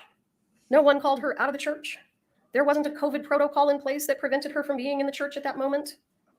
You know from the production outfitter videos, she didn't care about her job. She let it all go. Mr. Bowles is going to argue to you that if Mr. Halls had just called Ms. Gutierrez back into the church, she would have done an additional safety check and that live round would have been found. Well, for heaven's sakes. We all know that if she had been called back into the church for an additional safety check, nothing would have changed. Her safety checks didn't consist of pulling the dummy rounds out of the cylinder, shaking them in front of the actor and the assistant director, showing them that they're dummy rounds, and putting them back in. No one ever saw her do that one single time, even though that's industry standard. And the reason it's industry standard is because you can't tell a dummy round by simply spinning a cylinder and looking at the primers unless they are dummy rounds without primers. And that's kind of an interesting fact. We know that 6 dummy rounds without primers were not loaded into that weapon because one of them turned out to be live and very clearly had a primer. Interestingly, though, she had 5 dummy rounds without primers in her pocket. In her pocket. All she had to do was put those in the gun, make sure that the 6th one either rattles or has a hole in it, and she's good to go. Because now, when the cylinder gets spun, you can see 5 of them without taking them out. That they don't have primers. They were in her pocket and she didn't use them. I am going to have another opportunity to speak with you. And when I speak with you last, all right, looks like she's wrapping it up. And we will talk about some of our jury instructions then. But I do want to address some of the testimony from Dr. Gerald from OMI. Because Mr. Bowles is likely to make an argument that there was some sort of medical negligence that contributed to Ms. Hutchins' death. And I want to talk to you a little bit about Dr. Gerald's testimony. Here are the lethal injuries. The lethal injuries, blood loss from the wound. That was the primary lethal injury. What do you think? How's she doing? She's getting ready to wrap up her initial closing arguments here. What do you think? Let me know here in chat while she's wrapping this up. I think she's doing a great job. Clearly she's making the right decision not to let the other guy do the closing, the same guy that did the openings, that horrifically boring other dude. Great to have her do it. I think she's road mapping this really well. She's showing us how we went, what we went through, what the witnesses testified, how it all links up. I think she's doing a great closing. Let me know here in the chat what you guys think. Her blood was leaking into her abdominal cavity, and a lot of it. And you saw those photographs. You saw the photographs of her clothing. There was a lot of blood. So the first lethal injury that comes from the gunshot is blood loss associated with it. And the second one, if you recall from Dr. Gerald, the wound to the lung was also a lethal wound. Lethal. Keep in mind, that bullet went into her body. It went through her rib. It severed her spinal cord. It punctured her lung. It came out the back of her shoulder. And a few hours later, Ms. Gutierrez is telling Corporal Hancock that she's worried about her career. If you think that person would have done a satisfactory safety check if she had been called back to the church, I am here to tell you that I strongly disagree.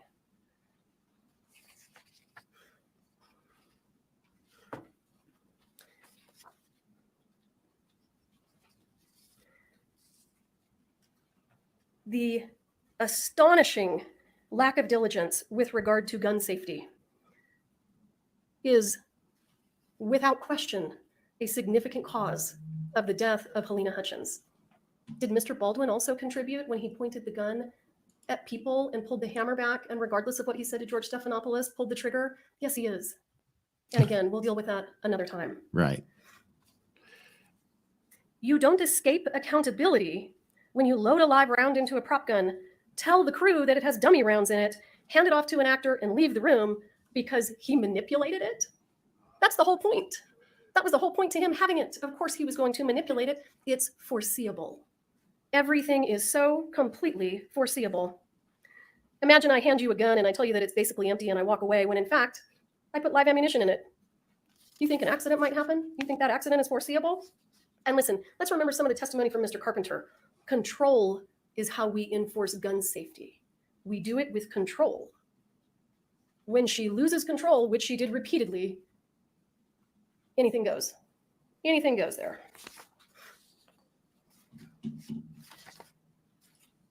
I am going to complete the majority of the portion of my closing arguments with regard to the facts. The next portion will be with regard to the law. When I come back after Mr. Bowles has had an opportunity to address you, we will be asking for justice today for Halyna Hutchins. Thank you.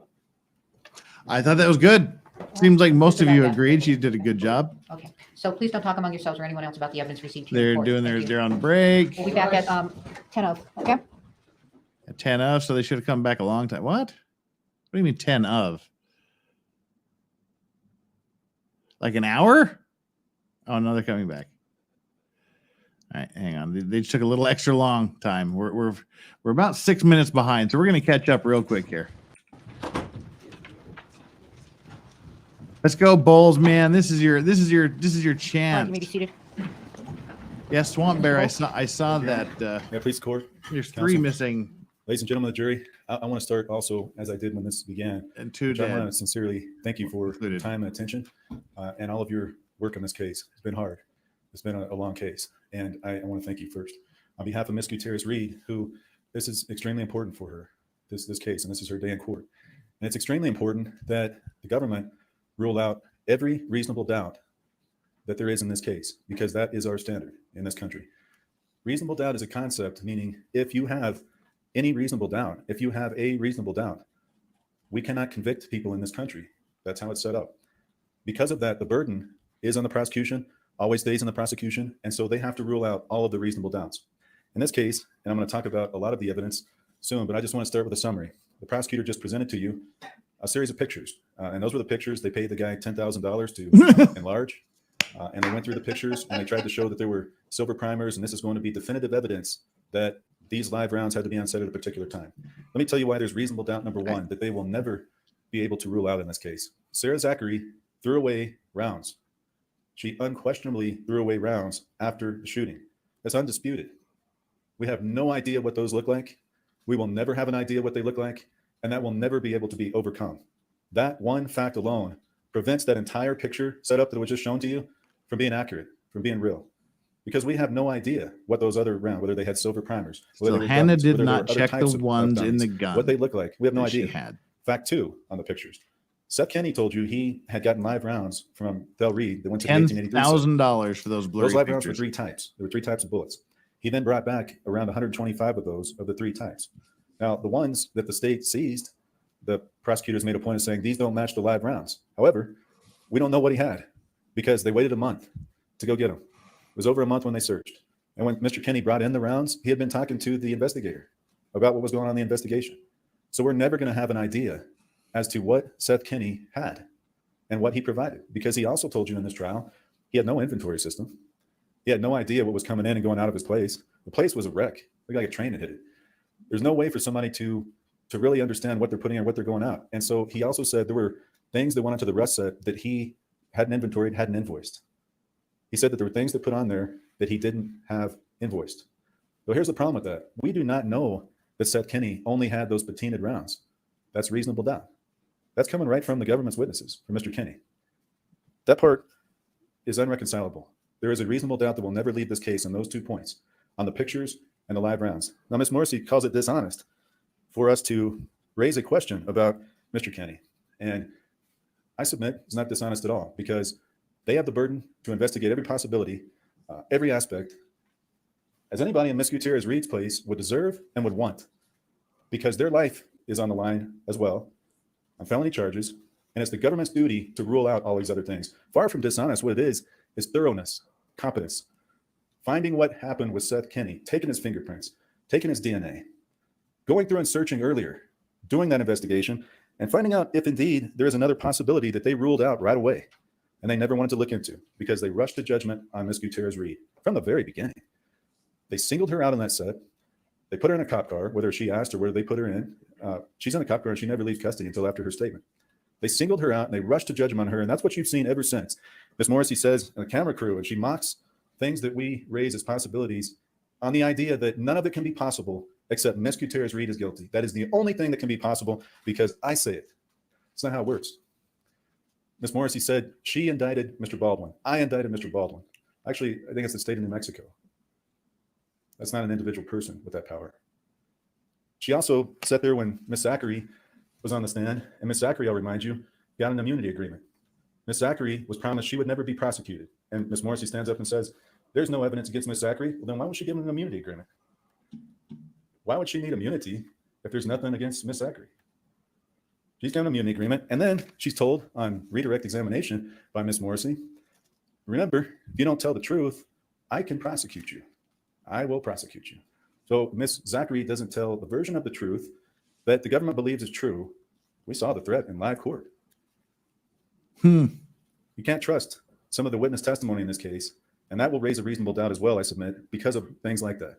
Because the lead investigator admits that she practiced her answers and questions with the prosecutor. That's something you can consider. Are you hearing everything? Or are you hearing a one-sided version that fits the narrative that Ms. Gutierrez Reed has to be guilty because we picked her out first, and it's got to be her.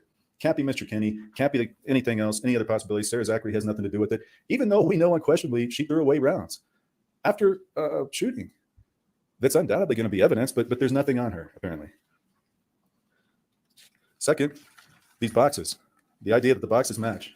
We heard testimony that these rounds were loaded in and out of these boxes daily. Nobody knows what was in them on the 13th, the 16th, the 21st, because the rounds were put in, they were taken out, and they were put in different boxes. So the boxes really don't matter. There's reasonable doubt all over the place to the boxes because we don't know what was in them 3 or 4 days before. It doesn't matter who brought them. The boxes are interesting because the government wants to match up the two, and they want to show the pictures that match, yet all the ones from PDQ Props have the same label, same font. They're from Joe Swanson. So those boxes are similar to the ones on set. So that part is not conclusive as well. The other part, when the government shows you video and video and video, and only on the 13th, and says Ms. Gutierrez Reed was lax on safety. Well, again, you're seeing videos from short snippets of time on one day on an entire movie set, and then you're not seeing what Ms. Gutierrez Reed may have done right after the clip. You're not seeing what might have happened right after that. The other thing that strongly rebuts all of the safety points Ms. Morrissey is pointing out about Ms. Gutierrez Reed is OSHA. Now, they try to downplay OSHA, but OSHA is a separate, independent state and federal agency that did a full investigation into the responsibility for safety failures on the set. And you can evaluate the credibility in your minds of Mr. Montoya, who took the stand, and how you thought he testified, whether you thought he was thorough and how he answered questions. He interviewed quite a few people, and he reviewed a lot of information. Their conclusion after that was done was that production was responsible. He said the root cause was production adopted a safety plan, and it ended at the word adoption because they didn't do anything after that. They didn't respond to complaints that there were safety concerns. They didn't allow for more training and take the time to do that. They did not respond to the negligent discharges and deal with that. Mr. Halls talked to one of the guys briefly, and that was all that happened.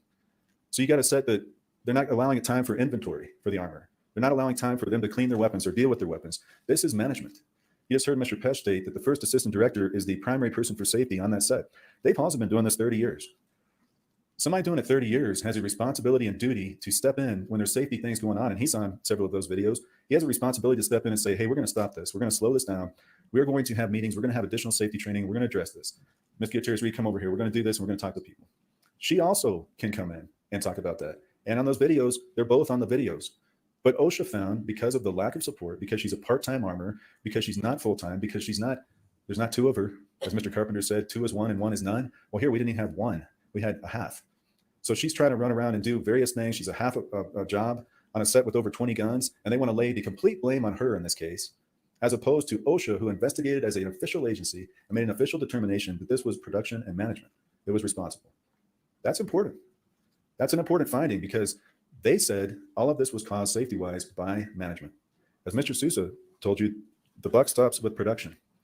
The buck stops with production. As in any organization, it starts at the top.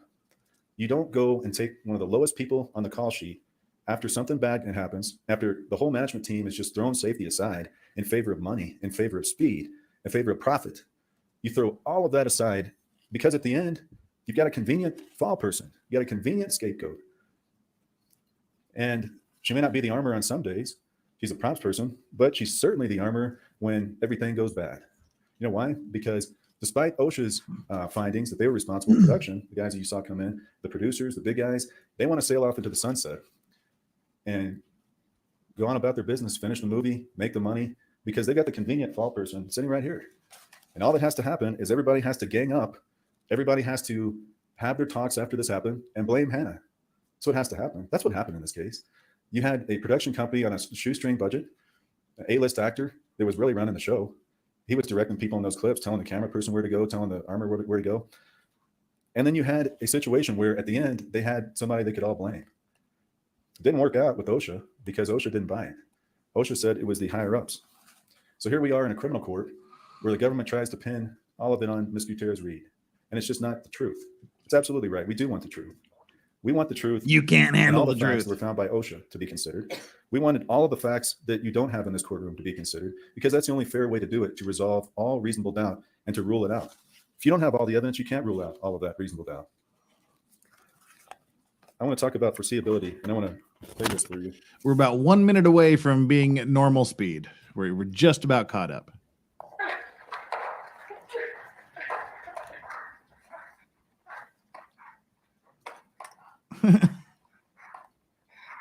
It's cute sped up.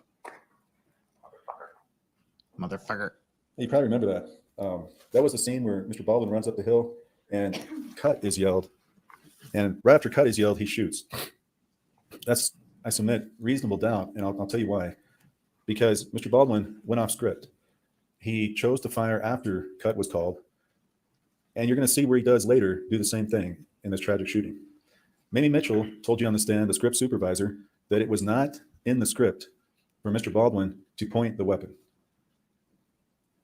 It was not in the script for him to point the weapon. And we have to be very careful. He handed off a weapon when we're considering a criminal case with at least one and live beyond the bullet reasonable in doubt it. standard.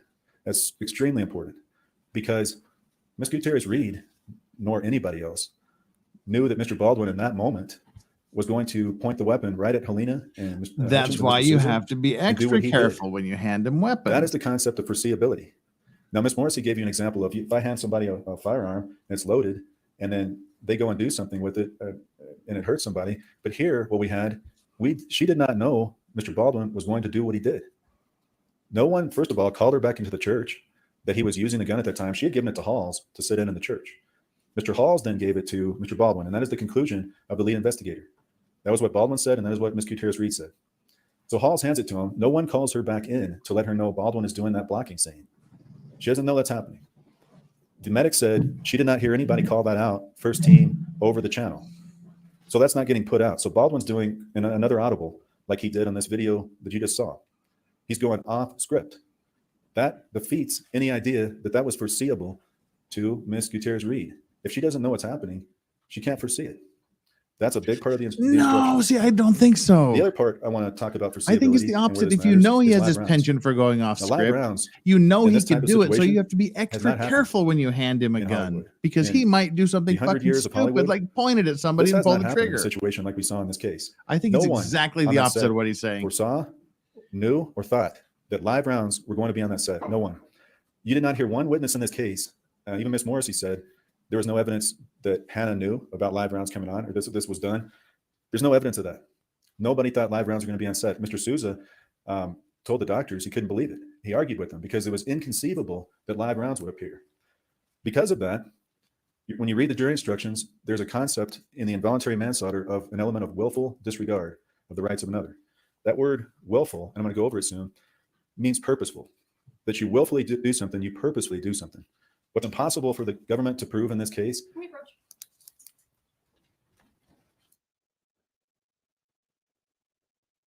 Okay, again, this is unusual step of interrupting somebody's closing. There were a couple of times I thought he could have interrupted her, but he didn't. Now she's interrupted his for. Ladies and gentlemen, I'm going to talk about willful more in a moment when we get there, but it cannot be willful if Hannah does not know there's live rounds. And nobody did. So she did not do something willfully, knowing that Baldwin could foreseeably hurt somebody with this firearm because she didn't know it was live. And let me give you an example. It's akin to a nurse, let's say in a hospital, who the pharmacy mislabels a drug. And let's say it comes to her and somebody's ordered it be administered to a patient. She then administers it not knowing that it's a fatal drug of some other type. The pharmacy's mislabeled it. The patient passes. It's the same situation as we have here, where the government would be saying the nurse committed involuntary manslaughter. No, that's not true, because she did not know what happened.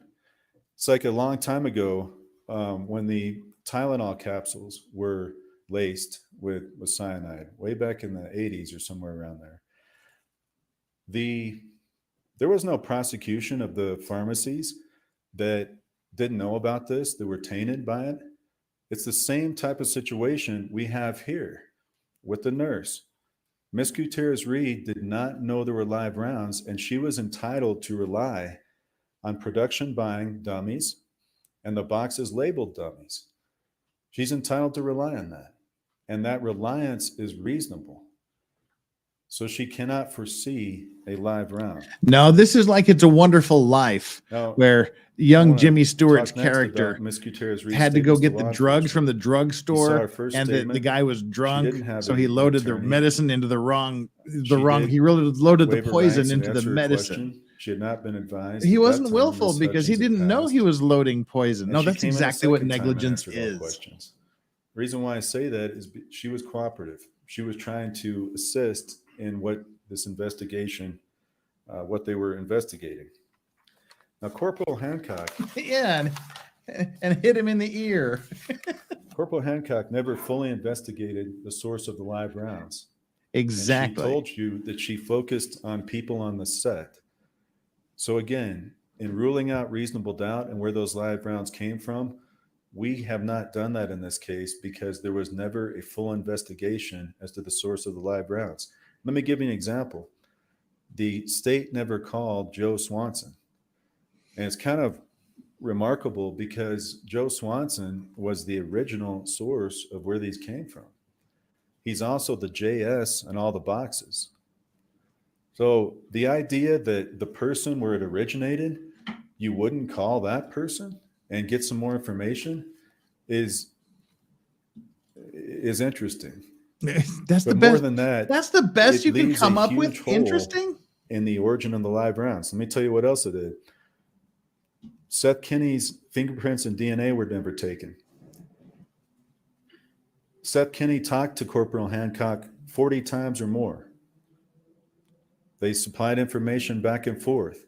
And he starts making you wonder about what's going on and why I'm called dishonest for raising the possibility that maybe Mr. Kinney was the source. because he's pretty tight with law enforcement in this case. Obviously. They don't do a prop search warrant until 6 days after the incident, and that was Corporal Hancock and the rest of the sheriffs. They don't search Mr. Kinney's business until over a month after. They never asked the FBI to check live rounds for fingerprints or DNA.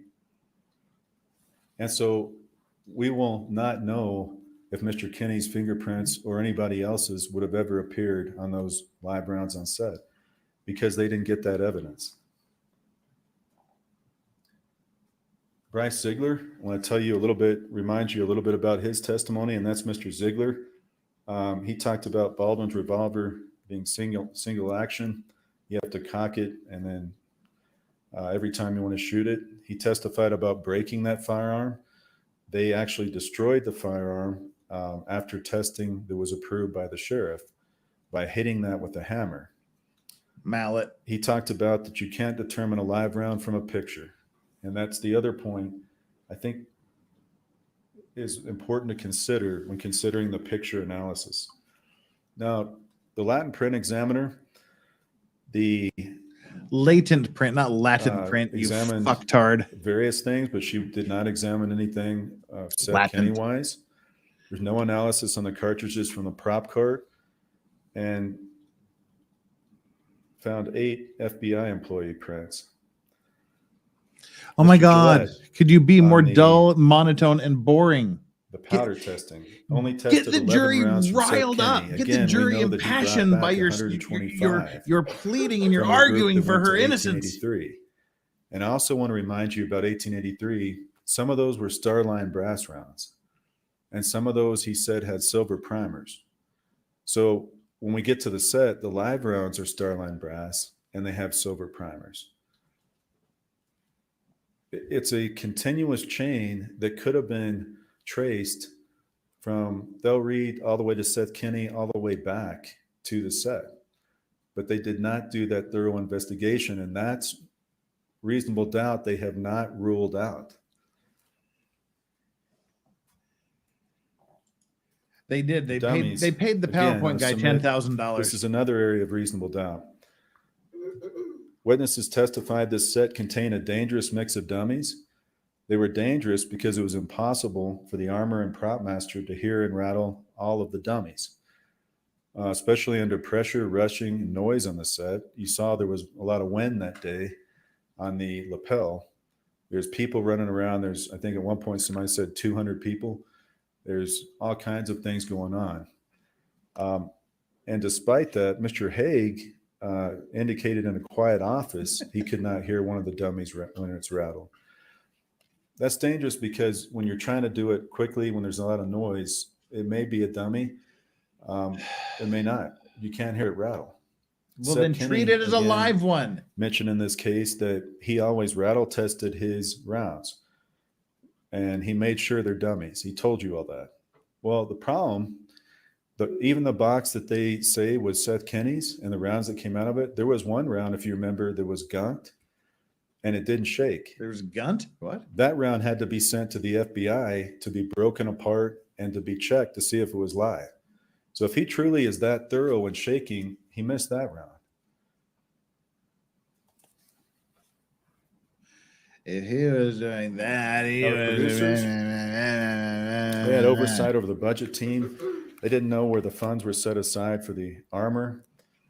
They were on location for filming, and they were fined the statutory maximum by OSHA for managerial safety violations.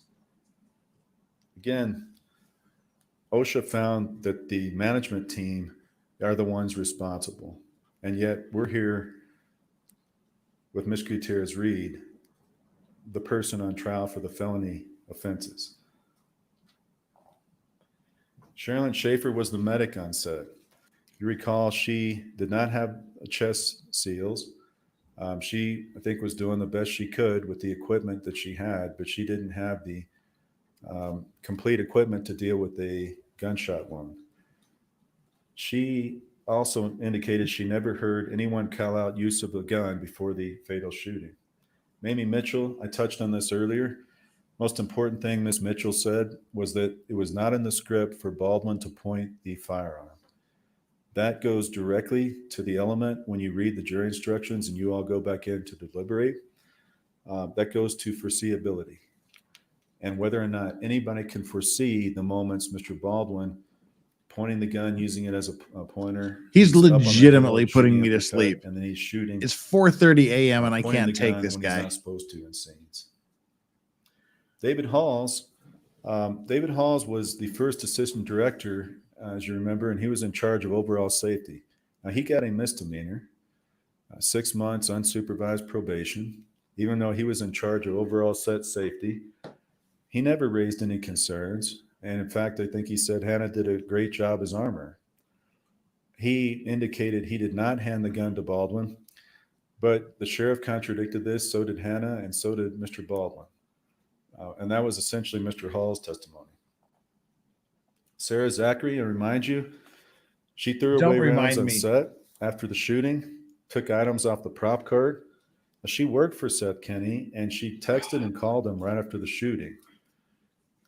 One of her texts, she indicated she had said she was talking to Alec Baldwin and trying to keep her facts straight. She mentioned that she had loaded firearms on set. She picked up ammunition from Kenney at PDQ. I'll remind you in the testimony. Oh my God. Sarah Zachary and Hannah Gutierrez Reed went to Kenney's place before. I'm sorry. I can't let that pass. Dude. No, with the emojis. What the fuck? I'm serious. What the fuck? I'll remind you in the testimony that Sarah Zachary and Hannah Gutierrez Reed went to Kenney's place before production started, and he had given them ammunition, leathers, and firearms. So again, we don't know exactly what Mr. Kenney may have supplied to the set because it's not inventoried. It's not all invoiced. Also remind you about Sarah Zachary when you're considering her credibility and her testimony. She had the text where she wanted Hannah to go to jail, and she's given complete immunity. Seth Kenney, again, I mentioned this. He supplied the leathers, guns, and ammo before arrest began. He had no inventory system. And we attached some pictures to the right that you can look at in the jury room about his place. It was an absolute mess. There was stored live ammo in the bathroom. And one of the things I think was important to remind you of is he actually called Joe Swanson and had a conversation with him. And after he gets off the call, his first words are shit, shit, shit. I like your closing. As an investigator, you would think after he does that, maybe I should call Joe Swanson and see what's happening, see what that means. That reasonable doubt has not been ruled out. I went over this on an 1883 set, and he brought 125 rounds back. Mr. Carpenter, I want to remind you, he was a state's expert armor. One of the most important points he said was 2 is 1 and 1 is none. And here we didn't have a properly staffed armor component to the set. Luke Haig, he said the live rounds on set were reloads. He could not hear the dummy rattle in a quiet office, and he said Mr. Baldwin violated basic safety rules. Karen Kuhn, you may remember, was the photographer. She said the armor was checking guns before when she was present. And she also made a comment about Mr. Baldwin that on the day she was taking questions, I believe she said on the 21st, he told her to get out of his personal space and said something in a manner that kind of goes along with how he was on the set. Mr. Souza was kind about it. He said he had a strong personality, but you can see it in the videos and you can see how Mr. Baldwin was acting. Rebecca Smith, I want to talk about the tampering. She said that she hadn't used cocaine in 31 years. She saw a baggie inside a baggie for approximately 5 seconds. She didn't know if it was cocaine or meth or something else. Now, she admitted at the end she was guessing. And we also know that the substance in the baggie was never tested. And so the only evidence you have of narcotics in this case is a guess. Now, Ms. Morrissey in her closing indicated that, well, of course we don't have the evidence. The whole thing is throwing it away. Well, you have to prove first that it was evidence. So in a normal tampering case, when let's say a firearm's thrown away, and we know a firearm was used, and somebody throws a firearm away, we know that was a firearm. So we know that would be evidence in a case involving a shooting. Here, we have an unknown substance. Again, they have to rule out all of the reasonable doubt by that. It's not enough to say it's probably something under a criminal standard. It's probably cocaine in that bag because Miss Smith says it is. If it even happened, we don't even know this happened. The government hasn't established that except through her testimony. We don't know if there was a bag. We don't know if this actually was passed, and that's their burden. Let's say it did happen, that you believe it did happen. It's not enough to say what was probably in that bag. They have the burden to rule it out beyond a reasonable doubt that it couldn't have been anything else. And she's already calling it in her testimony potentially multiple substances, cocaine, methamphetamine, or possibly something else. So she's not even certain about what it is. Without a test, without something presumptive to tell you on a test, there's no way of telling what was in that bag. And it's not enough in a criminal case. OSHA, we talked about in detail. Oh, my Lord. And I just want to remind you, the root cause they found, they attributed all the responsibility for safety issues to management.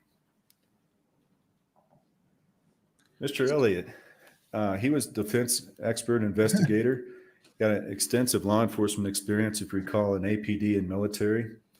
One of his big points was Mr. Baldwin was not segregated at the beginning, even though he was the known shooter.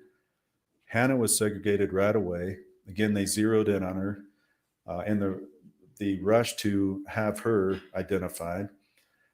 He indicated there was 20 or so key witnesses not identified and segregated. And the problem with that is they can get their stories together and they can change their stories. They can have their memories altered. We know this happened in this case because after the incident, Mr. Baldwin is talking to Sarah Zachary. He's texting and talking to her. Seth Kinney's talking to Sarah Zachary. Mr. Halls is talking to Baldwin after. And so we don't have all the information they're talking about, but we do know they're talking. I just said I need him to stop the only one talking. Not in that group was Hannah. And again, this was the idea. We've got to circle the wagons and we've got to pick out the person that's going to take the fall for everything that's happened here. That's Hannah. That's who they got. I actually muted it because the guy is putting me to sleep. Law enforcement and I didn't want to start follow up on snoring. the origin of the live rounds, and their delayed search warrants caused problems with missing evidence. PJ Pesh testified just this morning. He had said, like everybody else, he's never seen in 35 years an armor split duties with props.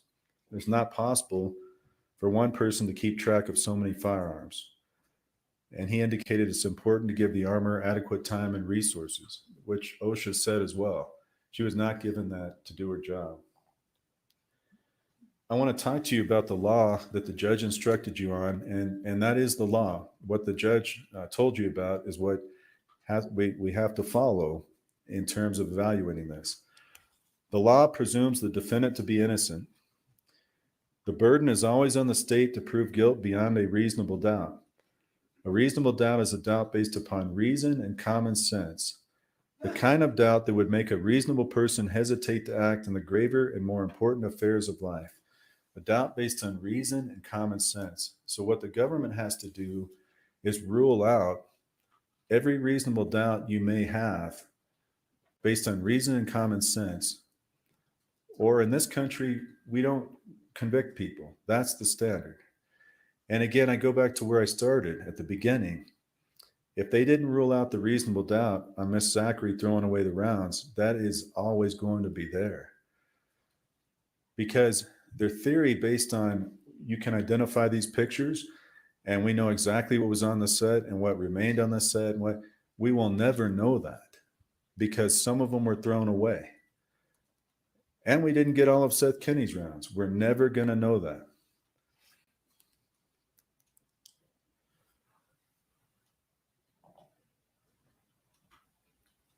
Other areas of reasonable doubt, I've gone over the top two, top three. The prop cart was tampered with. We know that right after the incident, another individual moved it. Now, Lieutenant Benavides said he had eyes on the entire time. But if you saw that video, you can make up your mind what you believe.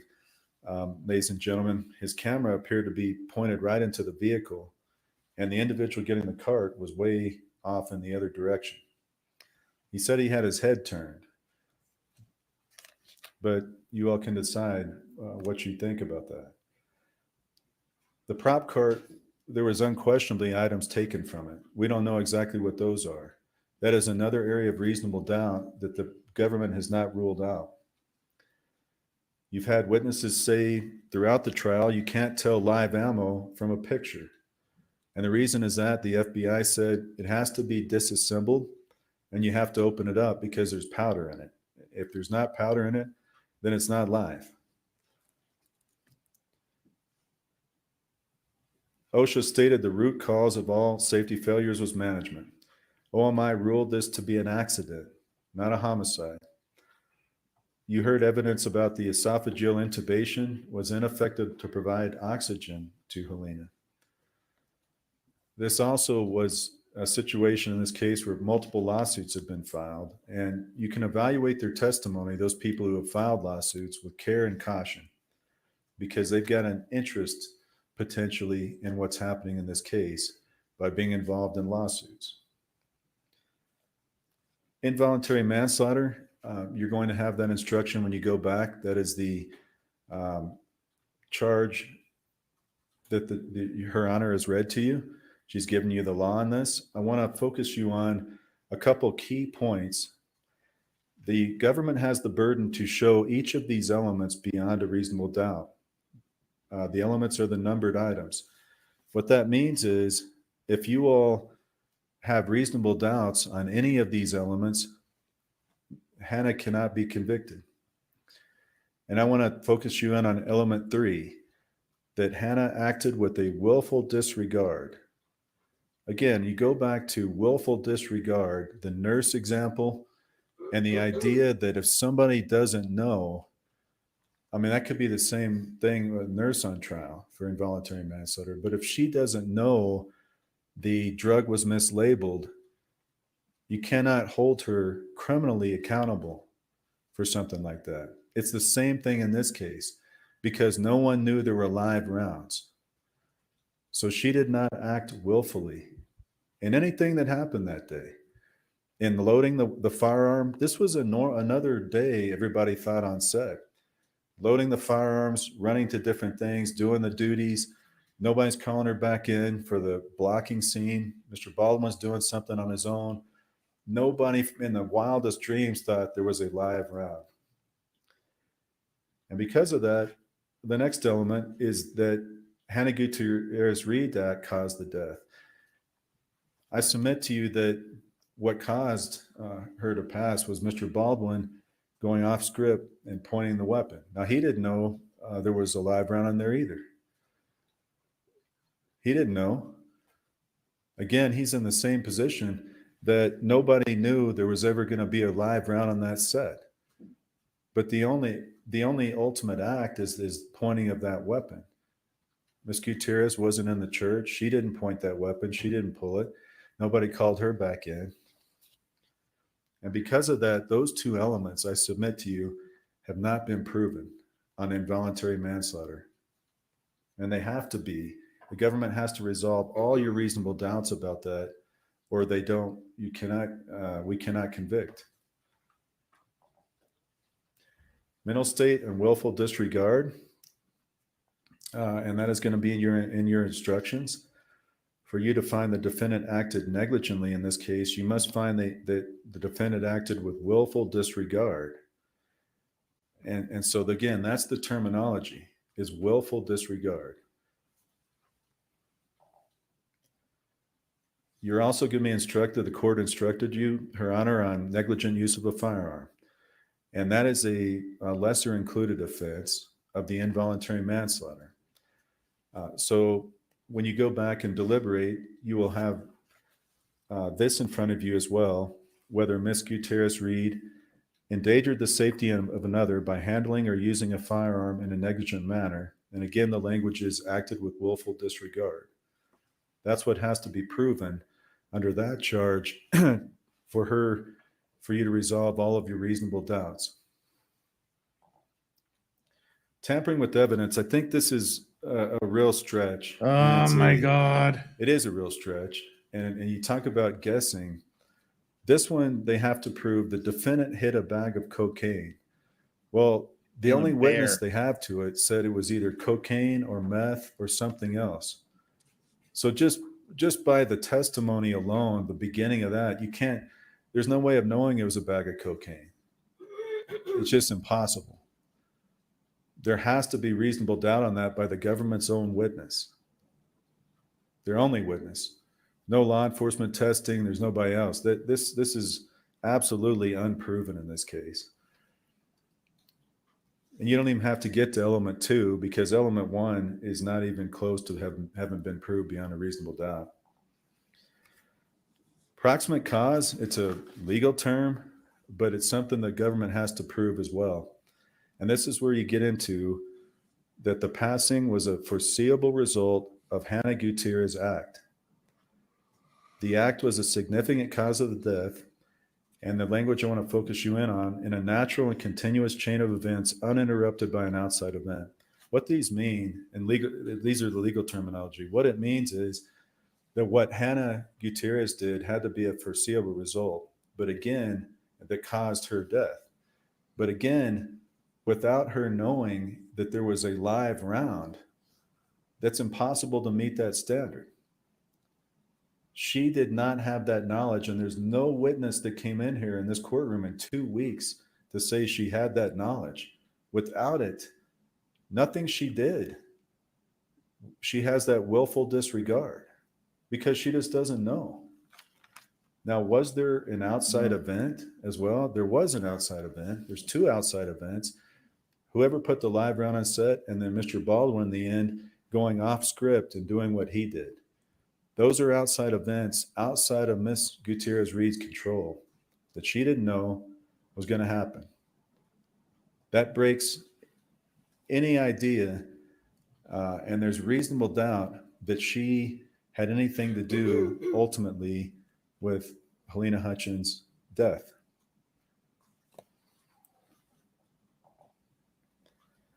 Miss Gutierrez Reed was not a significant cause as a result of her death because of the reasons I've mentioned to you. Yeah, he's not convincing me. Another instruction Her Honor gave you is that negligence of a third person. Again, I'm going to highlight the language. I've come pretty close a couple of times. Events. Again, the foreseeable chain of events on that set is you have dummy rounds, you have blank rounds, and then you have an orderly progression with how those are being used. Here we had I better not fake sleep. I will fall asleep. Live round, 6 live rounds that were on set. Nobody could foresee. And then we have Mr. Baldwin's action in the end. Those were both unforeseeable to Miss Gutierrez Reed. The judge instructed you all are the sole judge of the facts. You all are deciding the facts, ladies and gentlemen. And your verdict should not be based on speculation, guess, or conjecture. It goes back to the tampering charge. It goes back to some of the other aspects the government has told you. In this country, we can't decide and convict people on guesses. And that's a lot of what they've asked you to do in several areas, to guess, to assume, to speculate. It's not sufficient to convict people in this country to guess. It's not. And that's what they brought you and they've asked you to do on the tampering and other aspects of their charges. And it's not sufficient. The end. Ladies and gentlemen, Hannah is not guilty on all the counts because of the law that Her Honor has given you. When you apply that law and you apply the standard of beyond a reasonable doubt, she could not anticipate what Baldwin would do. It was not in the script. It was not foreseeable. Management was responsible for safety failures and not Hannah. There's zero evidence of cocaine. There's no testing. And again, I go back to the idea that Hannah is a scapegoat for all the management failures. They do hope she gets convicted, so they're all exonerated. They can move forward. They can finish that movie like Mr. Sousa said they did and make their money. But as he also told you, the buck always stops with production, and it's their responsibility. In any organization, it goes from the top down. And that's where the responsibility lies in this case. That's what OSHA said. And that's also the truth. And the truth is important because justice for Halyna does not mean injustice for Hannah. Does not mean injustice for Hannah. It does not mean they get to steamroll her and they get to come in and spin their version of facts and they get to call it truth. Because that's not truth. Truth is bringing you, ladies and gentlemen, everything they can. Justice is bringing you everything they can. Justice is not mocking theories that could come true, that might have been the case. Justice is not laughing in court during some of our exchanges. And you can evaluate that as to their credibility, whether that was professional, whether if she didn't take court seriously, did she take the investigation seriously? I submit she did not. And so they can't come in here with a straight face and mock us and criticize us and tell you they have given you enough to convict her behind a reasonable doubt, because they haven't.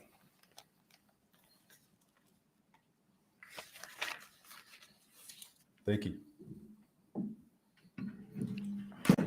What? Oh my God, that was bad. That was terrible. State's reply. Good God, that was horrible. Oh man. Just talk for 2 minutes, babe. I gotta sleep. It's 5 o'clock in the morning and I gotta be awake and go to work at 7. I think I'll sleep until 8 or 9. Probably 8. I'll sleep. Well, yeah. 3 hours from now, I'll get up. Oh my Lord, that was horrifically bad. I'll begin while the gentlemen are setting up the Elmo for me.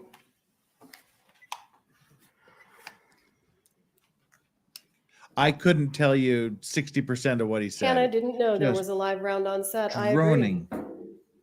If Hannah knew there was a live round on set and she loaded it into a prop gun and it was used to kill Halyna Hutchins, she wouldn't be charged with involuntary manslaughter.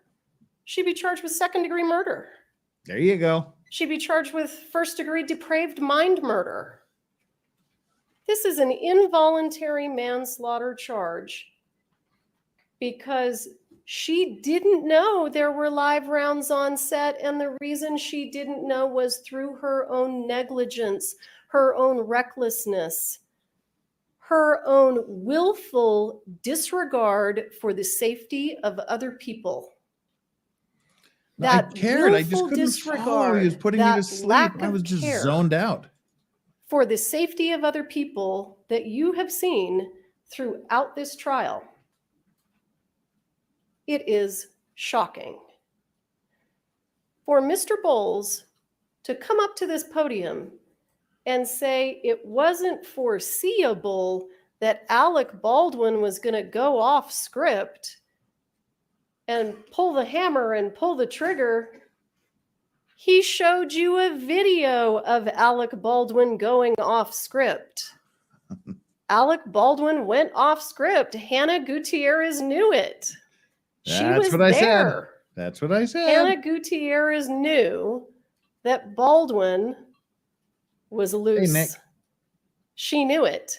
She The didn't Baldo do was anything loose. about it, even though it was her job. It was her job. It is her job to say to an A-list actor, if in fact that's what you want to call him, hey, You can't behave that way with those firearms. That is her job. That is what they pay her for. That is the job that she applied for. That is the job that she accepted.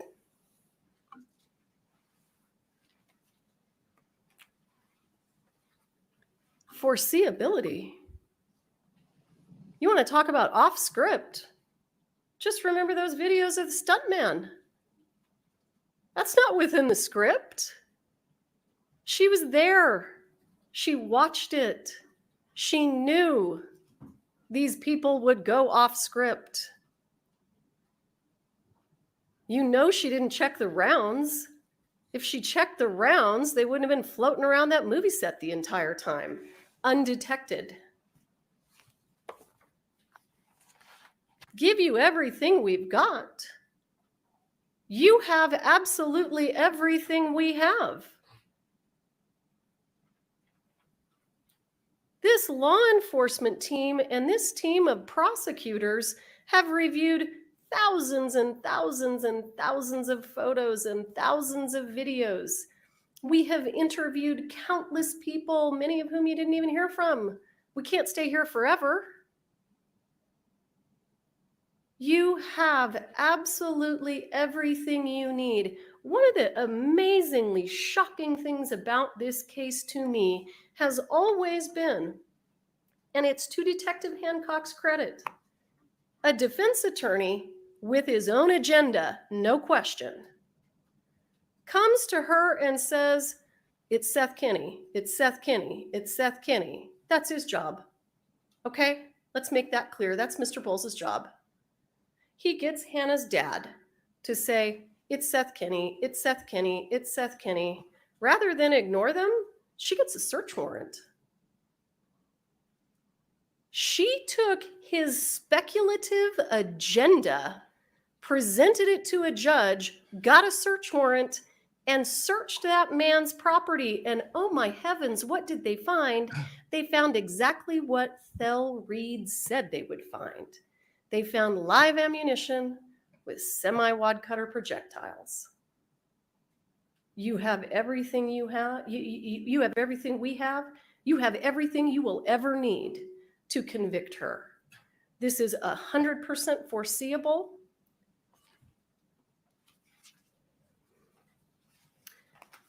Hannah Gutierrez is not a scapegoat. Hannah Gutierrez is not being treated as a scapegoat. Mr. Halls was charged criminally. To his credit, he took an early plea and he got the benefit of that. Mr. Baldwin has now been indicted. Everyone with criminal culpability has been criminally charged in this case. She's not being scapegoated. She is being treated like everyone else. She is not being given a break because she's a woman. She is not being given a break because she's young. Because that's not how the law works.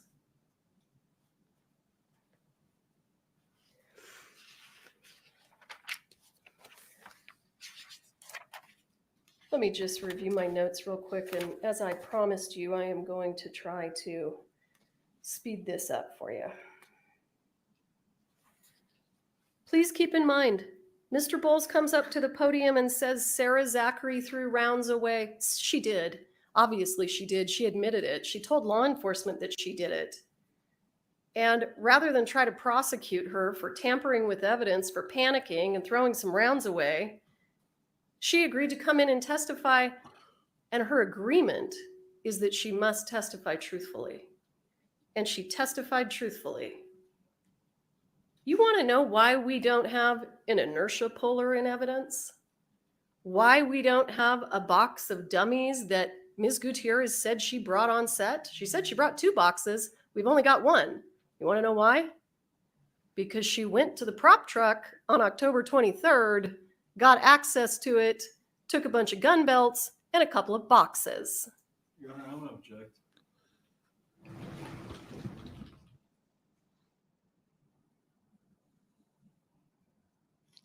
Remember the good old days when we could fast forward through the sidebars? No such luck. We're stuck. We're stuck right here.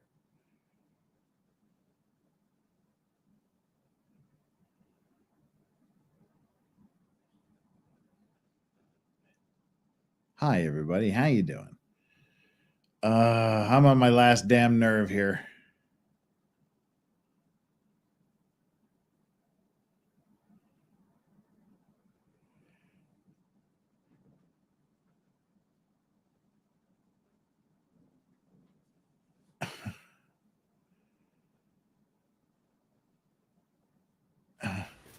Okay. Where were we? There we go. Yeah, where were we?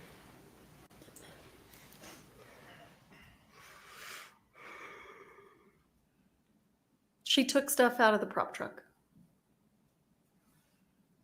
She took gun belts. You heard from Sarah Zachary that those were gun belts that she brought from another movie set that were already loaded with dummy rounds. Who knows what was in them?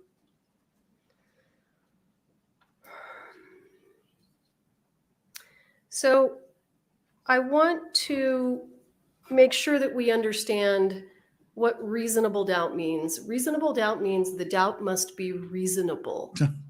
Well, thanks. It is not Thanks a for that reasonable definition. doubt to cast suspicion on Brian Norvell. It is not a reasonable doubt to cast suspicion on Seth Kinney. All investigative leads were exhausted. He simply didn't do anything wrong. You want to talk about scapegoating? That's the guy that got scapegoated.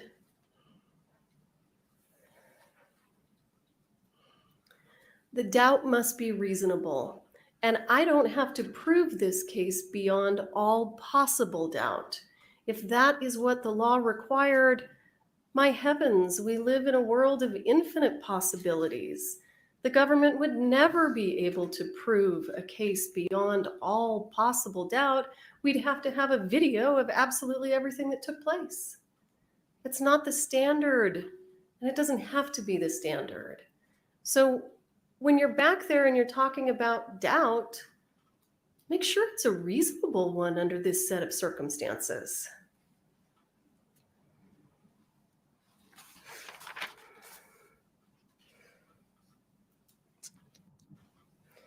You know, Mr. Bowles says to you, these As soon as she's production done, outfitters I were am. just from one day. As soon as she's done. That's right. All that happened in one day. Imagine what all the other days were like. That was one day.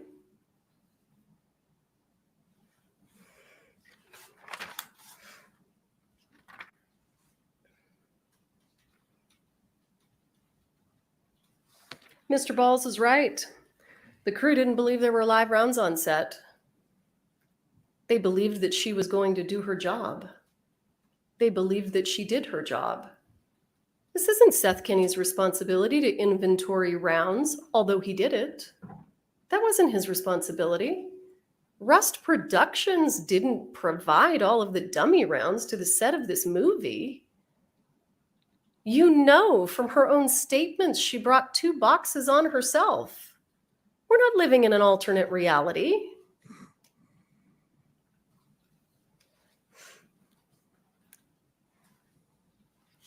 All right.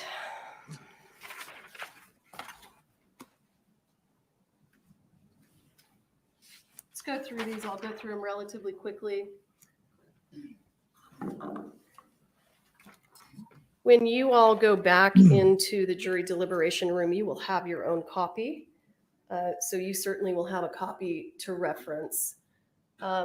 These are some of the instructions that are important to us.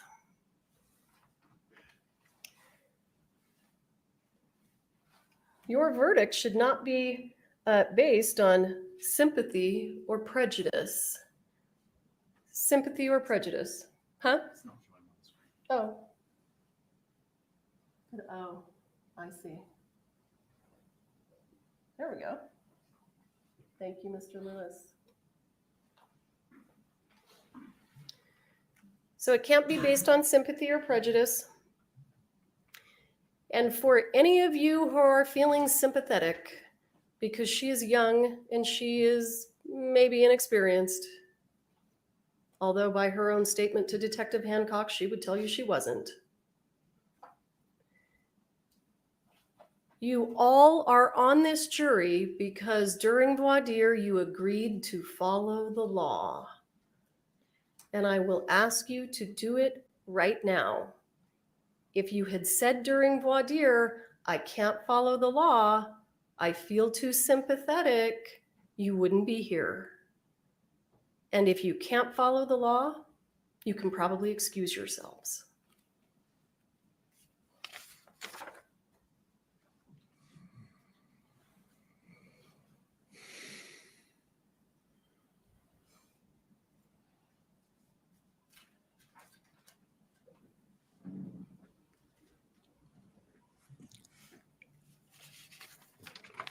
I'm going to skip that one. That's an easy one. Thank you. You must not concern yourselves with the consequences of your verdict. That is the law. That is the law that you agreed to follow. That is the law that you are required to follow.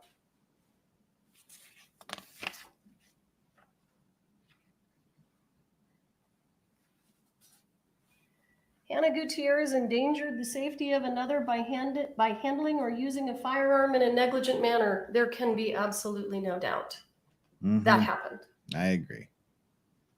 Hannah Gutierrez should have known of the danger involved by her actions. Yeah, she knew. This was completely foreseeable. She was trained in firearms. She knows what we all know. Guns can kill you. You gotta be really careful. Her act caused the death of Halyna Hutchins.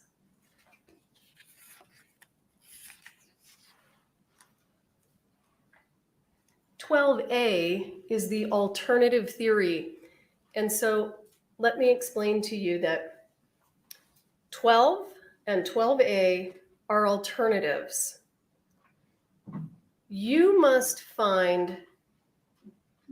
make a decision about guilt or innocence unanimously to the count, not to the alternatives.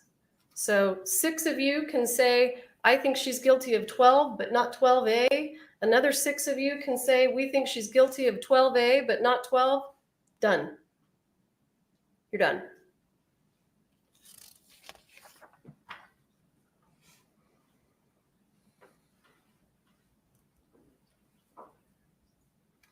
Hannah Gutierrez loaded live ammunition into a firearm. Yes, she certainly did. She told the police she did. She failed to perform an adequate safety check of the ammunition. Of course, you know that. She didn't do it just once. She did it numerous times. She acted with willful disregard for the safety of others, without question. So you are being presented with what's called a lesser included offense. And I will remind you the instructions that the judge read you at the beginning. Your first job is to see if you can agree on involuntary manslaughter. If you find her guilty of involuntary manslaughter on either alternative, you do not move on to this misdemeanor. It's done. If you find her not guilty of involuntary manslaughter, then you get to move on to the misdemeanor.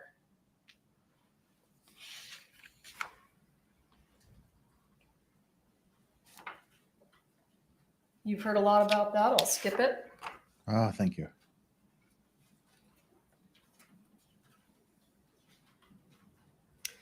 This is what we call a general criminal intent instruction, and I want to just make sure that you understand this instruction only applies to the tampering with evidence. It does not apply to the involuntary manslaughter because she is charged with negligent homicide, not intentional. Nope. Very close, but nope. Just listening, hanging on by a thread. Very importantly are the proximate cause jury instructions. These jury instructions are what allows you to find Ms. Gutierrez guilty, even though Mr. Baldwin may have also been a significant cause. True. That's important for the jury to understand. Many people can be guilty. Just because Baldwin Let's was go more through it. doesn't mean that she's not. The death was a foreseeable result of Hannah Gutierrez placing a live round into a firearm. Of course it was. The act of the defendant was a significant cause of the death of Halyna Hutchins. The defendant's act was a significant cause of death if it was an act which, in a natural and continuous chain of events, uninterrupted by an outside event, resulted in the death, and without which the death would not have occurred.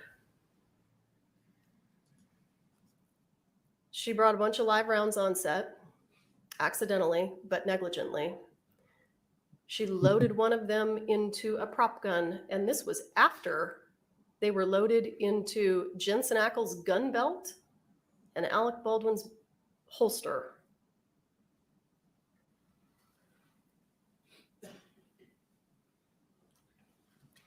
And she told Dave Halls, this is a cold gun.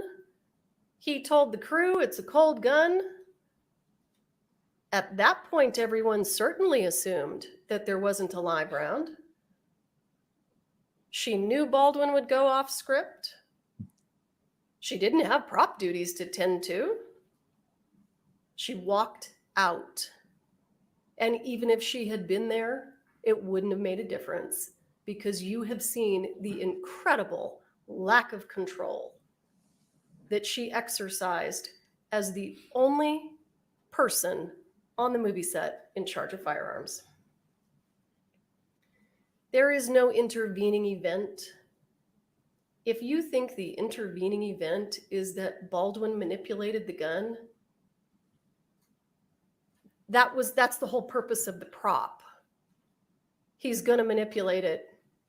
You saw a bunch of other actors do it. Very importantly, there may be more than one significant cause of death. If the acts of two or more persons significantly contribute to the cause of death, each act is a significant cause of death. Yay. If you think Baldwin's act was a significant cause of death, that's okay. You can still convict her. That was cold and callous, but correct.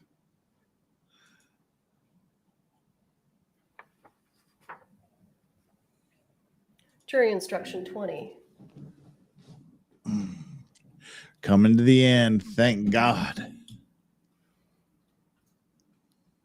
If you find the negligence of a person other than the defendant was the only significant cause of death, or constitutes an intervening cause that breaks the foreseeable chain of events, the defendant is not guilty. Well, that's not this case. She brought the live rounds on set. She put a live round in a prop gun. That's the reason that Ms. Hutchins is dead. One of at least two reasons.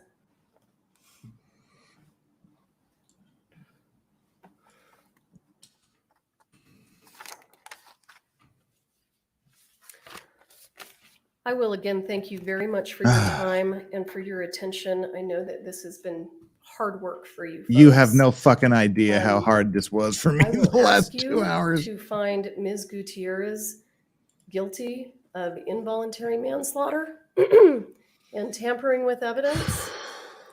And I will ask you to bring some justice to Halyna Hutchins. Thank you. All right, thank you. Instruction number 22. I will now ask you to retire to the jury room to begin your deliberations. You will be provided a copy of the jury instructions, and the exhibits introduced as evidence will be made available to you. Prior to beginning your deliberations, you will need to select one of you to act as foreperson. That person will preside over your deliberations and will speak for the jury here in court. Forms of verdict have been prepared for your use. You will take these forms to the jury room. When you have reached a unanimous agreement as to your verdict, a foreperson will sign the forms which express your verdict. You will then return all forms of verdict, these instructions, and any exhibits to the courtroom. There are 12 that deliberate. There are 4 alternates on this jury, given the long length of this jury. Keeping with the privacy, I'm going to pass this instruction down with the help of Ryan. You're going to look if this is one of your names and you are one of the alternates. What I'm going This to is the ask sad day. the bailiffs to do The sad is time. to first take the alternates Where out they so get to can tell get their 4 of them they just belongings. wasted the last 2 And weeks of their I'm life. going to ask you to meet me down at the end of the hallway to explain. I hate to tell alternates they're alternates because they've been paying so close to the evidence. Yep. And so just to talk with you, and then and thank you, and then right along on your clip will be the jurors themselves. Okay, and the jurors will go into the room. So I'll need the aid of both of them. But first, let me pass this piece of paper over to you. Look down. Who is this here. person? There's 4 names. See if one of them is yours. Why and are you're we an alternate. focused on this person?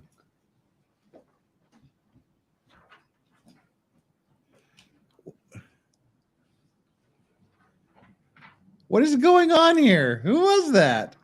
Why? It's probably the cameraman's girlfriend.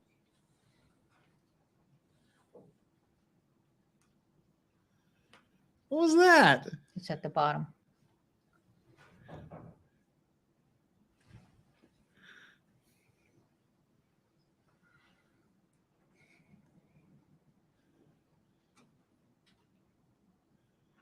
I'd smash. A lot.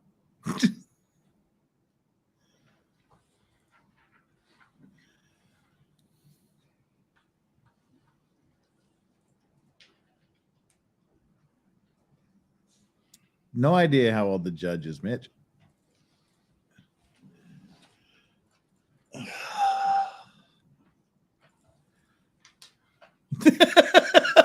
Just go to bed. You're delirious.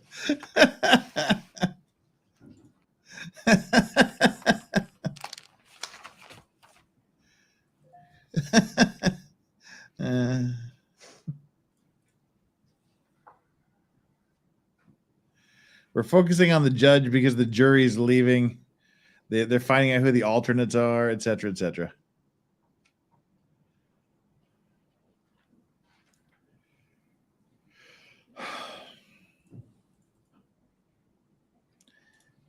Jeff can do it.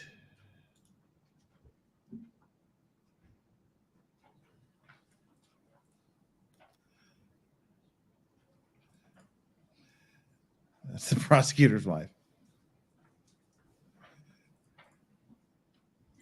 She was cute.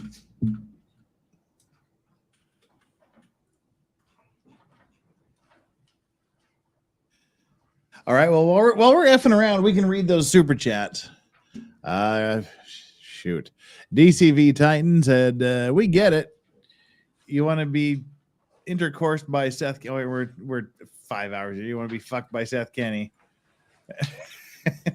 Right, and so, of course, follow the alternates. Follow Ryan. I'll meet you down at the end of the hallway after you get your belongings, and then you'll follow with the jury.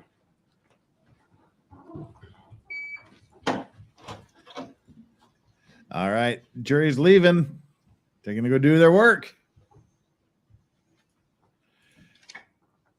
DCV Titan, who at the tail end becomes the vice law racks of the day, the vice racks.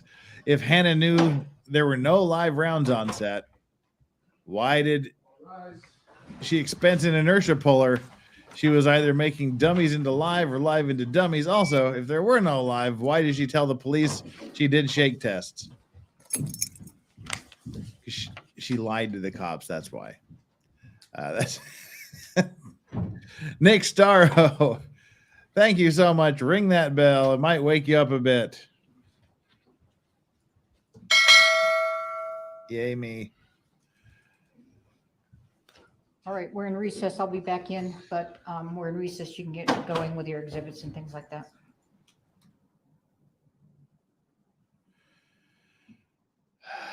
All right. Here we go. We are now into verdict watch.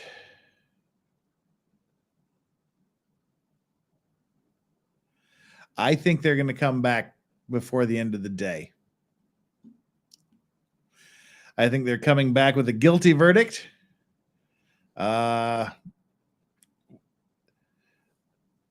If it were me, I would convict her on the first charge.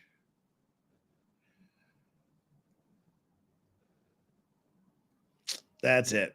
I'm doing verdict. Here's what's going to happen. I'm going to shut this down here in the next couple of minutes, and I am going to bed.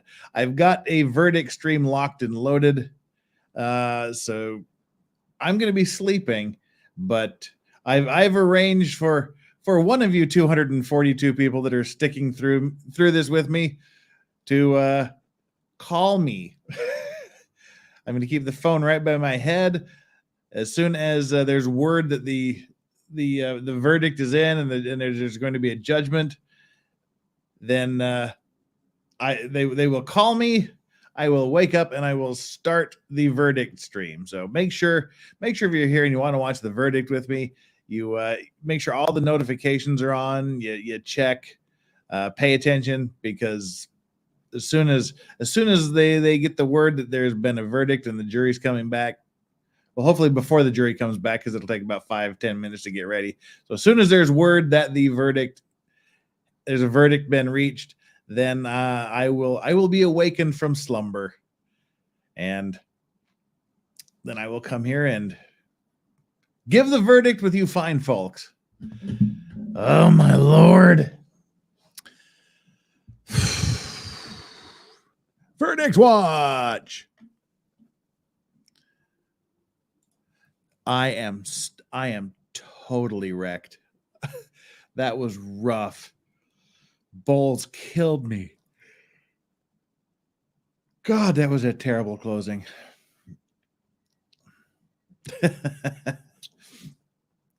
All right, so that's going to be it, folks. You want a sexy wake-up call, baby?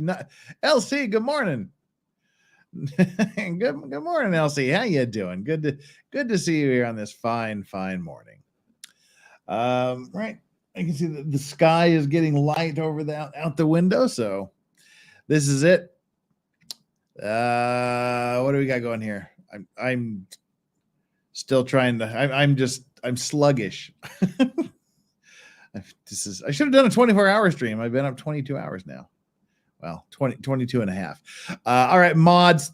God, thank you for sitting through that torture, especially the torture of the last couple hours.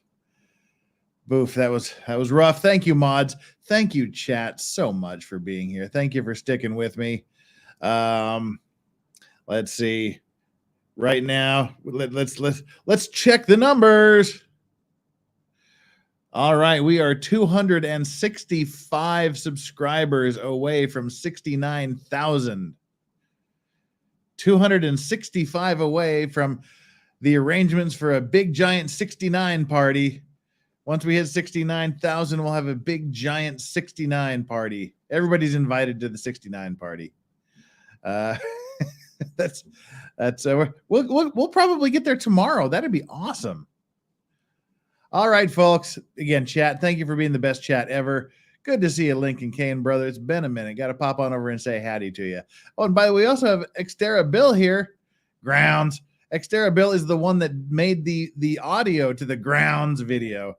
The editor my editor person did the video montage, but Xterra Bill is the one that did the actual Grounds sampling and music. So Xterra Bill needs a super special shout out. He rocks. We need to do another one. We need to have an alternate somewhere. So everybody, I just wanted you to know Xterra Bill is the one that does the Grounds. Alrighty then. We'll see you when there's a verdict, or if there's no verdict tonight, we will see you. Yeah, I'll get to the poll here in just a quick second. You interrupted my flow. What was I saying? My brain is just functioning on like 2 cylinders. Oh yeah, okay. We'll see you either when a verdict is reached. If there's no verdict today, I'll see you later in the evening for OJ Thursday. It's been a minute. No. Just kidding. We've got what the Hales to do. We might do a dual stream. We might do a double stream. Do some Hales and do some OJ, while we wait for the verdict to come in, if it doesn't already happen. So we'll just play it by ear. Keep Effort Friday in mind for a week from this Friday. Love you guys. We'll see you hopefully very soon so we can put Hannah behind us. If not, we'll do our thing. You guys take care. The poll for today, we ended with how will the jury vote? Not how you will vote. How will the jury vote? 70% said guilty. 9% said not guilty. 21% said hung guilty. I'm saying guilty. I'm saying they'll come back guilty. I would come back guilty. And that's it. End of the poll. End of the stream. Thank you, everybody. We shall see you sooner or later. Lorax saying peace out. Bye.